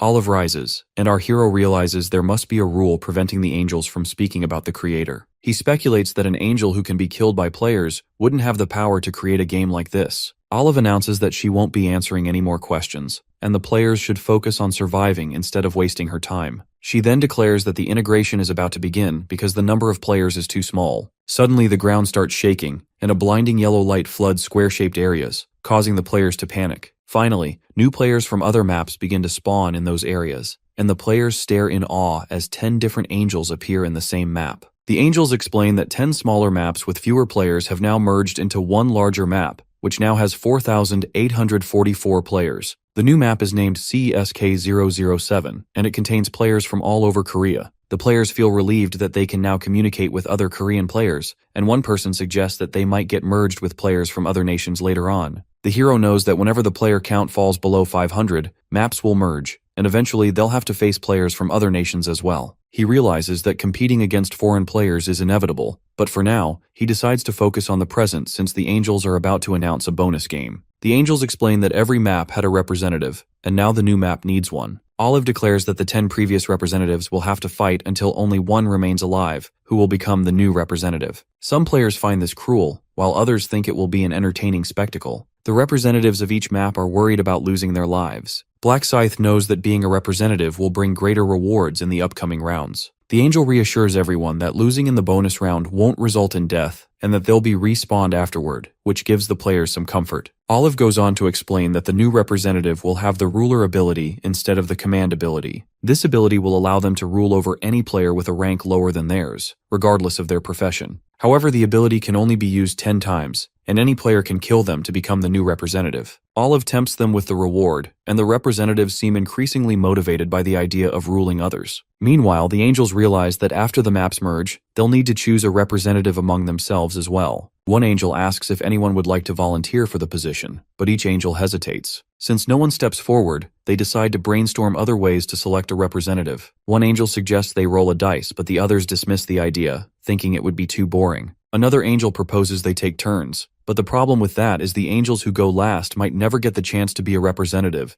especially since the maps will merge again. Then, the angel Priscilla suggests that they let the map representatives fight, and the angel whose player dies first will become the guide for the humans. The other angels agree to this, but Olive has a different idea. She proposes that the angel whose player wins the bonus round will become queen of all the angels. Olive explains that the queen will have the power to decide which angel will guide the humans, and the other angels will have to follow her orders. The other angels are intrigued by this proposal, while Priscilla points out that Olive has made a bold statement and seems quite confident in her player. She brags that her player has never lost his first rank in the local map since the first round. Olive smiles back, thinking that if Priscilla knew her player was Black Scythe, she wouldn't be so sure of herself. Priscilla and the other angels agree to the terms, and Olive descends to announce the start of the game. She calls all the map representatives under her. After the players gather, Olive summons an arena from beneath them and explains that the game will continue until only one player remains standing. The survivors will be revived, except for those who die outside the arena. The game begins, and everyone summons their weapons. One player notices that no one is making the first move and wonders why they're all being so cautious. He thinks that since all of them are map representatives, they must be extremely talented. At the same time, he overestimates himself because of his rune of dissolution, which skins his enemies alive if his sword manages to touch them. He's relying on his sword moving like an aimbot. The angels begin to grow frustrated as they wonder why the humans aren't fighting. The player, confused, finally decides to make the first move. Confident that he's the strongest in the arena, he believes that if he makes a strong impression, the other players will be too scared to challenge him. So, he draws his sword and searches for someone to make an example of. He takes an offensive stance, waiting for someone to step up, and unfortunately for him, the hero steps forward to face him. The player sees this as an easy target and notices that the hero's weapon is a massive scythe. It's a rare sight, since he's only ever seen people with scythe in their names, not wielding the weapon itself. He glances at the hero's nickname, and as soon as he reads Black Scythe, panic sets in. He immediately lowers his sword, wondering if this could be the legendary hero who ranked first in the world map in all the rounds. The angels, watching the player, are taken aback by his sudden loss of confidence. They turn to Priscilla and ask if this player is her map representative. Priscilla nervously bites her nail, puzzled by her human's frozen stance, but before she can respond, Olive bursts out laughing. Priscilla snaps at her, but Olive explains that it's simply amusing to see her representative quiver in fear before Olive's human. Priscilla glances at the hero and acknowledges that the scythe does make an impression, but it's not enough to freeze someone in place. She asks Olive if her human is scared, and Olive casually agrees. Priscilla dismisses it as nonsense and reminds everyone that her representative had held the first rank continuously in her local map. But Olive quickly shatters her confidence by revealing that the hero, Black Scythe, has held the first rank on the world map since the game began. Priscilla scoffs, calling it a lie, but Olive calmly tells her to look at the hero's nickname and figure it out for herself. The angels immediately recognize the name, and Priscilla, her confidence faltering, nervously bites her lip, realizing her representative might not even stand a chance against Black Scythe. In that moment, the angels are shocked as the other player is swiftly decapitated before he can even react. Olive declares Priscilla out of the game, and Priscilla stands silent, disbelief washing over her. The players now cower in fear, realizing the vast rank difference between them and Black Scythe. It quickly dawns on them that they can't win, even if they all attacked him at once. Black Scythe begins to move, and panic sets in among the players. They start flattering him, telling him they're honored to meet him, but when that doesn't work, they put away their weapons and announce they forfeit, turning to the angels. The angels are enraged by this display of cowardice and consider it disgraceful. One angel threatens to blow up the head of any player who surrenders without the privilege of being respawned. Fear ripples through the players as they hastily summon their weapons. One player, trying to muster some courage, declares that they could win if they worked together. Black Scythe looks at them with disappointment, seeing how they are more afraid of the angels than of him. He watches as they prepare to gang up on him, a small smile creeping onto his face as he considers them as weak as insects.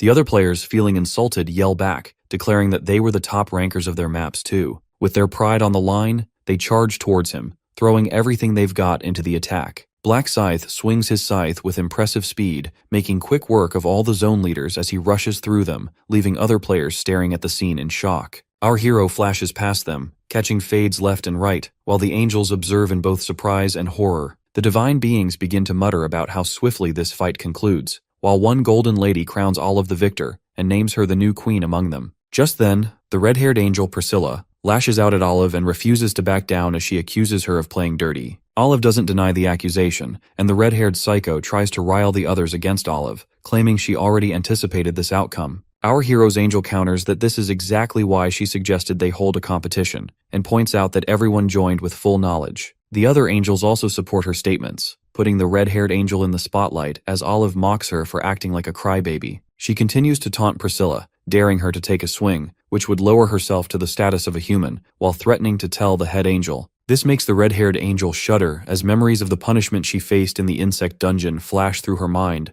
causing her to calm down almost instantly. With that, Olive issues her punishment and commands Priscilla to guide the humans. Priscilla tries to ask how long this will last, but our zone's angel only nags her further. The red-haired angel flies towards the ground, regretting the bet she made earlier. Meanwhile, the system informs our hero that he is now the new zone representative, while the crowd gathered nearby mumbles about how much more powerful Black Scythe has become, deciding it's best not to provoke him. Priscilla then revives the dead players, who wake up confused and start wondering what the heck just happened to them, as they recall their final moments. The red-haired angel fills them in on the current situation and informs them that they will be losing their representative powers now. She advises them not to feel too sad since they know how to get it back. As the bonus round concludes, the angel goes on to explain the main quest. Suddenly, quest windows pop up in front of each player, revealing that they need to kill 300 orcs each, and the passing rate has been severely decreased, which leads to complaints from the crowd. Infuriated, Priscilla lashes out at them for their constant whining and threatens to lower the passing rate even more, effectively silencing all the players. She adds that since the previous rounds have been too easy, the difficulty level has now been set to legendary. Some players question how tough this quest could possibly be, while the angel simply tells them to wait and see. Another NPC asks about the subquest and its reward, to which Priscilla replies that the hidden quest has been revealed this time, but the reward will remain a secret. Min looks at the winged creature in disgust for always withholding information and recalls that the reward for this round is the Rune of Balance, an incredibly important power-up, which only one person per zone can actually obtain. Of course, it's possible for other players to earn this rune too, but achieving that is nearly impossible. Even if a player manages to clear the subquest, meeting the conditions to earn it remains quite challenging. The angel then reveals to the crowd the hidden quest that they need to collect all balance stones. However, only one person can actually receive the reward. This means that if one person fails to find all 4 stones, then no one gets the reward. Priscilla cracks a wicked smile and reminds them that it's always possible to steal the stones from others. The players keep pestering her with questions, and she clarifies that they can only steal the balance stones and nothing else. She also lets them know that they have used up all their free revives for this round. With that, Priscilla encourages them to give it their all before vanishing into the sky as a timer appears above the players. Our hero is still irritated with the bothersome angels but decides to start farming the orcs and aims to set a new record, after which he plans to assist Jury with her kills. He then descends from the platform into the crowd and walks through them, almost sending the guys into a full-on panic. The players feel a sense of relief as he passes by peacefully and wonder whether they should follow him or not. Some players hesitate, but others argue that Min consistently stays 10 steps ahead, so there must be a method to his madness. Many of them feel anxious about getting caught, while one NPC suggests keeping a safe distance at all times. One of the previous zone representatives gets pumped up and tells them they can either step up or eat dust as he walks away from the clearing. Meanwhile, the rest of the group seriously questions if this is the best idea, but they push aside their fears and decide to go after Black Scythe anyway, beginning to trust that the pro actually knows what he is doing. After that, our hero makes it to what looks like a small orc village tucked deep in the woods, and the gang of losers chasing after him act like they're impressed by this scrappy little backwater place, while they watch Black Scythe take on the first orc and wipe it out like it's nothing more than small fry. The giant pig of a thing collapses like a sack of potatoes, and he heads straight into the center of the village, where it seriously looks like they're all getting ready to grill up some juicy barbecued meat. The moment they spot him, every orc around goes absolutely crazy and pulls out their weapons. The ground starts shaking hard as 3 massive monsters charge straight at our hero, but he stands his ground without a hint of fear and slices off the first one's head like he's already collected 3 heads on his scythe. Then, the other 2 try smashing him into a pancake for dessert, but Min swings his scythe again and clears out every house in the village until not a single orc remains. Seeing this, the others think that orcs are not that threatening, even though the homeless guy suggests that Black Scythe isn't an average scrub like them, and says they should look for another village and follow in Black Scythe's footsteps. As expected, the useless scum are already scheming to use the close combat classes as cannon fodder while they hang back and steal the last hits for themselves. Either way, they stumble across another village that's way bigger this time and even has a proper lookout. The orc standing up on the tower doesn't waste a second before blowing his battle horn, which echoes loudly across the massive village. That sound throws the whole party into chaos, and the panic only escalates when a crapload of hulking monsters pour out of the houses like a raging swarm of bees. It takes almost no time at all for them to surround the dozen or so players, and that's when everyone finally realizes the village didn't look big just for decoration. The cowardly sorcerer nervously asks what they're supposed to do, and the swordsman tells him it's pretty damn obvious they've got to fight if they want to keep their skin. As the orcs rush into attack, the guys charge full throttle, assuming they're only dealing with oversized goblins, and when one dude manages to knock aside the orc's massive club, his confidence instantly skyrockets as he gets all hyped, thinking these things are actually pretty bad at fighting. He thrusts his sword right into the monster's chest with a smug grin, but that fades fast when he realizes the blade's stuck like his sister in the washing machine. The orc responds with a filthy smack across his face using its club, sending him into permanent sleep mode, and after that, the rest of the party gets picked off slowly one at a time. Only this time there's no respawn button to save them. Meanwhile, Min feels pretty satisfied knowing those annoying bugs who thought they were sneaky invisible ninjas have finally lost his trail. He figures they should be fine anyway since there were like 20 of them. But the thought hits him hard that even those numbers would get clapped if they ever messed with the big villages that hold over 200 orcs. On top of everything else, orcs are packed with thick, beefy muscle that grabs onto weapons and makes it nearly impossible to yank them back out, which is why players are better off aiming at the neck, since that's the thinnest part. That said, it doesn't matter for our guy, who can just stroll right up to an orc and knock it out with a clean one-shot using the back of his scythe. After that, Min opens the system window to check that he's gotten 300 of them in an hour, and is the first in all regions to do so. Having claimed the top spot, he figures it's time to go check in on Jury next, so he activates his tracking skill to find her location. Meanwhile, somewhere else, Bandana Guy turns to his leader and asks if he's doing all right. The slightly smarter party starts to understand that orcs aren't just pigs walking around on 2 legs. Their leader Cho Yong-ho then asks Bandana Guy for a status update,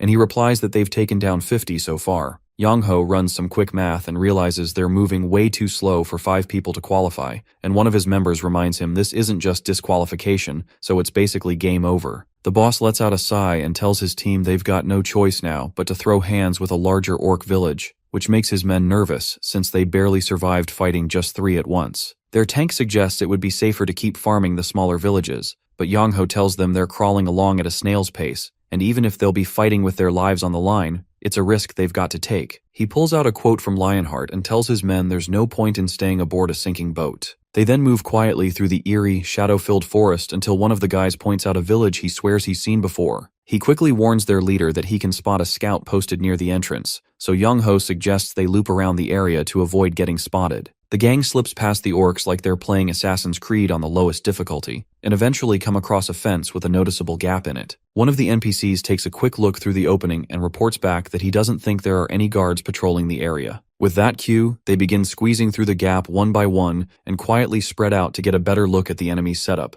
A scout mentions that there should be about 5 orcs holed up in each hut, which ends up being way more than their leader was expecting, so the blonde guy suggests they try to ambush each hut separately instead of rushing in all at once. Yong-ho gives him the green light and the group gathers outside one of the orc huts, hyping themselves up like they're about to kick down a drug den door on a cop show. Shaking from head to toe in sheer intimidation, they slowly push through the hanging curtains and reach a massive wooden door. The moment their leader signals them, the gang bursts in, only to immediately regret all their life choices when they realize there's nearly double the number of orcs lounging around like bored cavemen. Seeing them arrive, one of the jacked orcs blurts out Unga Bunga and instantly puts all of them on high alert. Yongho's guy turns to the leader and asks for orders before they all get obliterated, and the leader replies that they should at least try taking one down first. He then leads them in a charge toward the one on the left, so their tank holds back its attack just long enough for the swordsman to slash its leg, letting Bandana Guy finish it off, showing off the kind of teamwork every League player dreams of. Watching one of their comrades slam into the floor like a sack of potatoes sends the rest of the orcs into a frenzy as they dive straight at the gang, roaring like they're saying everyone's about to be pancakes in a few seconds. One orc throws a bone-crushing punch at Bandana Guy's shoulder, which makes him drop to his knees in pain and leaves him totally exposed. But Yongho shows who's boss and refuses to let that slide, stabbing his sword right into the orc's thick, girthy black neck and dropping it to the floor in an instant. As the other orcs begin grunting with rage, the party pulls together back to back. Yongho eyes the 8 remaining walking hulks and starts to wonder if his crew can really take them when the tank suddenly gives up and yells at everyone to just run for it. With no hesitation, they all take off running while the orcs come charging right after them. After a few moments, they find themselves completely surrounded, which makes the injured Bandana Guy think their time is officially up. But Yongho gathers up some aura and tells his pathetic teammates to man up, while the ones who've clearly given up already start saying their goodbyes. Their leader points out that the orcs didn't finish them off fast and tells them to look at those smug faces full of cocky grins and pride dripping from their ugly mugs. Yongho says they're being laughed at for acting like a bunch of sissies and asks if they don't feel even the slightest bit of shame. He faces the monster that's twice his size and tells his men to take them head on and fall in a way that at least shows some honor. This lights a fire under his team again, while the orcs start cracking up like they're watching monkeys trapped in a cage. Still, Yongho tells his crew to strike the one he points at once he gives the signal, but right after they brace for it, all of the orcs suddenly scatter like ants in a storm. Their attention snaps toward a fire in the distance, and the guys wonder what could be out there that even sends orcs running like terrified prey. Seeing the opportunity, Yongho tells them to stay focused because they finally have a shot now that only 8 orcs are left. After several brutal minutes pass, the men manage to bring down every last one of the monsters, and they thank their leader for giving them hope right when they were about to give up. Playing it cool as always, Yongho says he couldn't have done any of it without his homies and checks on his injured guy who honestly looks like a total crack addict. Yongho takes command again and tells the squad to stash their busted up buddy somewhere safe while he goes ahead to check the path. With that, he starts moving toward the place that was burning not long ago. As he rounds the corner, he starts to think it's weird how everything suddenly went quiet and how not a single monster has shown up. The man walks through the village and glances around when something appears that completely stuns him. Scattered around the ground are battered orc corpses that give off a strange aura. As he steps through the scene, he wonders who could have caused all this chaos when his eyes land on a man dressed in all black. It doesn't take long for him to realize it's Black Scythe, who looks a little surprised that anyone else is still in the village. But the real shock hits when he reads the player name and realizes the man is Cho Yongho, better known as the Mercenary King. It gets explained that Mercenary is a close combat class able to wield various weapons like warriors, but their real edge comes from forming contracts with allies or the Mercenary King himself. As the only guy with this class at the time, Yongho holds a unique power where both sides earn bonus rewards through contracts, making it a clean win-win deal. Min can hardly believe he's meeting this guy by pure chance and starts walking over like a shy girl. He catches himself and tries to plan how to talk to the top-ranked player while our boy throws him a harsh glare without meaning to, all while thinking the man truly looks like someone who deserves the class with that natural leader aura. Yongho asks if he's the one who wrecked all those orcs, and the man says yes. The leader starts sweating and bows quickly to show his thanks for saving the party from a certain wipe, though our boy admits he didn't even know they were there. Still, Yongho thanks him again for the help, and Min tells him he should get his men out before more orcs show up. The Mercenary King starts to sweat as he asks how the man knows about his allies. Min casually glances behind him at the goofy bunch who came running after their kind-hearted leader out of pure concern. Our hero quietly takes in the mercenaries Yongho probably formed contracts with and finds it impressive that the Mercenary King managed to gather loyal teammates so early in the game. As they all stare at the top-ranked player, Shield Guy, and the others start freaking out over what Black Scythe could be doing way out here,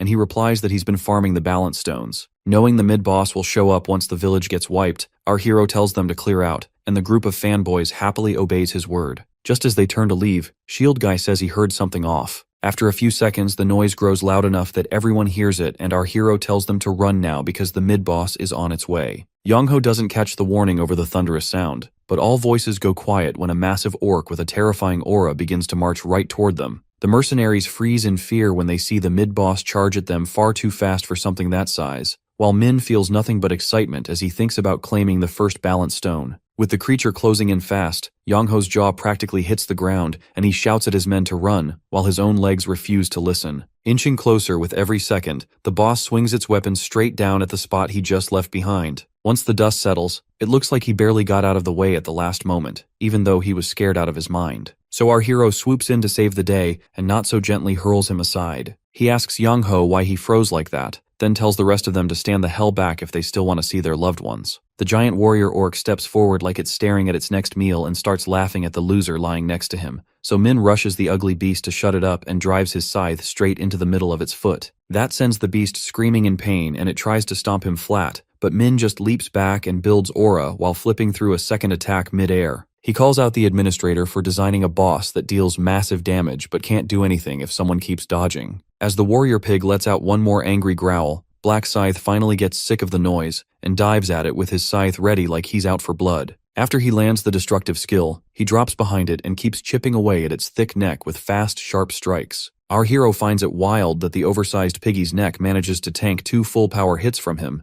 but that thought fades quick as he jumps in again and hooks his scythe around its neck. Black Scythe then kicks off the monster's body and uses the force to slice that bad boy clean off. As he stands atop the body of his fallen enemy, the system rewards him with gold and a fresh pile of experience points. Yongho's men are left stunned that he actually took down the massive beast all by himself. Meanwhile, Min stays focused on his reward panel packed with solid drops, including a legendary sword piece that deals more damage than his netherite scythe, an orc's heart he knows will help forge a unique item later, and the balance stone. All the guys come running over like kids to their dad and thank him for saving them from certain death once more, though Min keeps it cool and tells them this is exactly why he told them to leave, which makes the boys melt and practically worship him. With that, he accepts a few well wishes from Yongho's crew and heads out. The group goes off to hunt again, but just then, Bandana Guy falls to his knees and clutches his chest, saying he can see his grandma's spirit. Yongho gets pissed that he didn't say anything earlier, and frantically tells him to hang in there using the power of anime and friendship until the timer hits 0. Bandana Guy reminds him they'll all die if they stop killing orcs and begs them to leave him behind, but the leader refuses and promises to let him last hit orcs like their league minions. As doom creeps up on the heavily injured player, he says he can't hold out any longer and collapses, sending the whole squad into a panic. That's when Min turns around, surprised that the mercenary king is this torn up over one guy, and figures they're probably just tight friends or something.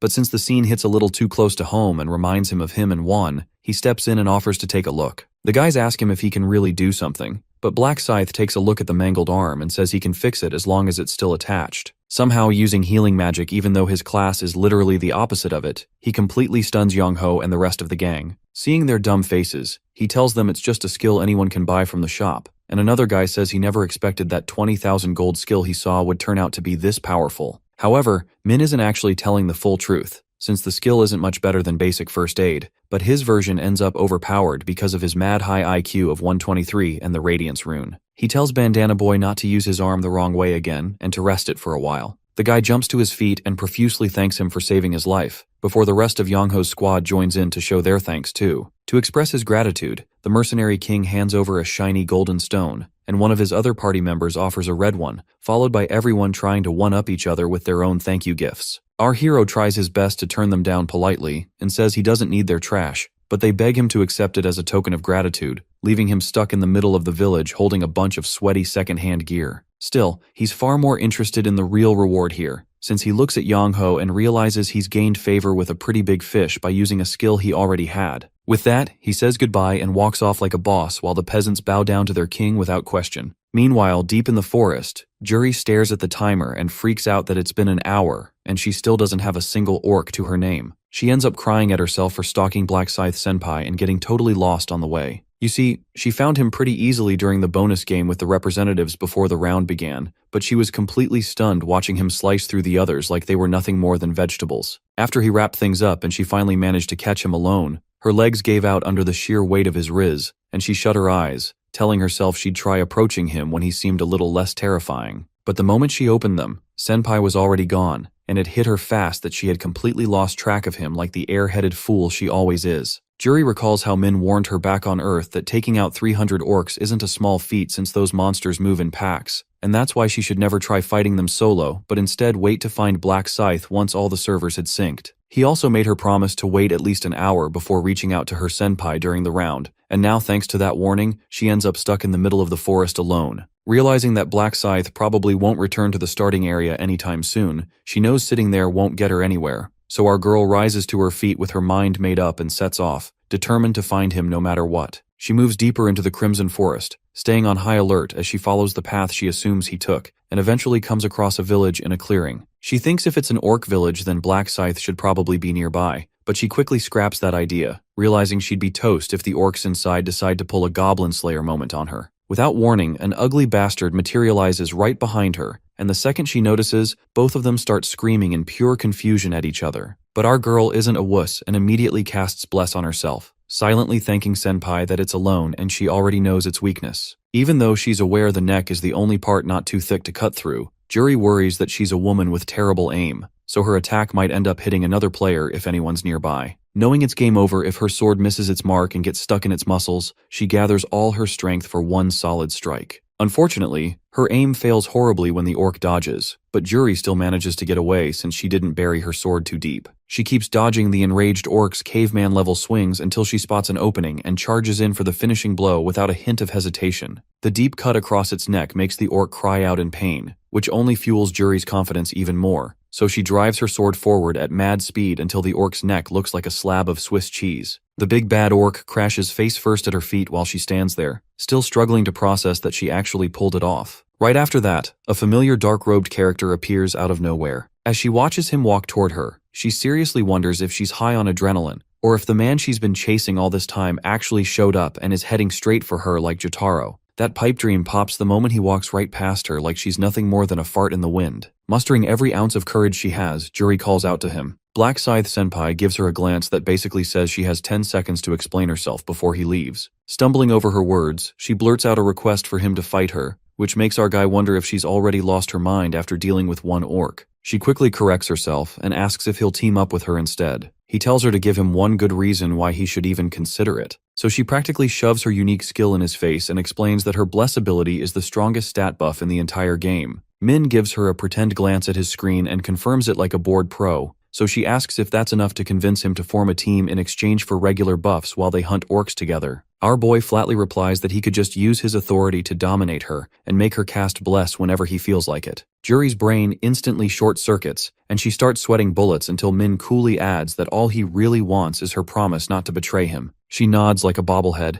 and accepts the deal without hesitation. Black Scythe extends his hand to her as a sign of trust and introduces himself, and Juri introduces herself as well, calling herself the level 13 buffer, known as Democracy. He tells her she really doesn't need his help, especially after seeing how she took down that orc, but she innocently mentions that it was pretty much her only kill in the first hour and a half of the round. Taking pity on the clumsy lady, he promises to help her hit her target as soon as he can. As they walk toward the next village, he tells her to stay within his sight, and says that it is for her own safety. Noticing his subtle kindness, she thanks Min for the solid advice when a gang of orcs shows up out of nowhere, instantly sending a chill down her spine. Black Scythe tells her to hold his beer and relax as he charges at the three ugly fatties, slicing off their legs like he's preparing for a barbecue. One by one, he ruthlessly turns each orc into an amputee, and then tells her to end their misery. After that, as she stands there just staring blankly at him, he tells her to chop chop, so Juri grips her sword with hesitation and aims it right at the gobbler. While the experience points start rolling in, she ends up thinking that killing orcs actually feels way easier than she expected, mostly because of Black Scythe's help. Min just silently stares at her and tells the woman to either hurry up or get left behind while he walks off, leaving her to scramble after him. Later on, after some time goes by, Juri happily shares that she's taken down 52 orcs in just 30 minutes, though Min still thinks that's way too slow for his standards, even though he figures it's smarter to stay careful since Juri could get herself hurt if they end up surrounded during a village raid. He figures their best chance lies in an orc shaman, so he tells her that instead of dragging things out for 3 hours at their current speed, they could actually finish it all in just one. Juri looks confused as she asks the guy how something like that could even be possible, so he explains that all they really need to do is find an orc shaman who pretty much spawns orcs endlessly for them to farm. This way, they won't waste any time running around after stragglers, and Min completely stuns her when he casually says he'll just juggle the shaman along with his creeps to help her out. Right after, she tries to press him on how he could possibly know all that, but he tells her he's gone up against one before and adds that she's always safe when Daddy Black Scythe is around. That leaves her completely in awe as she starts thinking he really does seem a lot kinder than what her first impression made her believe. As this happens, when they finally get there,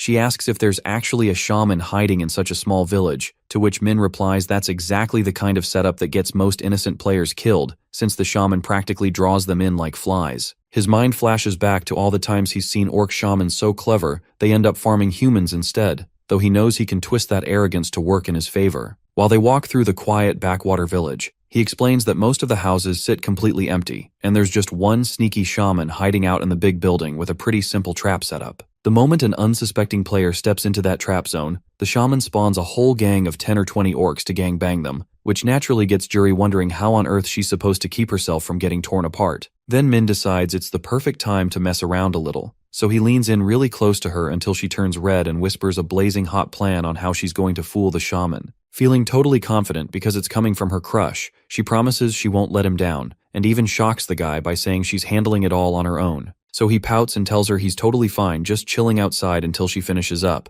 And with that, Democracy steps into the house and looks down the long, pitch-dark hallway that stretches without an end. She slowly walks deeper and deeper inside until she finds herself in a big open room with a red carpet, and it clicks in her memory that Black Scythe had already told her about this place. Back when he explained it, he told her the red carpet room is where the shaman summons orcs to fully surround any player, so she should step on it and instantly yeet herself out. That'll make the shaman send scouts to check it out, which they can then farm. Thinking it sounds easy as pie, she bravely steps inches from the carpet, but before Juri even lifts her foot, the shaman fires a light spell and stares sheer death at her. Still, she's a strong, independent woman who doesn't hesitate for a second before scooting the hell out of there and slamming the door shut right in that creep's face. With her heart practically jumping out of her chest, she tells Black Scythe she pulled it off just like he told her to, and Min simply says that now all they have to do is wait for the experience to come walking right to them. Right then, the door creaks open ever so slowly, and a small group of orcs steps out to scout around for the enemy, only to get jumped and sliced apart in a clean sweep. He turns to Juri and tells her it's safe now, so after she finishes off the first fresh batch out of the oven, she asks him if the shaman is really dumb enough to fall for the same trick again.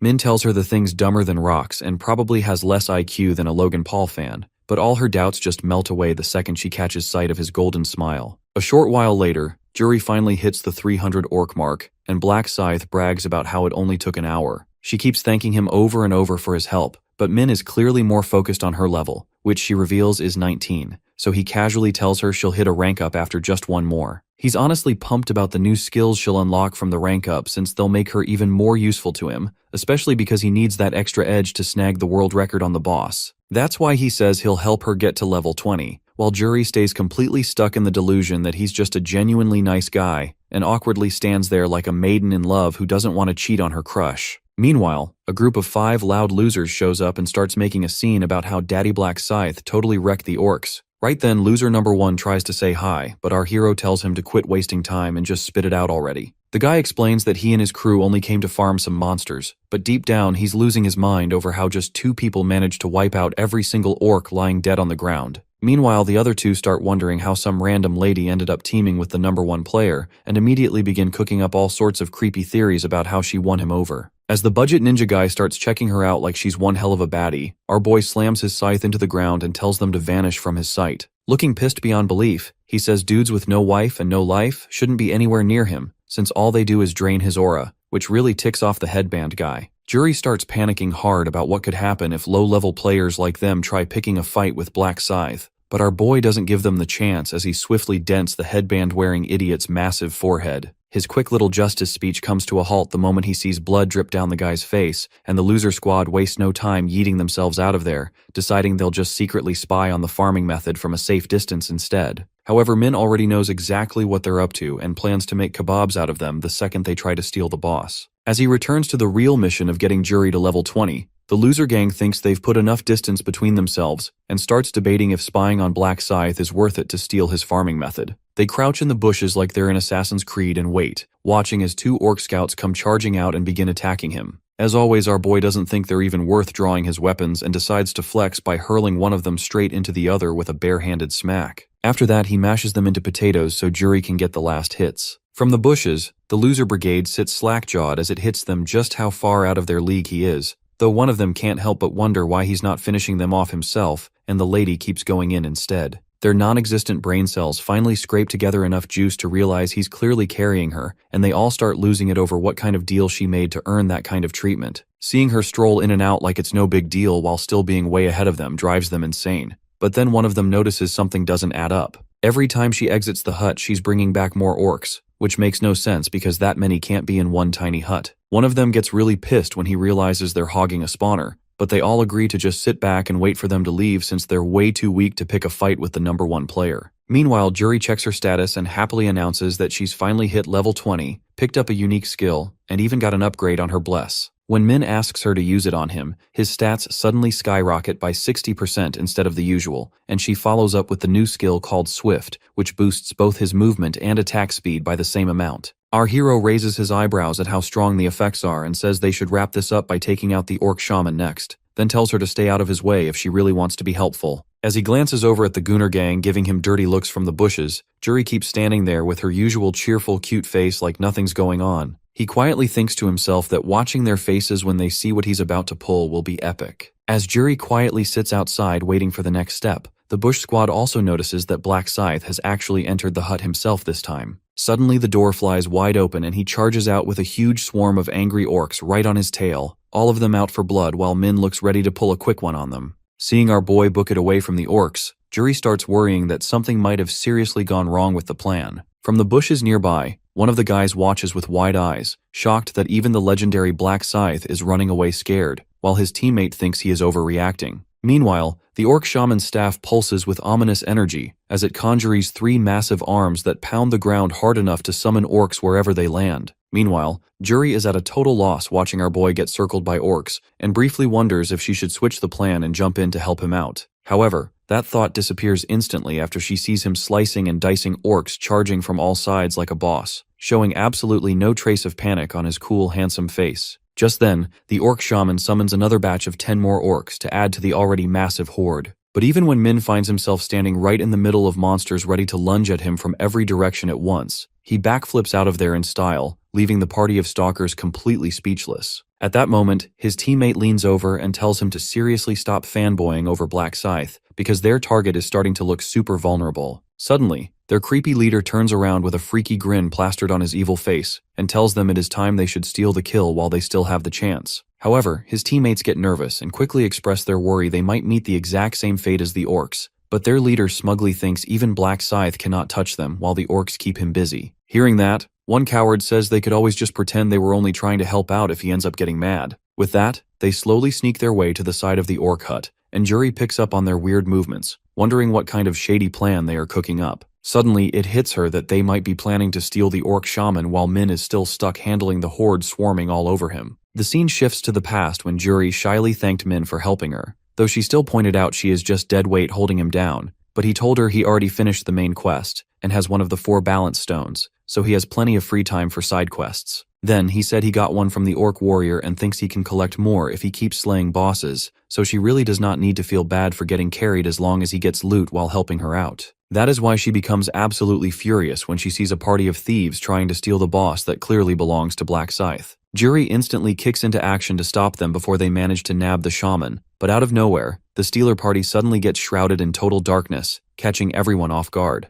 As they stumble around confused, one of the guys quietly covers another's mouth to silence him, because they are standing right behind a scary monster that just noticed them sneaking around. The monster instantly spins around and starts making horrifying guttural noises that make it super clear they are about to get game overed. So, they run as fast as their rookie legs can physically carry them, but the boss blocks their escape path by trapping them inside a circle of orcs, just like it did with Min earlier. It is at this moment they finally realize they seriously messed up. An orc slices deep into the black-haired guy's shoulder and then lifts him up into the air by his hair before slamming him down like a sack of trash. When he looks up, he realizes he is about to get his head crushed like a watermelon under an orc's foot, except this time he is the watermelon. On the other hand, our boy finishes cleaning up the last of the orcs, then sees the very predictable result of his little test to check if the stalkers would try to steal the kill when he purposely lured the shaman out. Though, he feels zero guilt because these fools would have died anyway since they wasted too much time hiding and watching him instead of just completing the actual main quest. With that, he walks straight to the orc shaman, who growls and sends his entire army of orcs making menacing noises at Min to scare him off. but our boy makes quick work of them and notices that he feels a lot faster than usual thanks to a buff from Jury,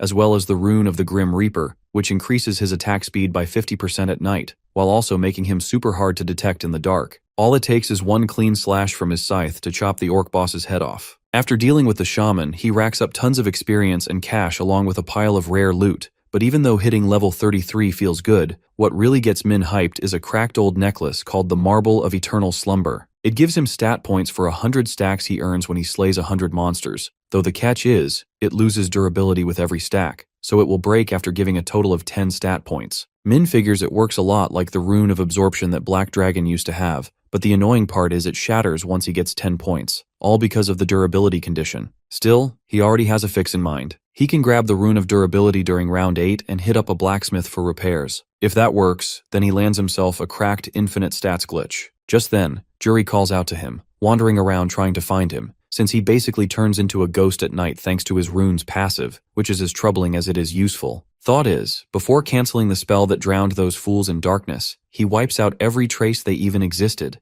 then calmly ends Night of Death. Just then, as the eerie gloom fades away like it was never there, Jury stops and blinks for a second, visibly confused, until she spots our hero and walks over fast, telling him how worried she was, but he just shrugs it off, saying he had some urgent business to handle. Hearing that, she asks if he somehow missed the party of robbing rascals who tried to steal the orc shaman while he was busy dealing with his summons. He innocently tells her he doesn't recall seeing anyone like that. The sweet girl looks completely thrown since she definitely remembers hearing their screams loud and clear, but our hero thinks there is zero reason for her to see what little of their bodies the boss left behind. After that, he tells her it is time to take down the next boss. Hours go by, and the two reach another village where Min causes another complete massacre. After wiping out the basic monsters and the archers guarding from the towers, he challenges the orc archer boss and gives it a death so brutal, it basically gets disassembled. He does not level up this time, but he bags 3 balance stones and a bunch of rare loot on the side. Opening his inventory, the first thing he checks is the agile archer boots that boost his speed,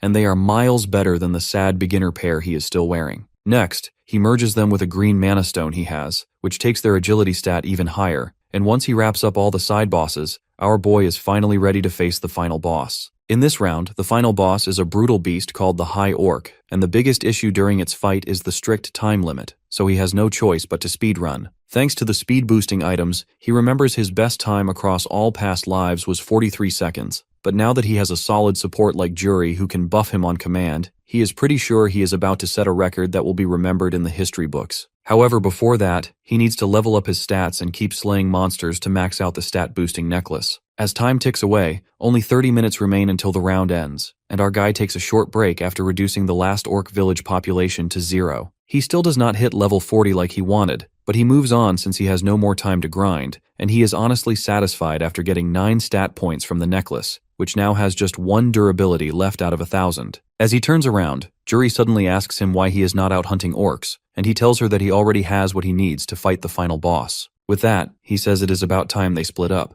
and that she actually did a great job following him all the way here. As she shakes his hand, she feels a little sad, and briefly thinks about selfishly asking if she can stay with him until the final boss, but she realizes she would probably just end up getting in his way. At the same time, our boy finds it kind of strange how quickly she got attached to him, but he knows deep down that the High Orc fight is too dangerous to bring her along to. As a small parting gift, she gives him one last buff, wrapping him in a swirl of glowing green energy, and he thanks her again for helping out with the hunt, since she was honestly kind of a lost cause on her own before. Then, she opens her inventory and says that even though it is not much, she got a glowing blue crystal during the orc hunt, and she is giving it to him in case he needs it later. Hearing that, he tells her it is fine and she can keep it, but she insists and says the experience she got already is more than enough, while thinking to herself that she can only give him one since she is keeping the other one for Min. Knowing that she still does not realize he is actually Min, he figures she must feel like she owes him something, so he accepts the gift from her while saying she helped him too, and they are even now. After that, he turns and walks off with a satisfied little smile on his face.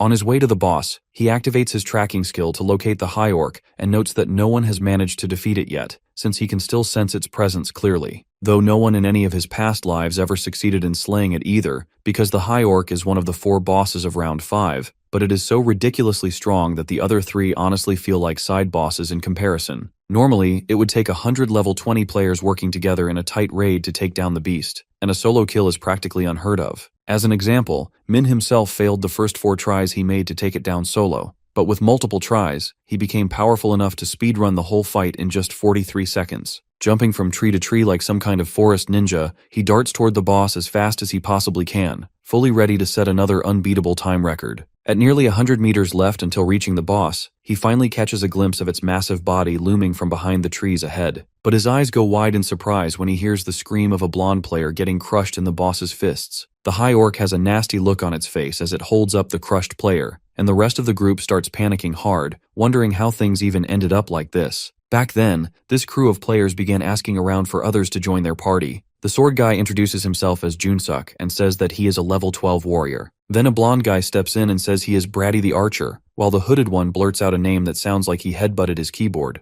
They all joined for their own reasons, but somehow they ended up getting along way better than expected. The blonde guy tells the warrior to start taunting the orcs, and he jumps straight into it while the spear girl takes out another one in the back. With the unstoppable power of bromance, they go on an orc hunt that lasts for 6 whole hours. Every single one of them hits the 300 orc count, but Junsuk still feels bad about splitting up. He offers to keep hunting, and the gang jumps right back into the grind because they want to push all the way to level 20. They unlock a new skill after that, which makes defeating orcs as easy as taking candies from little kids. The hooded guy suggests that they should aim for something bigger next, but before they can decide, the warrior suddenly points at something in the distance. The blonde guy looks up and sees a towering monster, saying that it kind of looks like an orc while the warrior guesses that it could be a boss. The spear girl asks if they are feeling brave enough to take it on, and another player agrees, figuring that the reward will be worth the risk. He offers to split the loot evenly, and the others all nod without a second thought as they head out to hunt the monster. Suddenly, the two-headed beast lets out a loud roar that freezes everyone in place. It charges toward them and launches into the air while the rest of the party can only stand there like statues.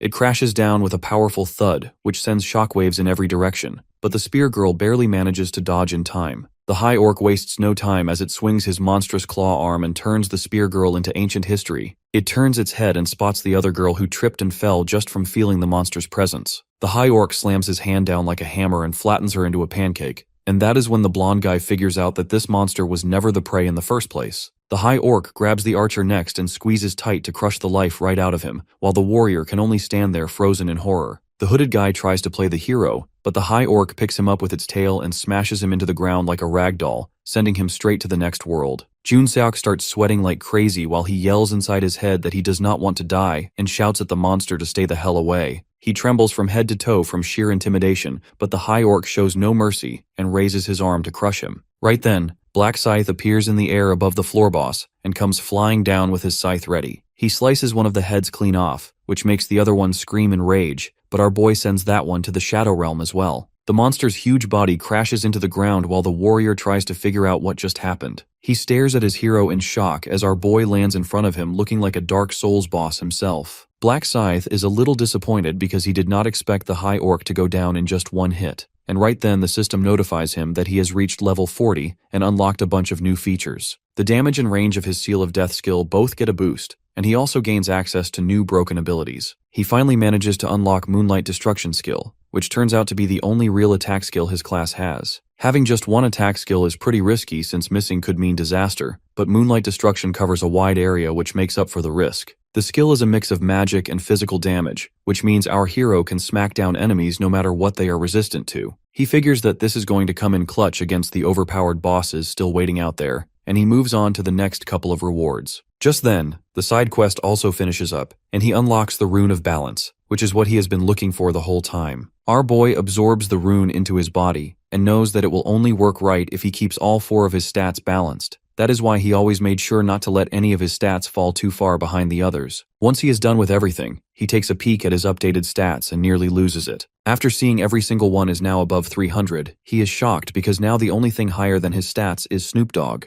Even though he knows that Jury's Bless ability and the round 5 buff are both in effect, our boy realizes that using the Rune of Balance is still the fastest way to get stronger right now, and then he goes on to claim the time attack reward. For defeating the round 5 boss in literally a single second, his time attack bonus applies to the boss as well, so he ends up getting a whopping 100,000 gold, which is the highest possible reward, and 4 times the amount he earned from his old 43-second record. Just then, the system informs him that he has set a new world record, and as a bonus for having his name registered in the Akashic records, he gets to pick one unique item of his choosing. Our boy is stunned reading that pop-up because he has never seen it happen before, and he honestly cannot believe the ticket will actually let him choose whatever unique item he wants. After opening his inventory, he taps on the reward, and it lets him pick from one of the 8 categories of equipment. Realizing the choices are pretty much unlimited, Min figures he should not pick a weapon since he is planning to craft one once he goes back, so he decides to go with a helmet instead. Meanwhile, the guy he saved just stands there, staring at him poking around in the menu, still unable to believe a single man walked in and obliterated the behemoth in one clean hit. Realizing that even a team of 5 level 20 players did not stand a chance against that boss, he starts wondering what Black Scythe's real power level even is. Still, he tells himself this is not the time to overthink and that he should thank his savior, but by then, our boy gives him one cold look and silently walks the other way, without a word. Later at the starting point, the angel descends and asks if everyone has finished their quests already, and she seems quite interested to see how badly the large number of players got shredded in this round. She laughs in amusement, knowing the players were too strong to be beaten by orcs, so it is obvious most of them were busy fighting each other instead. With that, she moves on to the results for round 5, where Black Scythe is in the lead by a massive margin, sitting at 15 levels above the number 2 player in the entire world. Everyone is completely shocked after seeing his level and that unbelievable time record. Hearing the players around him spreading rumors about how it should be impossible to hunt that many orcs so fast, he sighs because he only wants to claim his rewards and leave in peace. Suddenly, a bunch of system notifications start popping up to congratulate him for being first in pretty much everything, and that ends up earning him an epic necklace choice pack and a special reward loot box. Then, it congratulates him again for the absurd achievement of staying first for 5 rounds straight, and grants him the cool title of the one ahead of all others, which Min has wanted for a long time since it boosts his experience gain by 50%.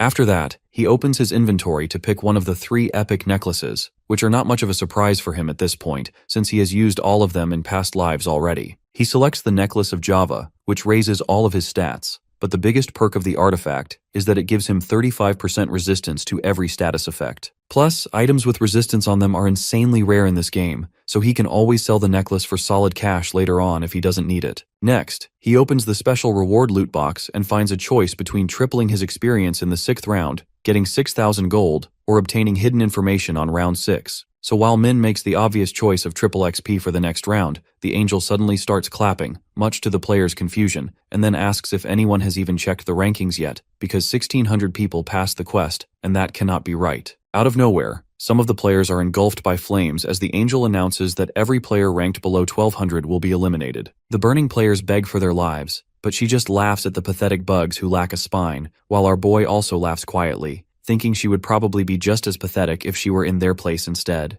Then, she announces that no one completed the side quests, until she suddenly pauses to correct herself and locks eyes with Black Scythe, who somehow is the only player who managed to complete them. With that, she bids the players farewell and tells them she will see them again in the next round. The scene shifts back to Earth, where Min relaxes at home after a nice dinner with his little brother the next day. Now that he has energy again after eating, he gets down to business and opens the combination window, where he chooses the Grim Reaper Scythe as the base weapon. Next, he adds the Orc's Heart, a mysterious wooden totem, and even the High Orc's Teeth as secondary materials. That setup alone would give him an epic rank weapon, but adding the black diamond he got from Youngmin will bump it up to unique instead. Once the combination is done, a cool-looking unique weapon called Death Scythe appears right in front of him, and it makes our boy so happy that he bursts out laughing, thrilled he has finally upgraded from his Grim Reaper Scythe, which honestly sounded a lot cooler. Then, he decides to use all his leftover money to buy general skills, starting off with Surrounding Search, which lets him see every player and monster in the vicinity like a mini-map. Secondly, he buys Dynamic Vision Enhancement, which boosts his eyesight in real time. And finally, he grabs Basic Resistance, which passively boosts resistance to all status effects by 15%, along with another passive that reduces the chance for his attacks to miss. Even after buying all of that, he still has 14,000 gold left and figures there is nothing else he really needs other than the epic item that is set to appear in a few days. With that done, he calls it a day and opens his status window again to check his stats, still impressed by how much the Rune of Balance has raised them, and the Rune of Slaughter is going to double all that power. Now that he is as strong as possible, he decides it is time to check on his business with Kyungrok Ma and then go after Young Min. However, he realizes he has no clue where Young Min even is, or if the guy is still alive. He uses track on him and manages to catch a signal, which confirms the guy is still alive somewhere, meaning Min can still put him to good use. However, he swears this will be the last time he bothers using scum like that for personal gain, before finally tossing him out like the trash that he is. The next day, Juri finds herself sitting in a fancy-looking cafe and she wonders why the rich boy wants to meet her again. In her mind, she starts drooling over all kinds of spicy scenarios, which makes her shake her head hard to clear the naughty thoughts out. Just then, Min walks into the cafe like he owns the place and asks if she waited long for him. Juri still feels a little flustered, but nervously offers to treat him, and our boy accepts the offer without hesitation. He gives her an innocent smile, and as she starts sipping her drink, she wonders where all these weird thoughts are even coming from. Min cuts in and asks how round 5 went for her, and she answers that she teamed up with Black Scythe, so it went surprisingly smoothly. She admits she thought she would be dead weight, but Black Scythe turned out to be really kind. Min reassures her that her buffs are very useful, and she reveals that this was the first time she placed second.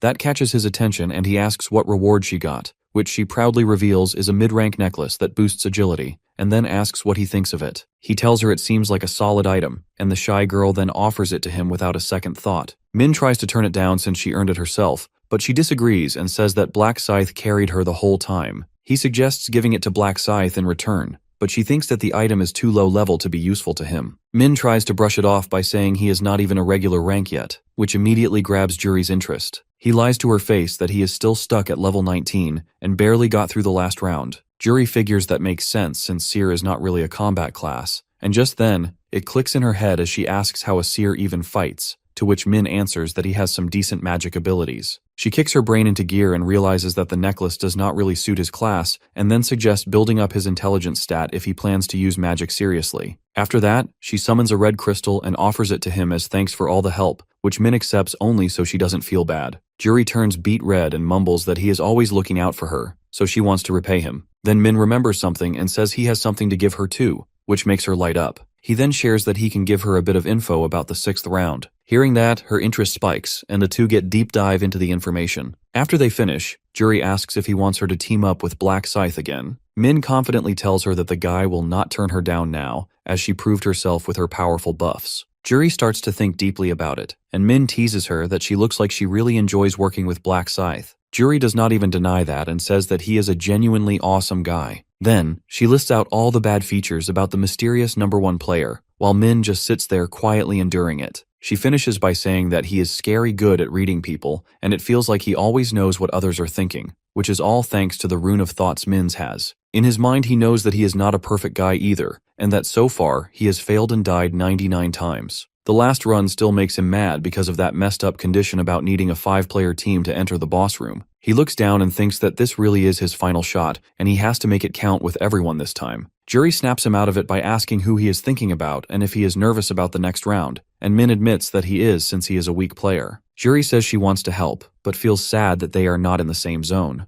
Then Min playfully asks if she would help for free if they were. Hearing that, the shy girl starts getting awkward, and says she does not feel great always being the one who gets helped, and she wants to do something for him too. Min silently thanks her since her buffs are the reason he wiped out the High Orc in under a second. He tells her not to worry, and he is sure they will meet in the other world someday. She smiles and tells him to hang tight until she finds him, while he awkwardly raises a fist in the air, and quietly wonders how she will react when she finds out he is Black Scythe. Later, Min heads over to Kyungrak Ma, who instantly gets up to greet him. The guy puts an arm around him like they're close friends, and personally walks him over to the couch before telling Seongchul to prepare some tea. He starts sweet-talking like crazy and says that he will handle anything bothering Sir Min, which makes Min laugh a little at a big shot like him is trying this hard to get close to him. Kyungrak offers some dinner, but Min gets straight to the point, which immediately grabs his attention as he asks if this is about the next round. Min says that he will share that too, which makes the CEO smile from ear to ear. But then our boy says that he wants him to hold a shareholders meeting in return, and then explains that they need to change both the business type and the company name, which makes Kyungrak curious as to what he is supposed to do. Our hero tells the man that he just needs to support the proposals he brings up during the meeting and warns that there should be no pushback from the others. After all, Min remembers that the other shareholders were not thrilled about this idea when he saw it in the future. Now that Min has Kyungrak fully focused on what he has to say, when the man asks what kind of proposal he is planning, Min finally reveals the master plan that he wants to create a social open market specifically for players. Hearing that, Kyungrak looks a little thrown off by the unique idea and confirms if Min means they should build a website. Min explains that it would be a platform made only for players and used as a trading shop for items. Ma asks if they plan to add a cash payment option, but Min says that it depends on the seller and they can choose to trade instead. The CEO still looks unsure, but our boy tells him that some players will definitely need quick cash now and then. Right then, Min slips up and mentions there will be future opportunities which Kyungrok picks up on fast. Min reassures him that he has already seen the future where players above level 40 start trading items for gold. At that point, they unlock a negotiation skill that lets them exchange gold directly between players, so all they really need is a proper and safe site for the exchange. Kyungrok sinks into thought and realizes that this might not be such a bad idea after all. If it works, they will have full control over it. He asks if players would even use such a site, and Min tells him they already have tons of unused items from earlier rounds. Since players can't sell monster drops in regular shops, they are probably struggling to figure out how to get rid of all their junk. Most players have hit level 20 by now, which means they have likely unlocked the combine skill already, but having a site that lets them exchange materials would make things way easier. Kyungrok agrees that people would use it for sure, and starts thinking deeper that if the seer is right, this thing could bring in some massive profit. At that moment, his mind starts racing with ideas like launching an app version, or maybe adding an auction system later. Min sees that the CEO is slowly warming up to the whole thing, which works out perfectly for him too. If he manages to take full control over the synthesis ingredient items before they become popular, he could craft some seriously cracked equipment. Kyungrok finally nods and agrees to the plan while Min asks him if he has any ideas for the name. The CEO starts sucking up to him again, saying that Min is the major shareholder and his idea should lead the way, so Min comes up with the name Player Place. The man agrees it has a nice ring to it, and Min then asks how long development will take. The CEO answers that it should be ready in about a month, which lines up nicely with the end of round 6. That is when Min finally decides to give him the info on what will happen in the next round. After a quick explanation, Kyungrok figures that teamwork is going to matter a lot again and thanks Min for all the valuable info. He thinks that keeping the seer close was the best move ever, because everything now feels like it is flowing smoothly in both the other world and the real one. Kyungrok promises to get the business running just like Min said, and will call the shareholders meeting as soon as possible. Min agrees to join it, and both of them get up to leave. The boss man tells Seongchul to drive Min home and to inform Aaron about everything that happened today, then sees our boy off. A few days later, Min climbs into bed excitedly because today is the day the epic item goes up for sale. He logs into the store and goes straight to the item of the day, which appears to be a fancy-looking shirt that boosts both attack and movement speed by a big amount. He buys it without a second thought while thinking that although 20 gold for an epic item is no joke, and soon he won't need to rely on the shop at all. Once that time comes, blueprints, which are basically instruction manuals for how to craft specific items, will start popping up for sale too. That way, people won't have to combine materials blindly and can even resell the blueprints for easy profit through the social market. Min drops flat on the bed and figures that the meeting has to go well for that dream to become a reality. The next day, the meeting begins, and the room is packed with shareholders as Min takes the stage and delivers an Oscar-worthy speech. Just as expected, there is some backlash at first, but he answers every question smoothly and manages to win everyone over. After the meeting, Kyungrok walks over and says he handled it like a pro, while Min just brushes it off. The CEO reassures him that he will handle the rest of the business stuff and tells Min to focus on staying alive in the next round. That makes our boy smile a little since the guy seems genuinely worried about him. With that done, the two decide to grab lunch since he has wrapped up all his tasks for the day. As Min walks off, he thinks that there is just one last thing to do now, which is to use Yangmin one final time. The scene cuts to the forum meeting, where Yami enters with her usual energy and greets everyone cheerfully, but the atmosphere of the group chat seems a bit off. A member asks if she has not heard the news yet, then tells her that Mr. 30 and the other guy are most likely dead since no one has heard from them at all. Yami finds it kind of dumb that they are acting all sad when they barely even knew each other beyond these video calls, but then it clicks that they are pretending just to look like good people in front of the president. She figures that they are trying to suck up to the emotional boss who feels genuinely sad when someone dies, and decides to play the same game. Channeling her inner drama queen, she puts on a fake performance that would make a grown man tear up, and the others start crying too, while Yami cringes inside at how fake it all feels and how easy it is to manipulate them. Then the chairman joins the call and asks why everyone is crying like they got attacked by onion-chopping ninjas, so Lost Yark sniffles dramatically and reveals the bad news, which also makes the chairman's mood drop a little, and he informs them all that now they are down to just 6 members. A long-haired player suggests they choose new executives, but the chairman shoots it down and replies that there is no one left who is talented enough, and even the 3 players they tried to recruit recently have gone completely silent. Lost Yark says he kept trying to reach them, but no one replied,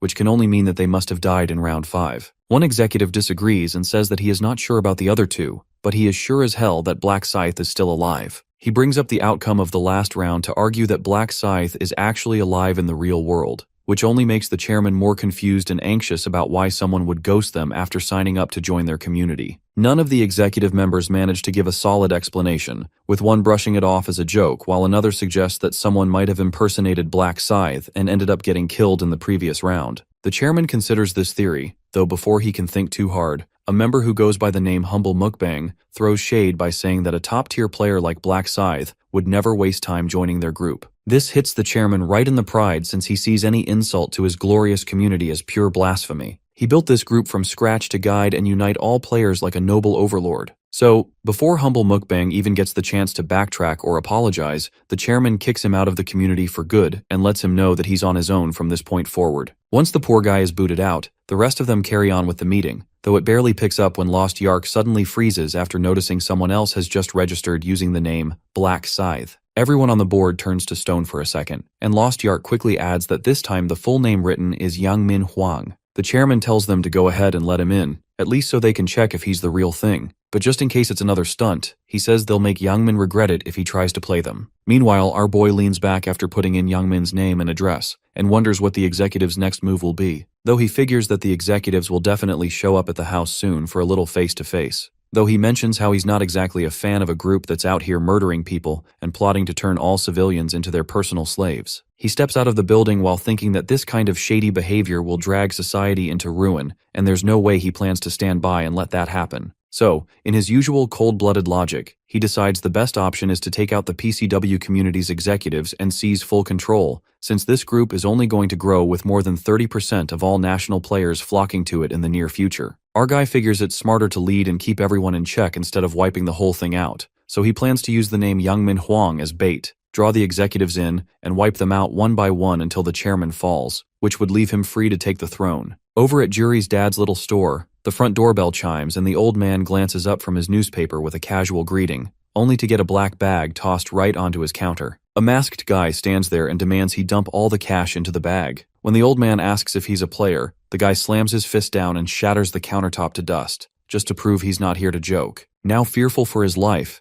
the poor man hands over the money from the register without a fuss, though the thug isn't satisfied and insists he hand over more. The old man tries to explain that their business has been struggling ever since the lottery got axed, but the robber doesn't care. He narrows his eyes and announces that he knows there's a safe hidden in the back. The old guy rushes to the back room and returns with every last bill he can gather, which adds up to about 10 million won. Before the thug walks out, he throws in one final threat and warns the man that if he dares to call the police, he'll make sure to come back and finish him off even if it means busting out of jail to do it. He storms out of the shop and pulls off his mask, revealing that the robber turns out to be none other than Youngmin Huang. He starts to hype himself up over the haul and considers it should be enough to keep him afloat for a month, but then his grin fades as he wonders whether he'll be able to make it through the next round the way he scrapes by in real life. His thoughts spiral and land on Black Scythe, who he blames for destroying all his stats and wrecking his friend group, so he swears that if he ever runs into that guy outside the game, he'll smash him into the pavement without holding back. He heads home and freezes the moment he spots someone waiting at his apartment door. He throws out a question to figure out who the guy is, but only gets more confused when the stranger asks if he's Youngmin Huang. He silently stares back in disbelief, and the guy takes that silence as a yes. Now clearly shaken, Youngmin nervously asks if the stranger happens to be a cop. The man laughs and tosses back a question of his own, wondering why Youngmin would even think that unless he'd done something illegal. He then introduces himself as an executive from the PCW community and points out that Youngmin had signed up to join earlier that day. This only makes Youngmin stare harder, muttering that the guy sounds like he's high since none of that makes any sense to him. At that moment, the executive now looks lost too and asks straight up if Youngmin is actually Black Scythe, which pushes Youngmin over the edge. He bursts out, asking if this is some kind of prank show and says he has no clue what PCW even stands for. After hearing that, the executive lets out a long sigh and turns to leave, though Youngmin stops him to explain the situation. He claims that even though the name and address match, someone else must have used his identity to mess with them. Youngmin demands to know who would pull something that messed up, when a masked figure suddenly steps out in front of them and calmly announces that he's the one who borrowed Youngmin's name. Youngmin starts sweating and demands to know who the guy is and whether they've ever met before. In response, the masked figure slowly reveals a massive scythe, the kind no normal person just carries around for fun. Lost Yark stares at the weapon and wonders if this means the guy in front of them is Black Scythe, but then quickly shakes off the idea because the guy looks way too short and skinny. nothing like what he had pictured. On the other hand, Young Min begins to feel his legs wobble under him since even though the guy looks different on the outside, something about the vibe he gives off and the way he speaks feels eerily familiar. He locks eyes with him and instantly recognizes them, and wonders why Black Scythe stands right there, and why he even used Young Min's personal information to begin with. He realizes if the guy still holds a grudge, and his sudden appearance here doesn't exactly scream good news. Lost Yark notices Young Min trembling and begins to reconsider, now thinking that this person might actually be the real deal. He quickly reminds himself that his own level caps out at 20, and there's zero chance he could take on Black Scythe in a fight. But before he can overthink it, the masked man speaks up. Black Scythe states that he knows the guy didn't show up there alone, and tells him to call out the others as well. That statement throws them off completely, and both the executive and the chairman quietly step out of hiding. One of them asks how he knew they were there in the first place, but the masked figure doesn't respond to that, and instead warns them to stay right where they are unless they want to lose their heads. The executive scoffs and says that the guy's got a lot of nerve for someone that size, though the chairman shuts him up before he says anything more reckless. The chairman repeats the question, wanting to know if he really is Black Scythe, and the masked figure answers by raising the giant scythe again. Still not fully convinced, the chairman insists that he's never seen the weapon before, so it proves nothing to him. Our boy replies that there's no point in asking if he's not even going to believe it, but the chairman insists one more time that he wants to hear the truth from his own mouth. At last, the masked man confirms it himself, saying that there is no doubt he is Black Scythe, and a pop-up screen for the Rune of Truth flashes right in front of the chairman, which clearly states that his target is telling the truth. He relays this to the others, and the entire group quickly realizes that they've backed themselves into something much more dangerous than expected. The brown-haired executive begins to shake like he just saw his own browser history, now regretting everything he said about the guy's height. He considers falling to his knees and begging for forgiveness, but wonders if the insult even registered, since Black Scythe hasn't reacted yet. The man tries to switch gears and go for a formal introduction, but our boy shuts it down and tells them to check once again if he really is Black Scythe. The guy panics and just blurts out apologies for what he said, but our boy keeps pushing and insists that they verify his identity once more. The chairman nervously explains that they already confirmed it with the Rune of Truth, though he doesn't get far before Black Scythe interrupts again,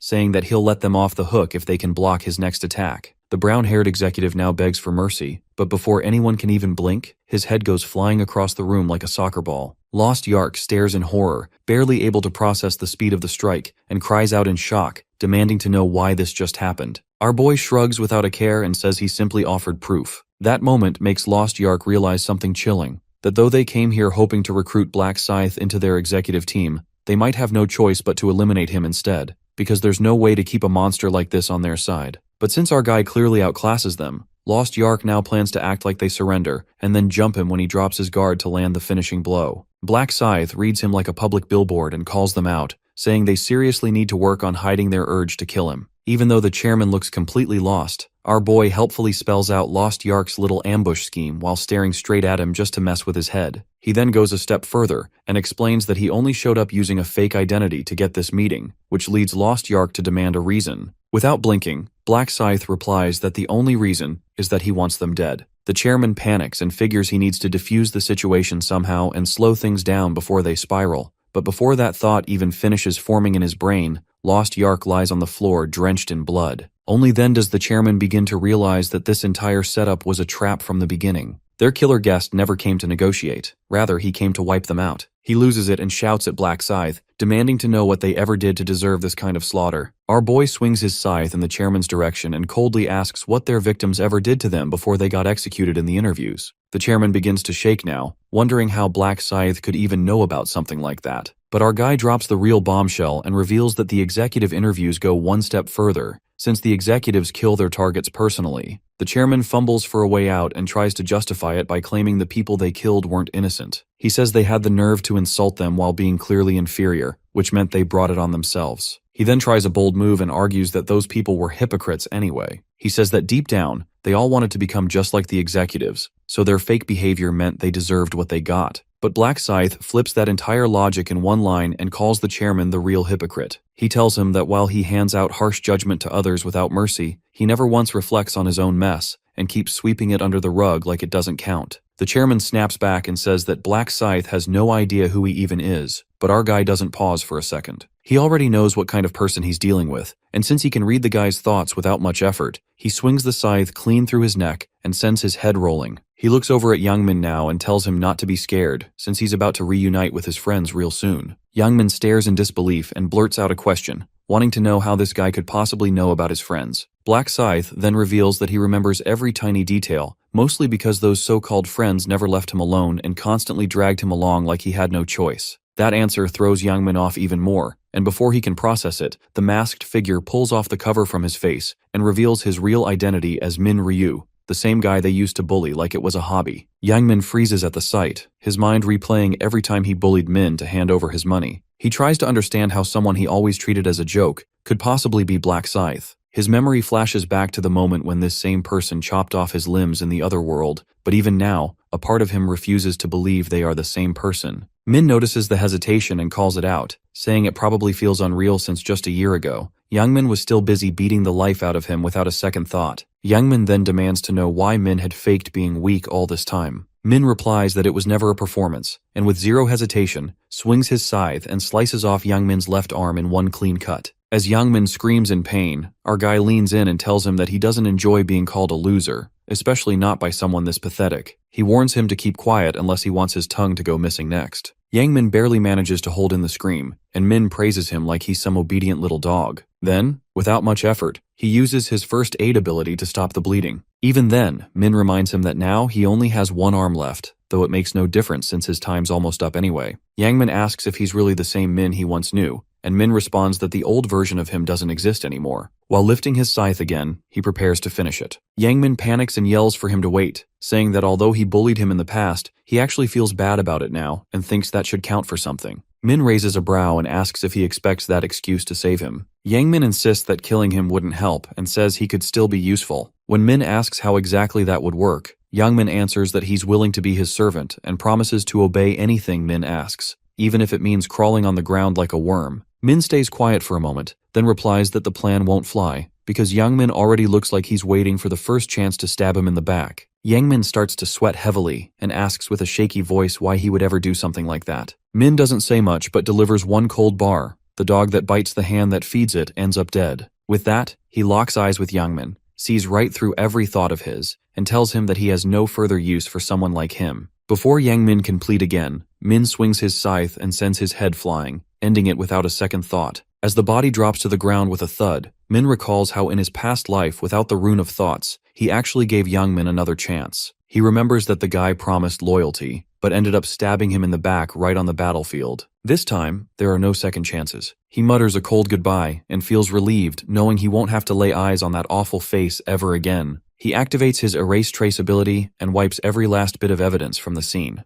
Now that the mess is cleaned up, he sets his sights on moving into Youngmin's house. Meanwhile, Yami logs into the PCW executive meeting chat room and greets whoever's present, expecting the meeting with Black Scythe to have wrapped up by now. She glances around and wonders why no one else has shown up. The other executive responds and drops the bomb that all the others got wiped out during the interview. That piece of news stuns Yami, and before she can even ask who pulled it off, her gut makes the obvious connection. The executive confirms it was Black Scythe without blinking and tells her that he's now out there, hunting down the rest of the team. Yami immediately asks about the remaining teammates, only to hear that both of them are dead too. Her face twists in disbelief as she tries to understand what they could have done to deserve this. The executive explains that there probably wasn't a solid reason, and figures Black Scythe either did it for amusement or didn't vibe with their plan to build an organization. She falls silent and lets that sink in, though her thoughts race. She knows some people just can't stand to see others succeed, and maybe he wanted to ruin things out of spite. Either way, one thing becomes crystal clear, is that they need to eliminate him. She lets out a sigh and then asks if the guy tricked them from the start by pretending to want to join.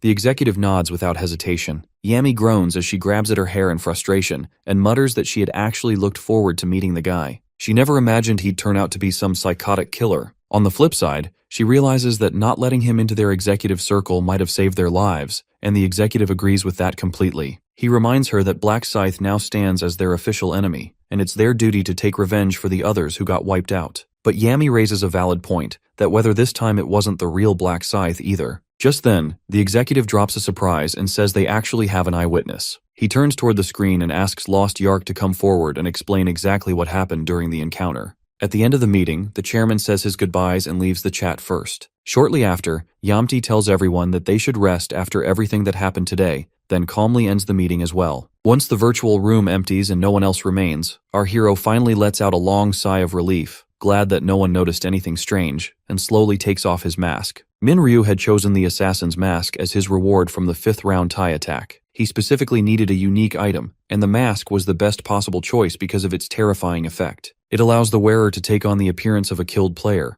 perfectly copying their face, skin tone, voice, and even body shape without leaving any flaws. For our hero, being able to assume the identity of a fallen player is an overwhelming advantage, because nothing is more lethal than an assassination carried out by someone the target believes to be an ally. Naturally, our hero wants to kill the chairman one day and disguise himself as him. However, that plan immediately hits a wall, because the assassin's mask does not work on non-players, and the chairman is not a player at all. The irony of the head of an organization made entirely of players being a non-player himself is not lost on Minryu. On top of that, Yamti remains extremely close to the chairman, and in his current condition, our hero has no reliable way to counter her abilities. Because of this, avoiding direct contact with the executives is the safest option until he can find an effective countermeasure. For now, Minryu has no choice but to continue playing Lost Yak's role through video meetings, maintaining distance while carefully observing the situation. He feels confident that no one will try to investigate Lost Yak's whereabouts until the next meeting, which gives him some breathing room. As his thoughts settle, he begins planning to restore the durability of the Eternal Rest Orb before that time arrives. With everything considered, he decides that an overseas trip is the best course of action.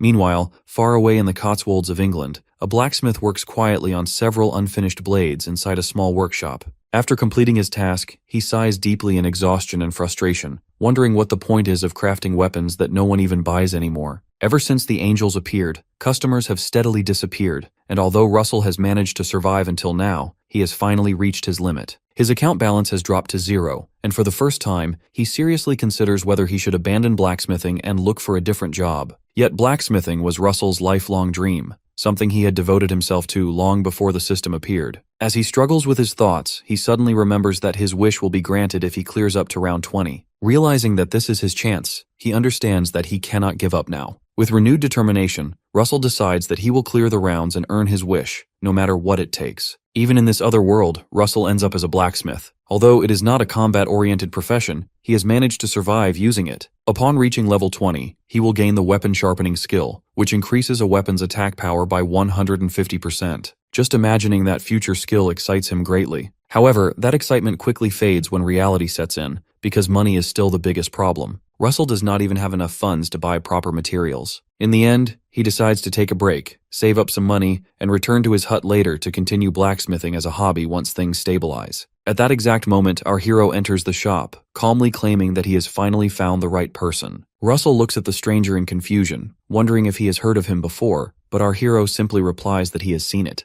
Minryu introduces himself as a prophet, someone who can see the future. Russell immediately refuses to believe such a ridiculous claim, but our hero follows up by accurately listing Russell's job, level, and even his region name without hesitation. Completely shocked, Russell starts to believe him, even though he has never heard of a prophet class before. Minryu explains that it is a unique class, and that only one person in the entire world can possess it. Still confused, Russell asks why someone so extraordinary would bother visiting a small, failing blacksmith shop like his. Our hero explains that he has come to make a deal and asks Russell to repair a weapon in exchange for valuable information. He clearly states that the information concerns round 6. The moment Russell hears that, his attention sharpens immediately. Knowing the details of the next round in advance would drastically improve his chances of clearing it. Even so, he knows that repairing a single item is far too small a price for such knowledge. He carefully confirms whether the stranger truly wants nothing more than restoring the weapon's durability. Minryu finds Russell's honest reaction exactly as he had foreseen and calmly tells him that his true goal is to get closer to him. Russell is completely caught off guard by this statement. Our hero then explains that he has seen Russell's future clearly. Russell reaches the peak of blacksmithing and survives up to round 15 entirely through his own efforts, without anyone's help.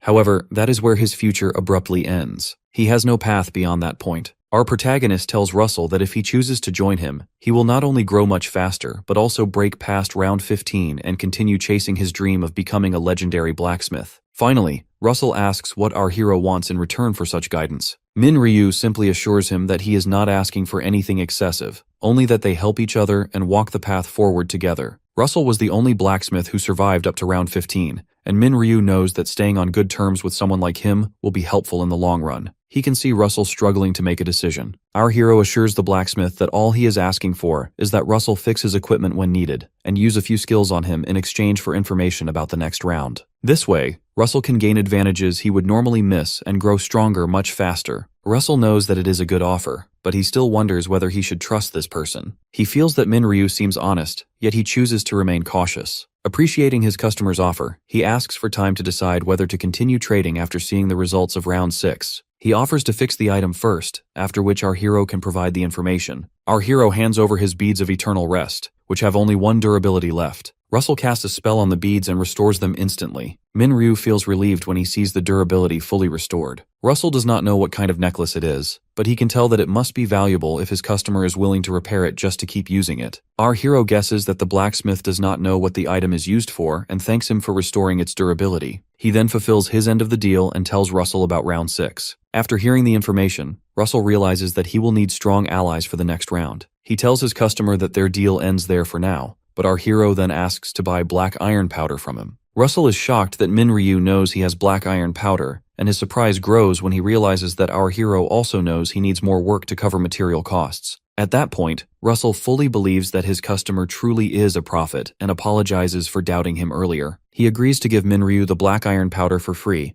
believing that he has already received enough and not wanting to be shameless by taking more. Our protagonist is surprised that the blacksmith is willing to give away such a rare item. Black iron powder is a material used for god-grade items, and seeing Russell give it away makes our hero realize that he does not know how rare it is before round 11. He asks whether Russell is really sure about giving it away, and Russell replies that he does not even know what it is used for. He feels that it must be important if Min Ryu specifically asked for it, but he does not want to be greedy. Even so, our hero hands him a bag of money, unwilling to take the item for free. Russell is shocked when he sees how much money is inside. With this amount, he can easily cover his material costs without needing another job, but he feels awkward accepting so much. Our hero reassures him that the item is worth that much and tells him not to worry. He then advises Russell to open an overseas account and invest in Korean stocks in a company called Player Place. He assures him that the company will soon boom and that investing in it will ensure he never has to worry about material costs again. Russell agrees to trust the prophet's advice. They exchange numbers, and our hero introduces himself as Mr. Ryu. On June 1st at midnight, the players are teleported into a desert. They are shocked to find themselves dropped into a barren wasteland for the quest. Our hero already knows that round 6 is a cooperation round and that he will need people to work with. His first choice is Minjuri, and although he does not need anyone else, he still requires 3 more people to form a 5-person party. At that moment, Minjuri calls out from behind and catches up with him after not speaking for a while. The surrounding players are surprised to see her casually talking with a rank 1 player, and many feel jealous of her for placing second in the previous round. As Min Ryu and Minjuri talk about the last round, he tells her that he managed to take down the final boss, even though time was tight, and also completed the subquest to collect the Stones of Balance. However, he refuses to tell her what the rewards were, knowing that she is about to ask. Minjuri tells him that she has always thought he had great insight, but immediately gets embarrassed after realizing how cringy it sounded. Our hero assures her that it is fine, and thanks her for the compliment. At that moment, Sang Cheol and Seo Arin arrive and see our hero having a chat with Minjuri. Seo Arin and Sang Cheol greet our hero. Seo Arin inquires whether the woman standing with him is his companion, but our hero refuses to answer her question. Seeing his blunt response, Seo Arin becomes visibly upset. Our hero then wonders whether they came to talk about something, already knowing that they approached him because the prophet told them to form a party with Black Scythe. Sang Cheol urges Black Scythe that they want to form a party with him. They admit that they will probably slow him down, but promise that they will do their best regardless. Our protagonist pretends to consider their request, even though, in reality, they are only filling numbers. Still, he believes that accepting them would make Ma Kyung-grok think more highly of him. Sang Cheol then offers to exchange information about round 6 in return for joining the party. Our protagonist decides to toy with him and refuses the offer outright. He says that he prefers clearing rounds his own way and does not rely on untrustworthy information. He then asks about the source of the information, which causes Sang Cheol to hesitate. This reaction makes our hero feel impressed that Sang Cheol refuses to reveal the informant even if it means losing the chance to join the party, and because of this, he decides to accept them. Sang Cheol is confused by the sudden change, but Min Ryu explains that keeping the source secret makes him trustworthy, and that Black Scythe dislikes people who cannot keep secrets. Instantly, Sang Cheol sighs in relief for not mentioning the prophet and thanks Black Scythe for allowing them to join. Min Ryu then introduces Minjuri, explaining that she is a buffer currently under contract with him. Seo Arin introduces herself next, and Minjuri immediately starts fangirling after realizing that she is the actress Seo Arin. Sang Cheol asks whether Black Scythe is really sure about not receiving the information about Round 6, and our hero replies that he does not want to owe anyone. Sang Cheol had wanted to repay him with information, but after Min Ryu refuses, he decides that he will simply provide tips if anything goes off track. Sang Cheol then asks Minjuri about her buffer class. She explains that she specializes in casting stat buffs, and that she will apply them to everyone later. Seo Arin adds that she has something similar, mentioning that she has a summoned fairy that provides shields. Sang Cheol introduces himself properly and tells Minjuri that Black Scythe once saved their lives. At that moment, the messenger flies in and greets the players. After mentioning the total number of participants, she immediately gets to the point and announces that the round requires defeating one boss within 6 hours. The players are upset at the idea of fighting a boss on their own, but the messenger reveals that it is impossible to defeat the boss solo. She explains that they must fight together and that a party system has been prepared specifically for this round. Once players form a party, they become allies and can no longer damage one another. The players feel relieved knowing they do not have to worry about betrayal, though the messenger clarifies that attacks from other parties will still function and that only allied attacks are nullified. Regarding rewards, experience points and gold are evenly shared among party members, regardless of who lands the final hit, as long as they remain within 100 meters of each other. If they move farther apart than that distance, rewards will not be shared. Item drops are determined by contribution percentage, but even players with low contribution still have a chance to obtain items. One player asks whether someone with minimal contribution could still receive an item, and the messenger confirms that even a 1% contribution could succeed if luck is on their side. She adds that contribution is calculated based on all actions, explaining that while dealing damage increases it, buffing and support roles are also counted.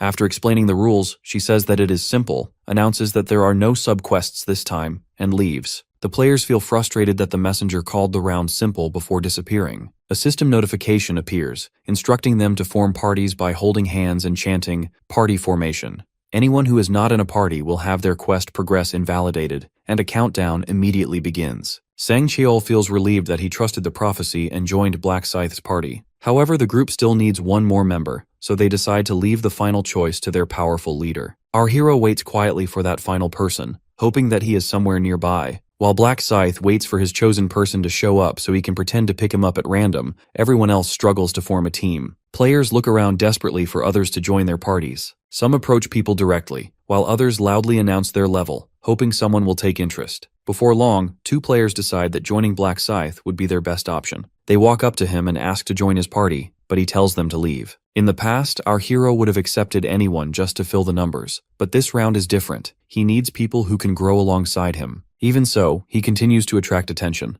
Another player asks to join, hoping to fill numbers, and Black Scythe sends him away as well. A girl tries her luck next, but she's rejected too. The watching players grow irritated at how he turns everyone down without even listening, and many envy the people who already managed to join his party. Meanwhile, Sang Cheol wonders who Black Scythe is planning to put in the final slot. He wishes President Ma were there so he could recommend him. Minjuri, on the other hand, wishes Ryu Min were present, knowing he would argue his way into the last spot. At that moment, someone else walks over to greet Black Scythe. Our protagonist feels relieved to see Jo Young-ho still alive, having expected him to drop out during round 5. Jo Young-ho tells him that watching his fight motivated him to finish the hunt quickly and thanks him for it. He then introduces his friend Mankey, who also thanks Black Scythe for healing his shoulder back then. Our hero is impressed that Mankey managed to reach 300 kills with that body, and Mankey thanks him again for it. Jo Young-ho asks Black Scythe if he's looking for party members, and clarifies that he didn't come to join since they've already formed their own party. Judging by the chains around their wrists, our hero already knew that. He asks why they came, and Jo Young-ho explains that he wants to propose an alliance between their parties. He says he isn't interested in items, and even offers to give the boss to Black Scythe because he simply wants to help. When our hero refuses, Jo Young-ho assumes it's because they would get in the way,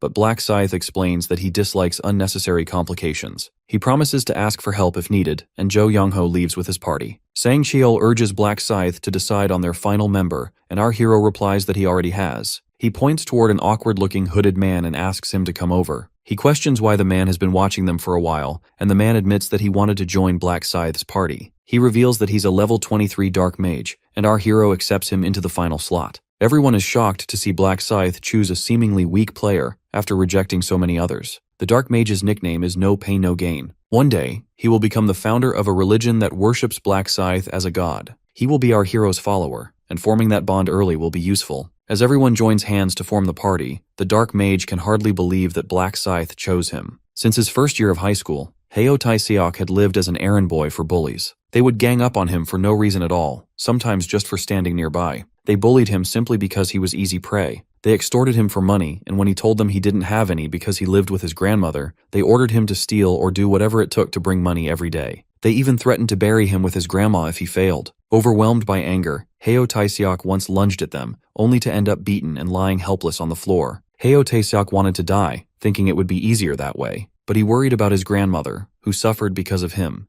and he promised himself that he would earn money and give her a better life. Holding on to that resolve, he endured for years. Just when he finally saw a future ahead, the angels appeared. The great cataclysm began, and instead of spoiling her, he couldn't even find a proper job. By the end of round 2, Tae-seok returned home to see his bullies dragging his grandmother around. Enraged, he attacked them with black arrows. The bullies screamed in pain, shocked to see that he had changed classes. From that day on, Tae-seok isolated himself. He began to stutter and decided that he would clear the final round and use his wish to save his grandmother. He cleared round 3, and ever since changing classes, he never missed first place in his zone, though there was always another stat left to raise. When Tae-seok saw Black Scythe defeat all 9 zone representatives in an instant, he was deeply impressed. He wished he were that strong so he could protect his grandmother. Curious about how Black Scythe became so powerful, he longed to meet him at least once. Our hero asks his new party member to introduce himself. Tae-seok tells everyone that he's a level 23 Dark Mage whose skills are Black Arrow and Black Chains. Only then does he realize that he didn't stutter at all. He's surprised that he doesn't feel nervous either, and wonders if it's because he wants to make a good impression on Black Scythe. The party begins their hunt, and Minjuri casts her buffs on everyone. She starts with Sang Cheol, increasing all his stats by 60%. She then boosts Seo Aaron's attack and movement speed by the same amount. Everyone immediately understands why Black Scythe chose to keep Minjuri after witnessing her overwhelming support abilities. Seo Aaron then summons her creatures and explains that her fairies used to only provide shields with no combat ability, but after reaching level 20, she could summon 2, and they began using attack magic. She also summons her golem, explaining that it simply draws monster aggression. Seo Aaron looks to Black Scythe for approval, but he merely tells everyone to move out. Tae-seok watches their abilities in awe and realizes that he needs to contribute as well. As our hero and his party continue forward, they're surprised to find another party already engaged with the boss. Excited at having found it so early, the players rush in to attack. However, once the boss begins fighting back, they realize just how powerful it is and scramble to adjust their strategy. Pink Princess flanks behind the horse to strike but gets kicked away instantly. In response, everyone attacks at once and defeats the horse in a single moment. Watching the boss collapse, the Dark Mage is left stunned that first place was stolen right before his eyes. As the other party celebrates their win, Tae-seok can't believe he just lost first place. He thinks Black Scythe must be disappointed, but realizes that our hero is looking too calm. Everyone in the other party waits for the quest completed message, but it doesn't pop up. Only then everyone realizes the centaur they killed wasn't a boss. The real boss of the quest is a bull-headed minotaur, and to beat him, they need at least 20 level 20 players, which means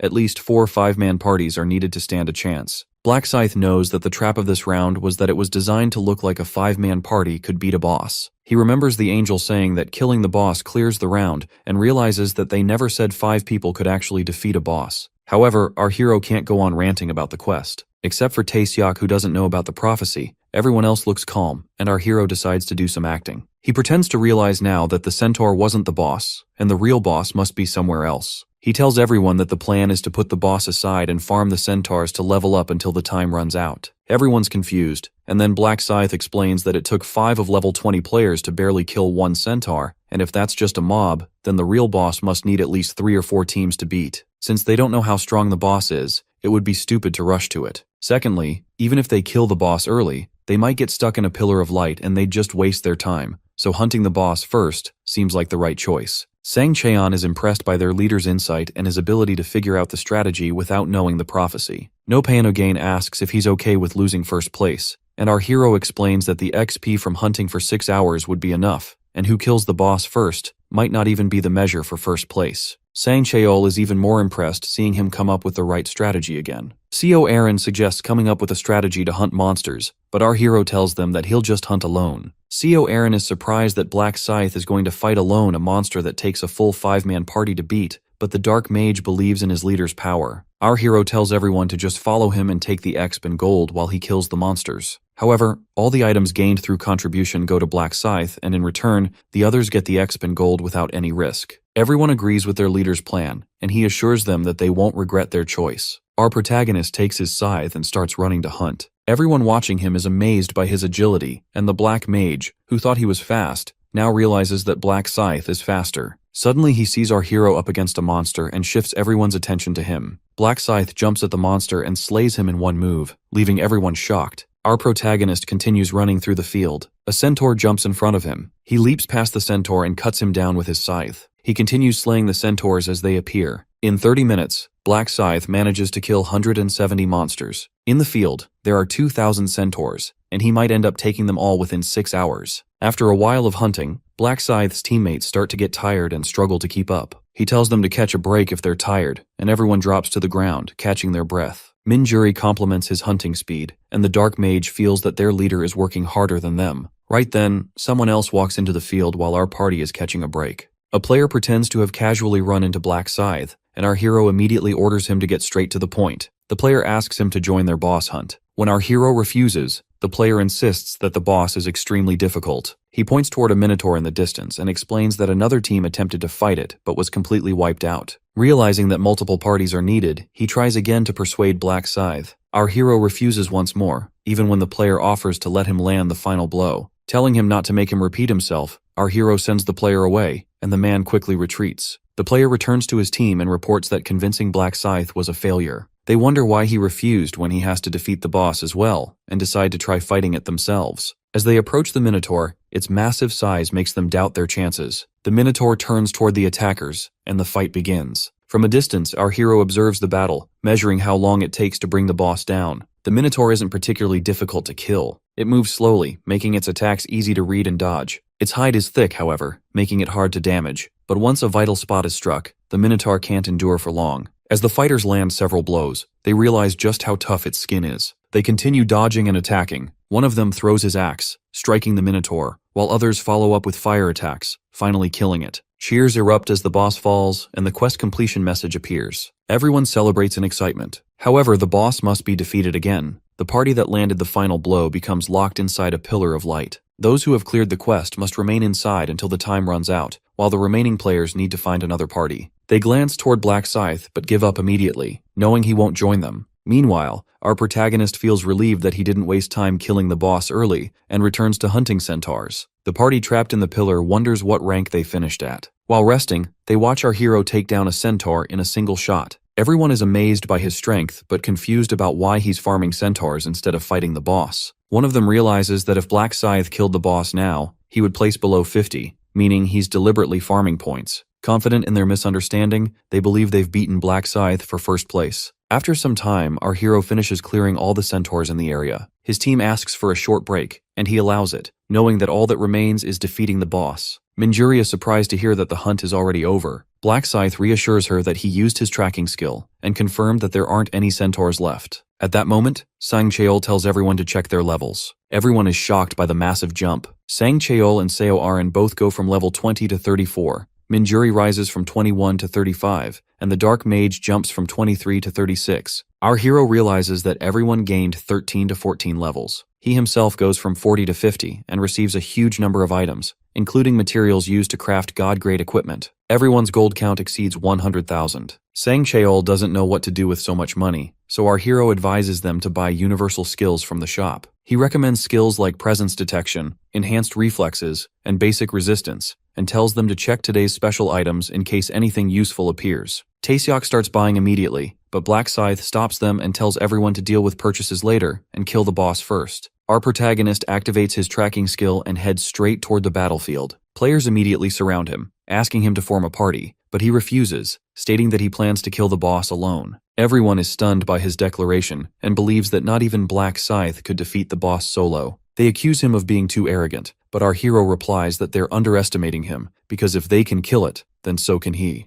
They argue that they needed numbers, but he doesn't believe numbers will help. As our hero tells his team to stay behind and walks toward the boss monster, the surrounding players grow eager to watch. With dozens of eyes on him, Black Scythe would prefer to keep his ultimate skill hidden, but this is the perfect chance to show his true strength. If he demonstrates how quickly he can kill the Minotaur, no one here will ever dare to look down on him again. He takes his stance, and the spectators find his posture strange. However, once the distance becomes close enough for the attack to land, the system begins recording. Since the tie hasn't officially started yet, it still counts as a pre-move. The Minotaur charges toward him and enters range. Our hero calmly counts down to 3 and activates his Knight of Death skill, immediately followed by Moonlight Slash. A ripple of energy surges forward and cleaves the Minotaur's head clean off. As the boss collapses, everyone stares in stunned silence. In that instant, our hero reveals his true strength. After killing the Minotaur, Black Scythe obtains a bull hide and a Minotaur armor blueprint that could sell for a high price. He checks on his party members and notices Taeseok staring at him with a dazed expression.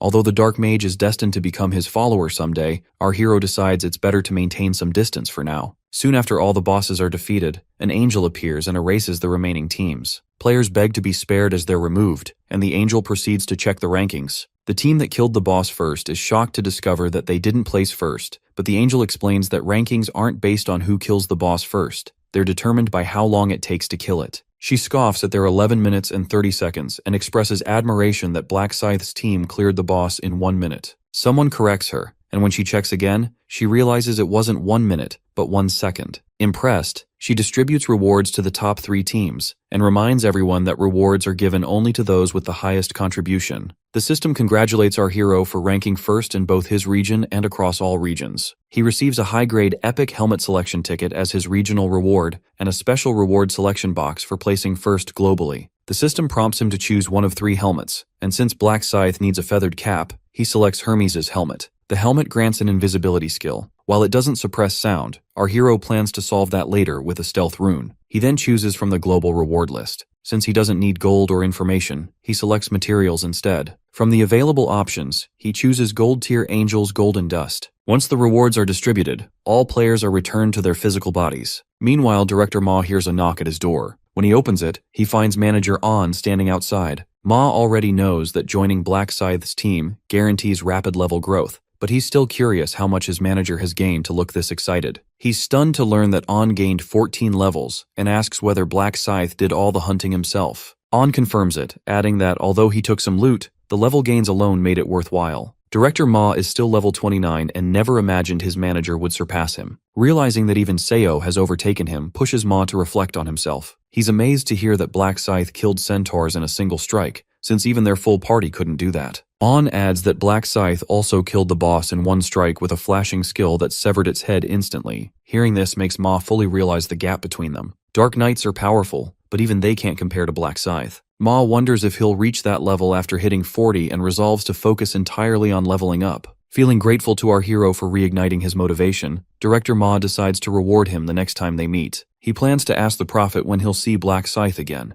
but An wonders aloud whether the Prophet even survived. Ma immediately orders him to check instead of speculating and asks if he learned the skills he requested. An replies that he mastered both tracking and erasing traces. Ma tells him to head out later and test the skills while cleaning up. An is surprised that his boss is working so late since the sun is nearly up, but Ma reassures him that it's fine because they won't be killing anyone outside. In truth, Ma finds this weather perfect for relieving stress. Meanwhile, Taeseok lies in bed, unable to stop thinking about Black Scythe and his overwhelming power. He believes that our hero is so far beyond him that he can't even look up properly. In Taeseok's mind, Black Scythe is a god, and he desperately wants to repay him somehow. Feeling useless, he wishes he had a class that could truly support our hero. Knowing that he can't help much in this world, he wonders if there's something he can do in the real world instead. Thinking about what a god truly needs, he comes to a realization: devout followers.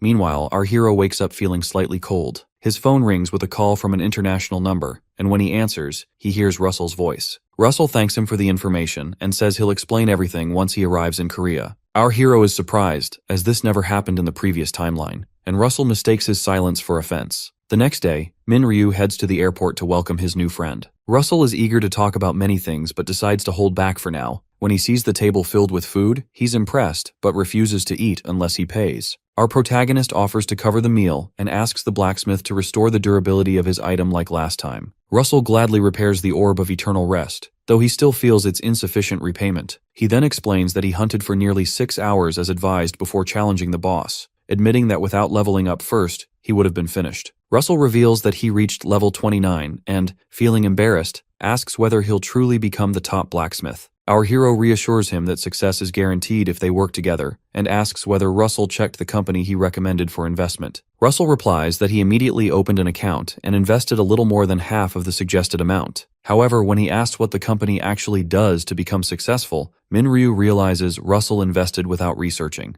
He decides it's time to properly introduce the company. Standing outside the Player Place building, Russell is impressed by its appearance while still thinking about the money he invested. Minryu's money. Our hero corrects him, saying it's his own money, and asks how he's surviving on the remaining 30%. Learning that Russell is struggling slightly, our protagonist decides to give him 10,000 more later. As they enter the building, Russell wonders whether they're really allowed to walk in unannounced. Minryu assures him it's fine, explaining that it's practically his company even if he isn't the CEO. He mentions that the company recently changed its name and completely transformed its business model. Russell believes that if the profit is fully invested, he doesn't need an introduction, yet he still wants to know what kind of company it is. Our hero assures him it's the kind of business every player would be interested in. Inside, Minryu finds An blocking the door, which makes him wonder if there's a guest inside. An is startled to see Minryu, and our hero explains that he brought a foreign investor and wants to meet the CEO. An asks him to wait, explaining that someone is already inside. Minryu realizes Ma must have forbidden entry and understands they're following orders, but he grows curious about the visitor. An hesitantly reveals that the director's fiancé is inside, and Minryu immediately understands why he was stopped. Ma is surprised to see Minryu, and when our hero calls him out for expecting an appointment, Ma awkwardly claims he explained himself poorly. Minryu knows it wasn't a misunderstanding, and that Ma simply believes prophets have no power beyond foresight. Ma apologizes and assures him he's welcome any time, explaining that the lack of notice caught him off guard. Our hero then notices Christine Craig, the only unique class priest and a woman who survived up to round 15. Like buffers, priests are considered essential support classes. Their resurrection skill at level 60 is overwhelmingly powerful, reviving players who died within 10 minutes. Even with limitations, an extra life is an enormous advantage. Minryu only approached Ma because of Christine. He didn't expect to encounter her this early, but he knows he must make her an ally and guide her to at least round 20. Ma introduces Christine, and although Minryu already knows she's his fiancé, he introduces himself politely and compliments her beauty. Ma realizes the prophet knows about the engagement and apologizes for lying. Our hero understands the awkwardness but wishes Ma had trusted him more. Minryu wants to share information about the next round with Christine as well. He asks Russell to wait outside and enters the office. Ma introduces him as a business partner, company manager, and a prophet who can see the future. Christine is confused, but our hero assures her it's true and mentions knowing strategies for round 7. Ma adds that not a single one of the prophet's words has been false. Christine wonders why he's revealing everything to her, and Minryu explains that he wants to give her round 7's information freely. Her reaction makes it clear she doesn't trust him yet. He warns them not to be swayed by temptation, but explains he can't say more without harming everyone. He tells them to remember his words like a mantra before adding one more thing. Her life will be in danger in round 11, but she shouldn't worry, because a lifeline will descend to save her. Later, as Christine sits on the plane, she reflects on the conversation. She knows her father would have exploded if he'd heard it. The prophet told her she'd be saved but never said by whom, which makes her doubt him. She wonders if the prophet himself is being deceived, since he only described the surface. Upon landing, she's surprised to see Bishop Deacon waiting. He explains he was ordered to escort her directly back, and they leave together. At Shiningwood Hall, Deacon announces Christine's arrival and lets her into the bishop's office. She tells her father that Ma is doing well and treats her politely, but she doesn't feel any closeness. The Reverend expects feelings to develop after 6 months, but Christine doesn't even consider it dating. He insists that marrying into the Osung group would benefit her, and believes affection will grow in time. Christine feels Ma is hiding something, but her father scolds her for lacking discipline. She mentions Ma preparing a business venture, which the Reverend criticizes as greed, only to be called out for the same behavior by his daughter. He insists her power is divine and blessed by angels, refusing to accept the truth about them. When he asks about Ma's use of the gift, Christine says he ranks 2nd or 3rd in the sector and plans to build a player-based social market with a partner who claims to know the future. She tells him about the prophet's predictions and the round 7 information, but admits she can't trust him. Tempted, the Reverend suggests she get closer to the prophet. Christine objects, saying he keeps predicting her death, calling it a bogus prophecy. Her father warns her that betrayal may come from within her followers, but she reminds him she's the sector representative and well protected. Though he agrees, he urges caution. After Christine leaves, the Reverend calls Jeffrey and tells him about the prophet predicting his daughter's death. If the prophecy proves false, he orders Jeffrey to uncover the truth and vows to make the prophet suffer. Our hero sits down at his computer for another meeting, and the chairman asks whether he has narrowed down the candidates for executive positions. Minryu explains that he shortlisted 30 applicants based on their levels and regional rankings, but Black Scythe isn't among them. He also searched for the other players the chairman mentioned, such as Heavenly Demon and Dumb Idiot, but couldn't find any trace of them. The chairman instructs Yamti to proceed with the tests, select 5 candidates who pass, and then moves on to the next topic. They discuss Congressman Lee Sung-hyun, who has been slandering players lately. The chairman decides to deal with him after the executive selections, believing that their true nemesis lies within the legal system, those attempting to control players through legislation. The official Player Place website launches successfully, and as expected, tens of thousands of players log in and begin listing items. Our hero notices how desperate people seem for money, judging by the variety of items being sold. He pulls out his phone and starts sweeping up all the unique materials. Min-ryu selects several materials he can use to craft at least 3 unique items and sets them for delivery. He then searches for magic stones. While some well-known stones are priced at over 2 million won, he finds only low-grade ones but buys every single one available. 2 days later, Min-ryu's friend enters the apartment and finds piles of boxes scattered across the room. Our hero explains that he bought player items from the Player Place market and begins unboxing them. After confirming everything arrived correctly, he starts combining the materials. Beginning with the magic stones, he fuses 16 low-grade stones to create a single top-grade magic stone. He repeats the process several times, producing multiple top-grade stones. Next, Min-ryu integrates the newly created stones into his equipment. He adds 16% damage to his Death Scythe, then enhances Hermes' Feather Helm with 32 strength points,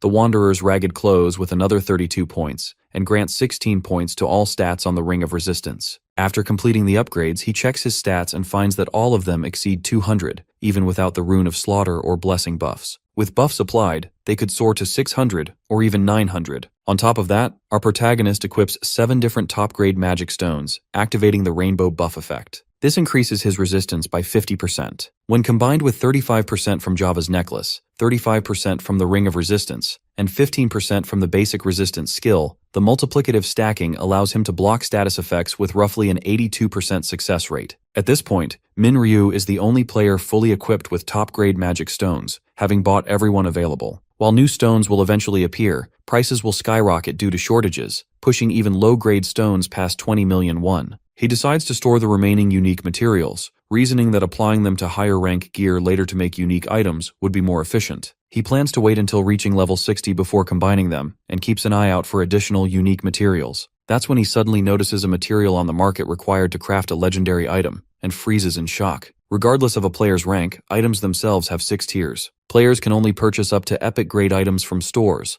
Anything higher must be crafted through combinations. The higher the rank, the harder it is to obtain the required materials. While not impossible, it's extremely difficult. Currently, there's only one place where the immortal skin fragment can drop, the round 5 boss, the High Orc. Even then, the drop chance is slim. Seeing that someone obtained this material means they must have killed the boss, and our hero immediately suspects who it is. He knows this person is strong enough to take down orcs and possesses the Rune of Drop. If the seller truly is him, then the listing is bait, and extremely dangerous bait at that. The direct trade requirement only reinforces the suspicion. Still, Min-ryu decides to test it and messages the seller. He first offers 900,000 won, and when the seller quickly agrees, he pushes further. Pretending to be an innocent newbie, he asks if the price can be lowered to 800,000. The seller agrees out of pity, confirming Min-ryu's suspicion that it's indeed that guy. He sets up the meeting fully aware it's a trap meant to lure victims in. If it really is him, Min-ryu won't let it continue and decides to pay a visit before more people fall prey and before the legendary item disappears. The seller had dragged 20 orc corpses just to summon and defeat the High Orc, nearly dying in the process. Furious that our hero tried to lowball him with an 800,000 won offer, he plans to kill him for the insult. Suddenly, another victim crawls toward him, begging to be spared.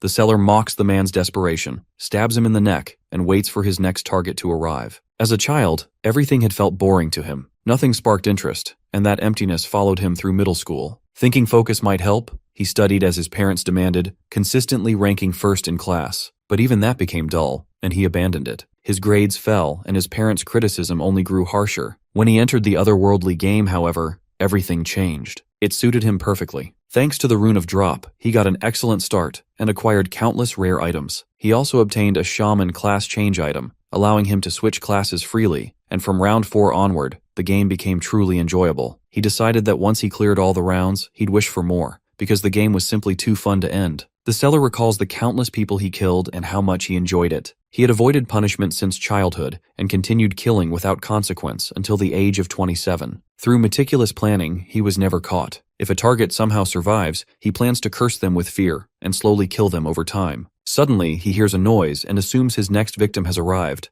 Once the target comes close, he'll trigger a corpse explosion boom and blow them apart. At that moment, our hero walks into the alley. The killer eagerly waits for him to step into range, but Min-Ryu stops short and calmly asks if he's selling the undying skin fragment. He calls the seller out from hiding, but the killer keeps waiting, hoping the target will take just a few more steps. Approaching would put him inside the explosion radius, and while he considers using the curse of fear, it feels too dull. Our hero stops one step outside the danger zone, forcing the seller to reveal himself. Seeing his prey hesitate, the killer briefly wonders if his plan has been discovered. Still, he convinces himself there's no way the target knows about the corpse or the explosion skill. Min-Ryu begins insulting him, calling him a fraud and accusing him of scamming people with fake listings. The seller panics as his victim takes control of the situation. Our hero continues berating him, accusing him of defrauding players. Finally, the seller caves and reveals the item. After confirming it's genuine, Min-Ryu smiles and instantly chops off the seller's arm. The killer screams in pain, stunned that his target never stepped forward even once. In the next instant, our hero vanishes and reappears behind him. The killer starts seeing double. Our hero teleports behind him and calmly picks up the item. The killer immediately tries to activate his curse of fear but is shocked when it fails. As Min-Ryu punches him square in the face, the killer is stunned by the sheer strength behind the blow. Our hero continues beating his opponent until he knocks him unconscious. He then heals the killer back up, only to start beating him again. Our protagonist keeps pounding his opponent relentlessly. When the killer's curse of fear finishes recharging, Min-Ryu responds by gouging out his eyes. He coldly remarks that the killer's parents must be disgusted by him. In desperation, the killer draws his knife, but our hero kicks him back down to the ground. With one arm severed and his eyes gone, panic finally sets in.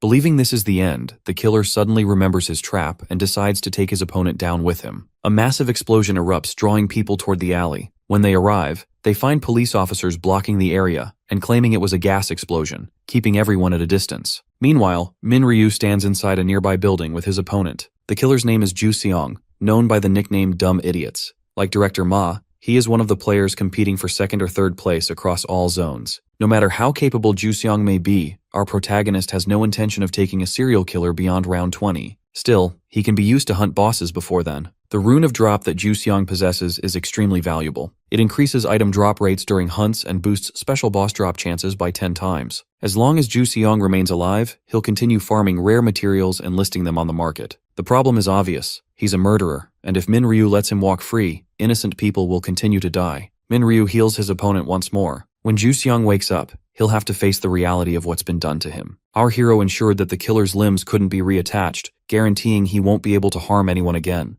The only body that matters for item drops is the one in the other world, and since Ju Seong never saw his attacker's real face, he can never track him down. After some time, Ju Seong regains consciousness, still dazed, and is shocked that he survived the explosion in the alley. He suddenly remembers that his opponent cut off his arm, but when he looks down, his horror deepens as he realizes his leg is gone as well. He begins cursing our hero until he notices a letter beside him. The letter explains that Min-Ryu didn't sever his leg. He would have killed Ju Seong out of spite, but losing a leg in the explosion was already punishment enough. If anything, the killer should consider himself lucky. The letter warns him not to cause trouble again unless he wants to die and makes it clear that Min-Ryu knows his address and personal information. Jo Seong is stunned that the explosion failed to kill his opponent and only cost him his leg. He wonders how long he was unconscious for Min-Ryu to do all this. When he reaches into his pocket, he's horrified to find that his phone and wallet are gone. Enraged and humiliated, he starts screaming and vows to take revenge. Meanwhile, our hero sits at a restaurant with Minjuri as she happily enjoys her meal. He suggests coming there more often, but Minjuri points out that he's always busy. Our hero knows she's right. Between play-server bar meetings on weekends and regular play-place meetings, he rarely has time to relax. On top of that, he can't move freely due to the constant risk of being followed.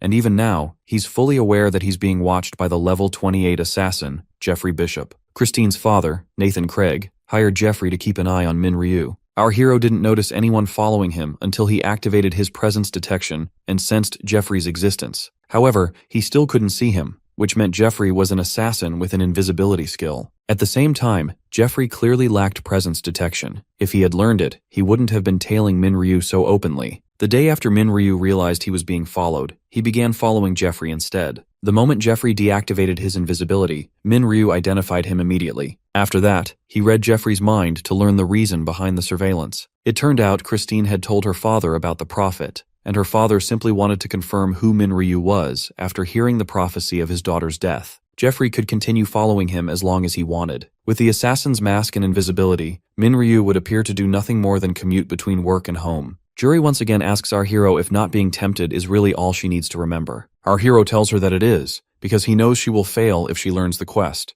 and failure means death. He can't allow anyone he intends to protect to die before round 20. He needs to save as many people as possible, and asks Juri to survive until the final round. As the next round begins, the angel announces that 434 players have survived and declares that the regions will be merged again. 10 regions are combined, bringing the total player count to nearly 5,000. The angel introduces the newly merged zone and prepares to select a zone representative to manage it. Watching the selection process, our hero realizes he must secure the position again. Becoming the zone representative grants him influence in the real world as well, and this round's sub-quest reward includes the Rune of Mental Barrier. It's one of the 18 runes he needs and is essential to resisting Yamti's ability. No matter what, he must obtain both the representative reward and the Rune of Mental Barrier, and he's fully prepared to do so. The angels begin discussing who should volunteer as the zone representative. One of them mentions the game Priscilla played previously, where if her former zone's representative wins again, she becomes queen. They suggest repeating that method. Priscilla proposes the usual deathmatch selection, but another angel quickly objects. Her zone contains Black Scythe, the only human above level 50, making a deathmatch an automatic win for Priscilla's zone.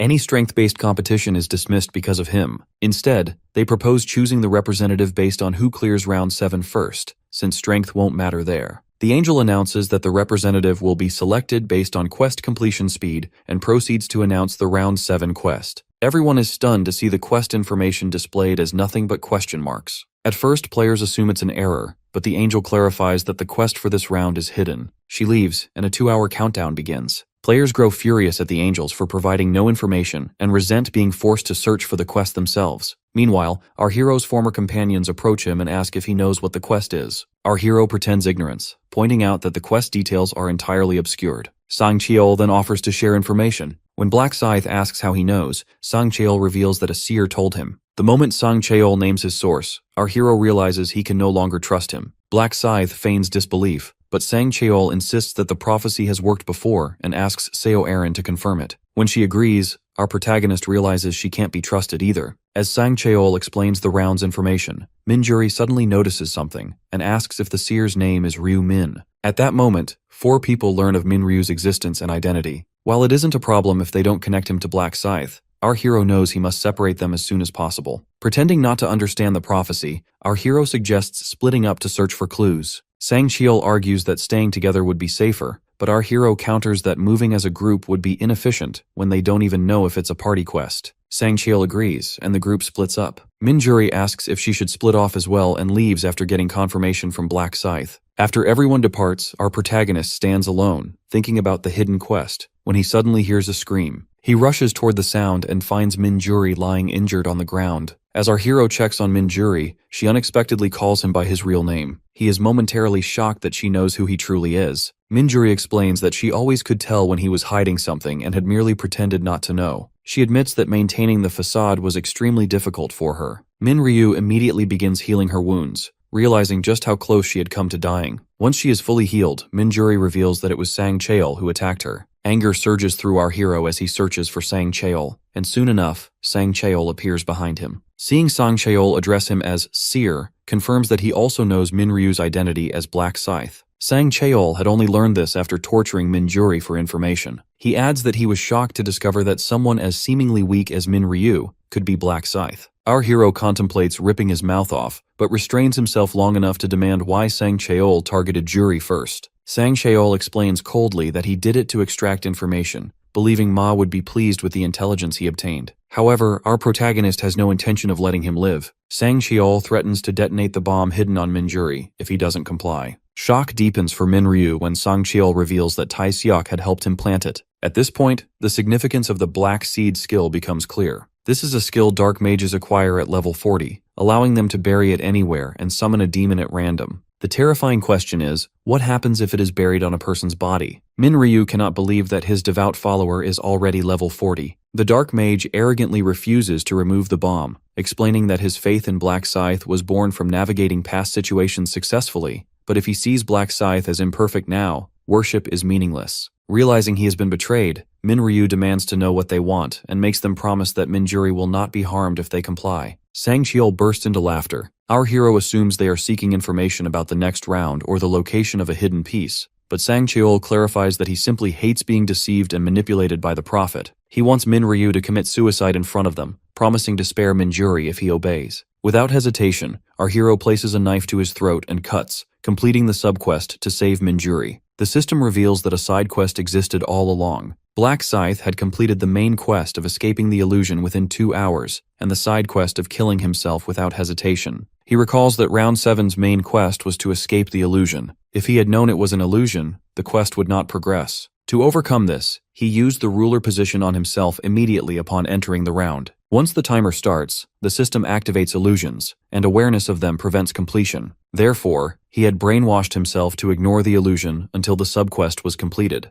Our protagonist had conditioned himself before the round to ensure he could save Minjuri, even if it meant sacrificing his own life. He also reinforced his emotional resolve, knowing that the illusion would exploit his anxieties, particularly the fear of betrayal by those he trusts and the revelation of his identity. By using Minjuri's presence as the emotional anchor, the system tried to tempt him into suicide. Thanks to his careful preparation, the plan succeeded flawlessly. At that moment, Seo Arin arrives after completing her own quest. She confesses her feelings, telling him she genuinely likes him, but only now has the courage to admit it. Before she can continue, Black Scythe swiftly decapitates her in the illusion, completing the main quest of escaping the temptation. As Black Scythe ends Seo Arin's illusionary hand, the quest officially concludes. The angel overseeing the round is shocked that a human has already cleared it and rushes to inform Black Scythe that he is the first to complete the illusion. A magical shield remains until the round officially ends, but he now understands that the main quest was designed to test players' ability to overcome temptation. The main quest leverages the player's personal data, creating scenarios that tempt them with worldly desires, seduction, or escape from pain.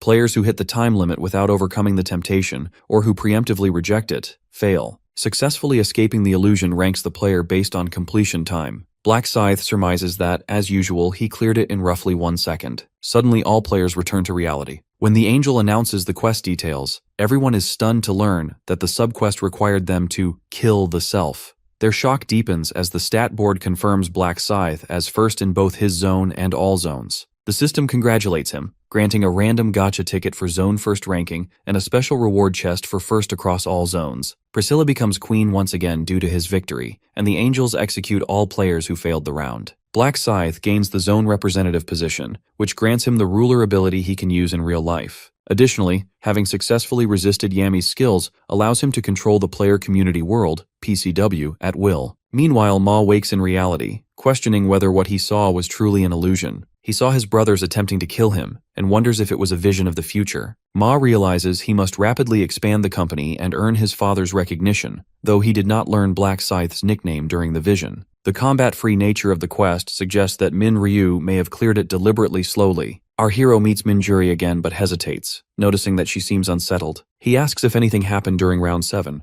Minjuri blushes, and he reassures her to forget what she witnessed. Minryu notes he wanted to see her to brief her on round 8 immediately. He intentionally allows Jeffrey to overhear this conversation, knowing it will help build Christine's trust, as the information will eventually reach her. Simultaneously, the chairman notices a new article has been published in mere minutes. His father praises Ma's younger son for successfully acquiring the player target item and notes his sharp business acumen despite his age. Unlike Ma, the chairman himself is not a player and cannot leverage such articles. Frustrated, he blames Ma and wishes he were a player capable of rivaling him. The chairman proceeds to a meeting with Yami, confirming 3 players succeeded in the murder test and instructs them to advance their plans the following day. Meanwhile, Reverend Nathan Craig advises Christine that keeping the prophet close is beneficial. Christine is surprised her father trusts Minryu so quickly after only one accurate prediction. Nathan explains that his investigation, conducted via Jeffrey, revealed Minryu is merely an ordinary person who commutes between home and work. Even Ma trusts him. At that moment, Jeffrey arrives with detailed information about round 8. He confirms that the round's difficulty will depend on the player's choices, and that experience points earned will vary accordingly. Additionally, from round 8 onward, non-player characters will begin appearing.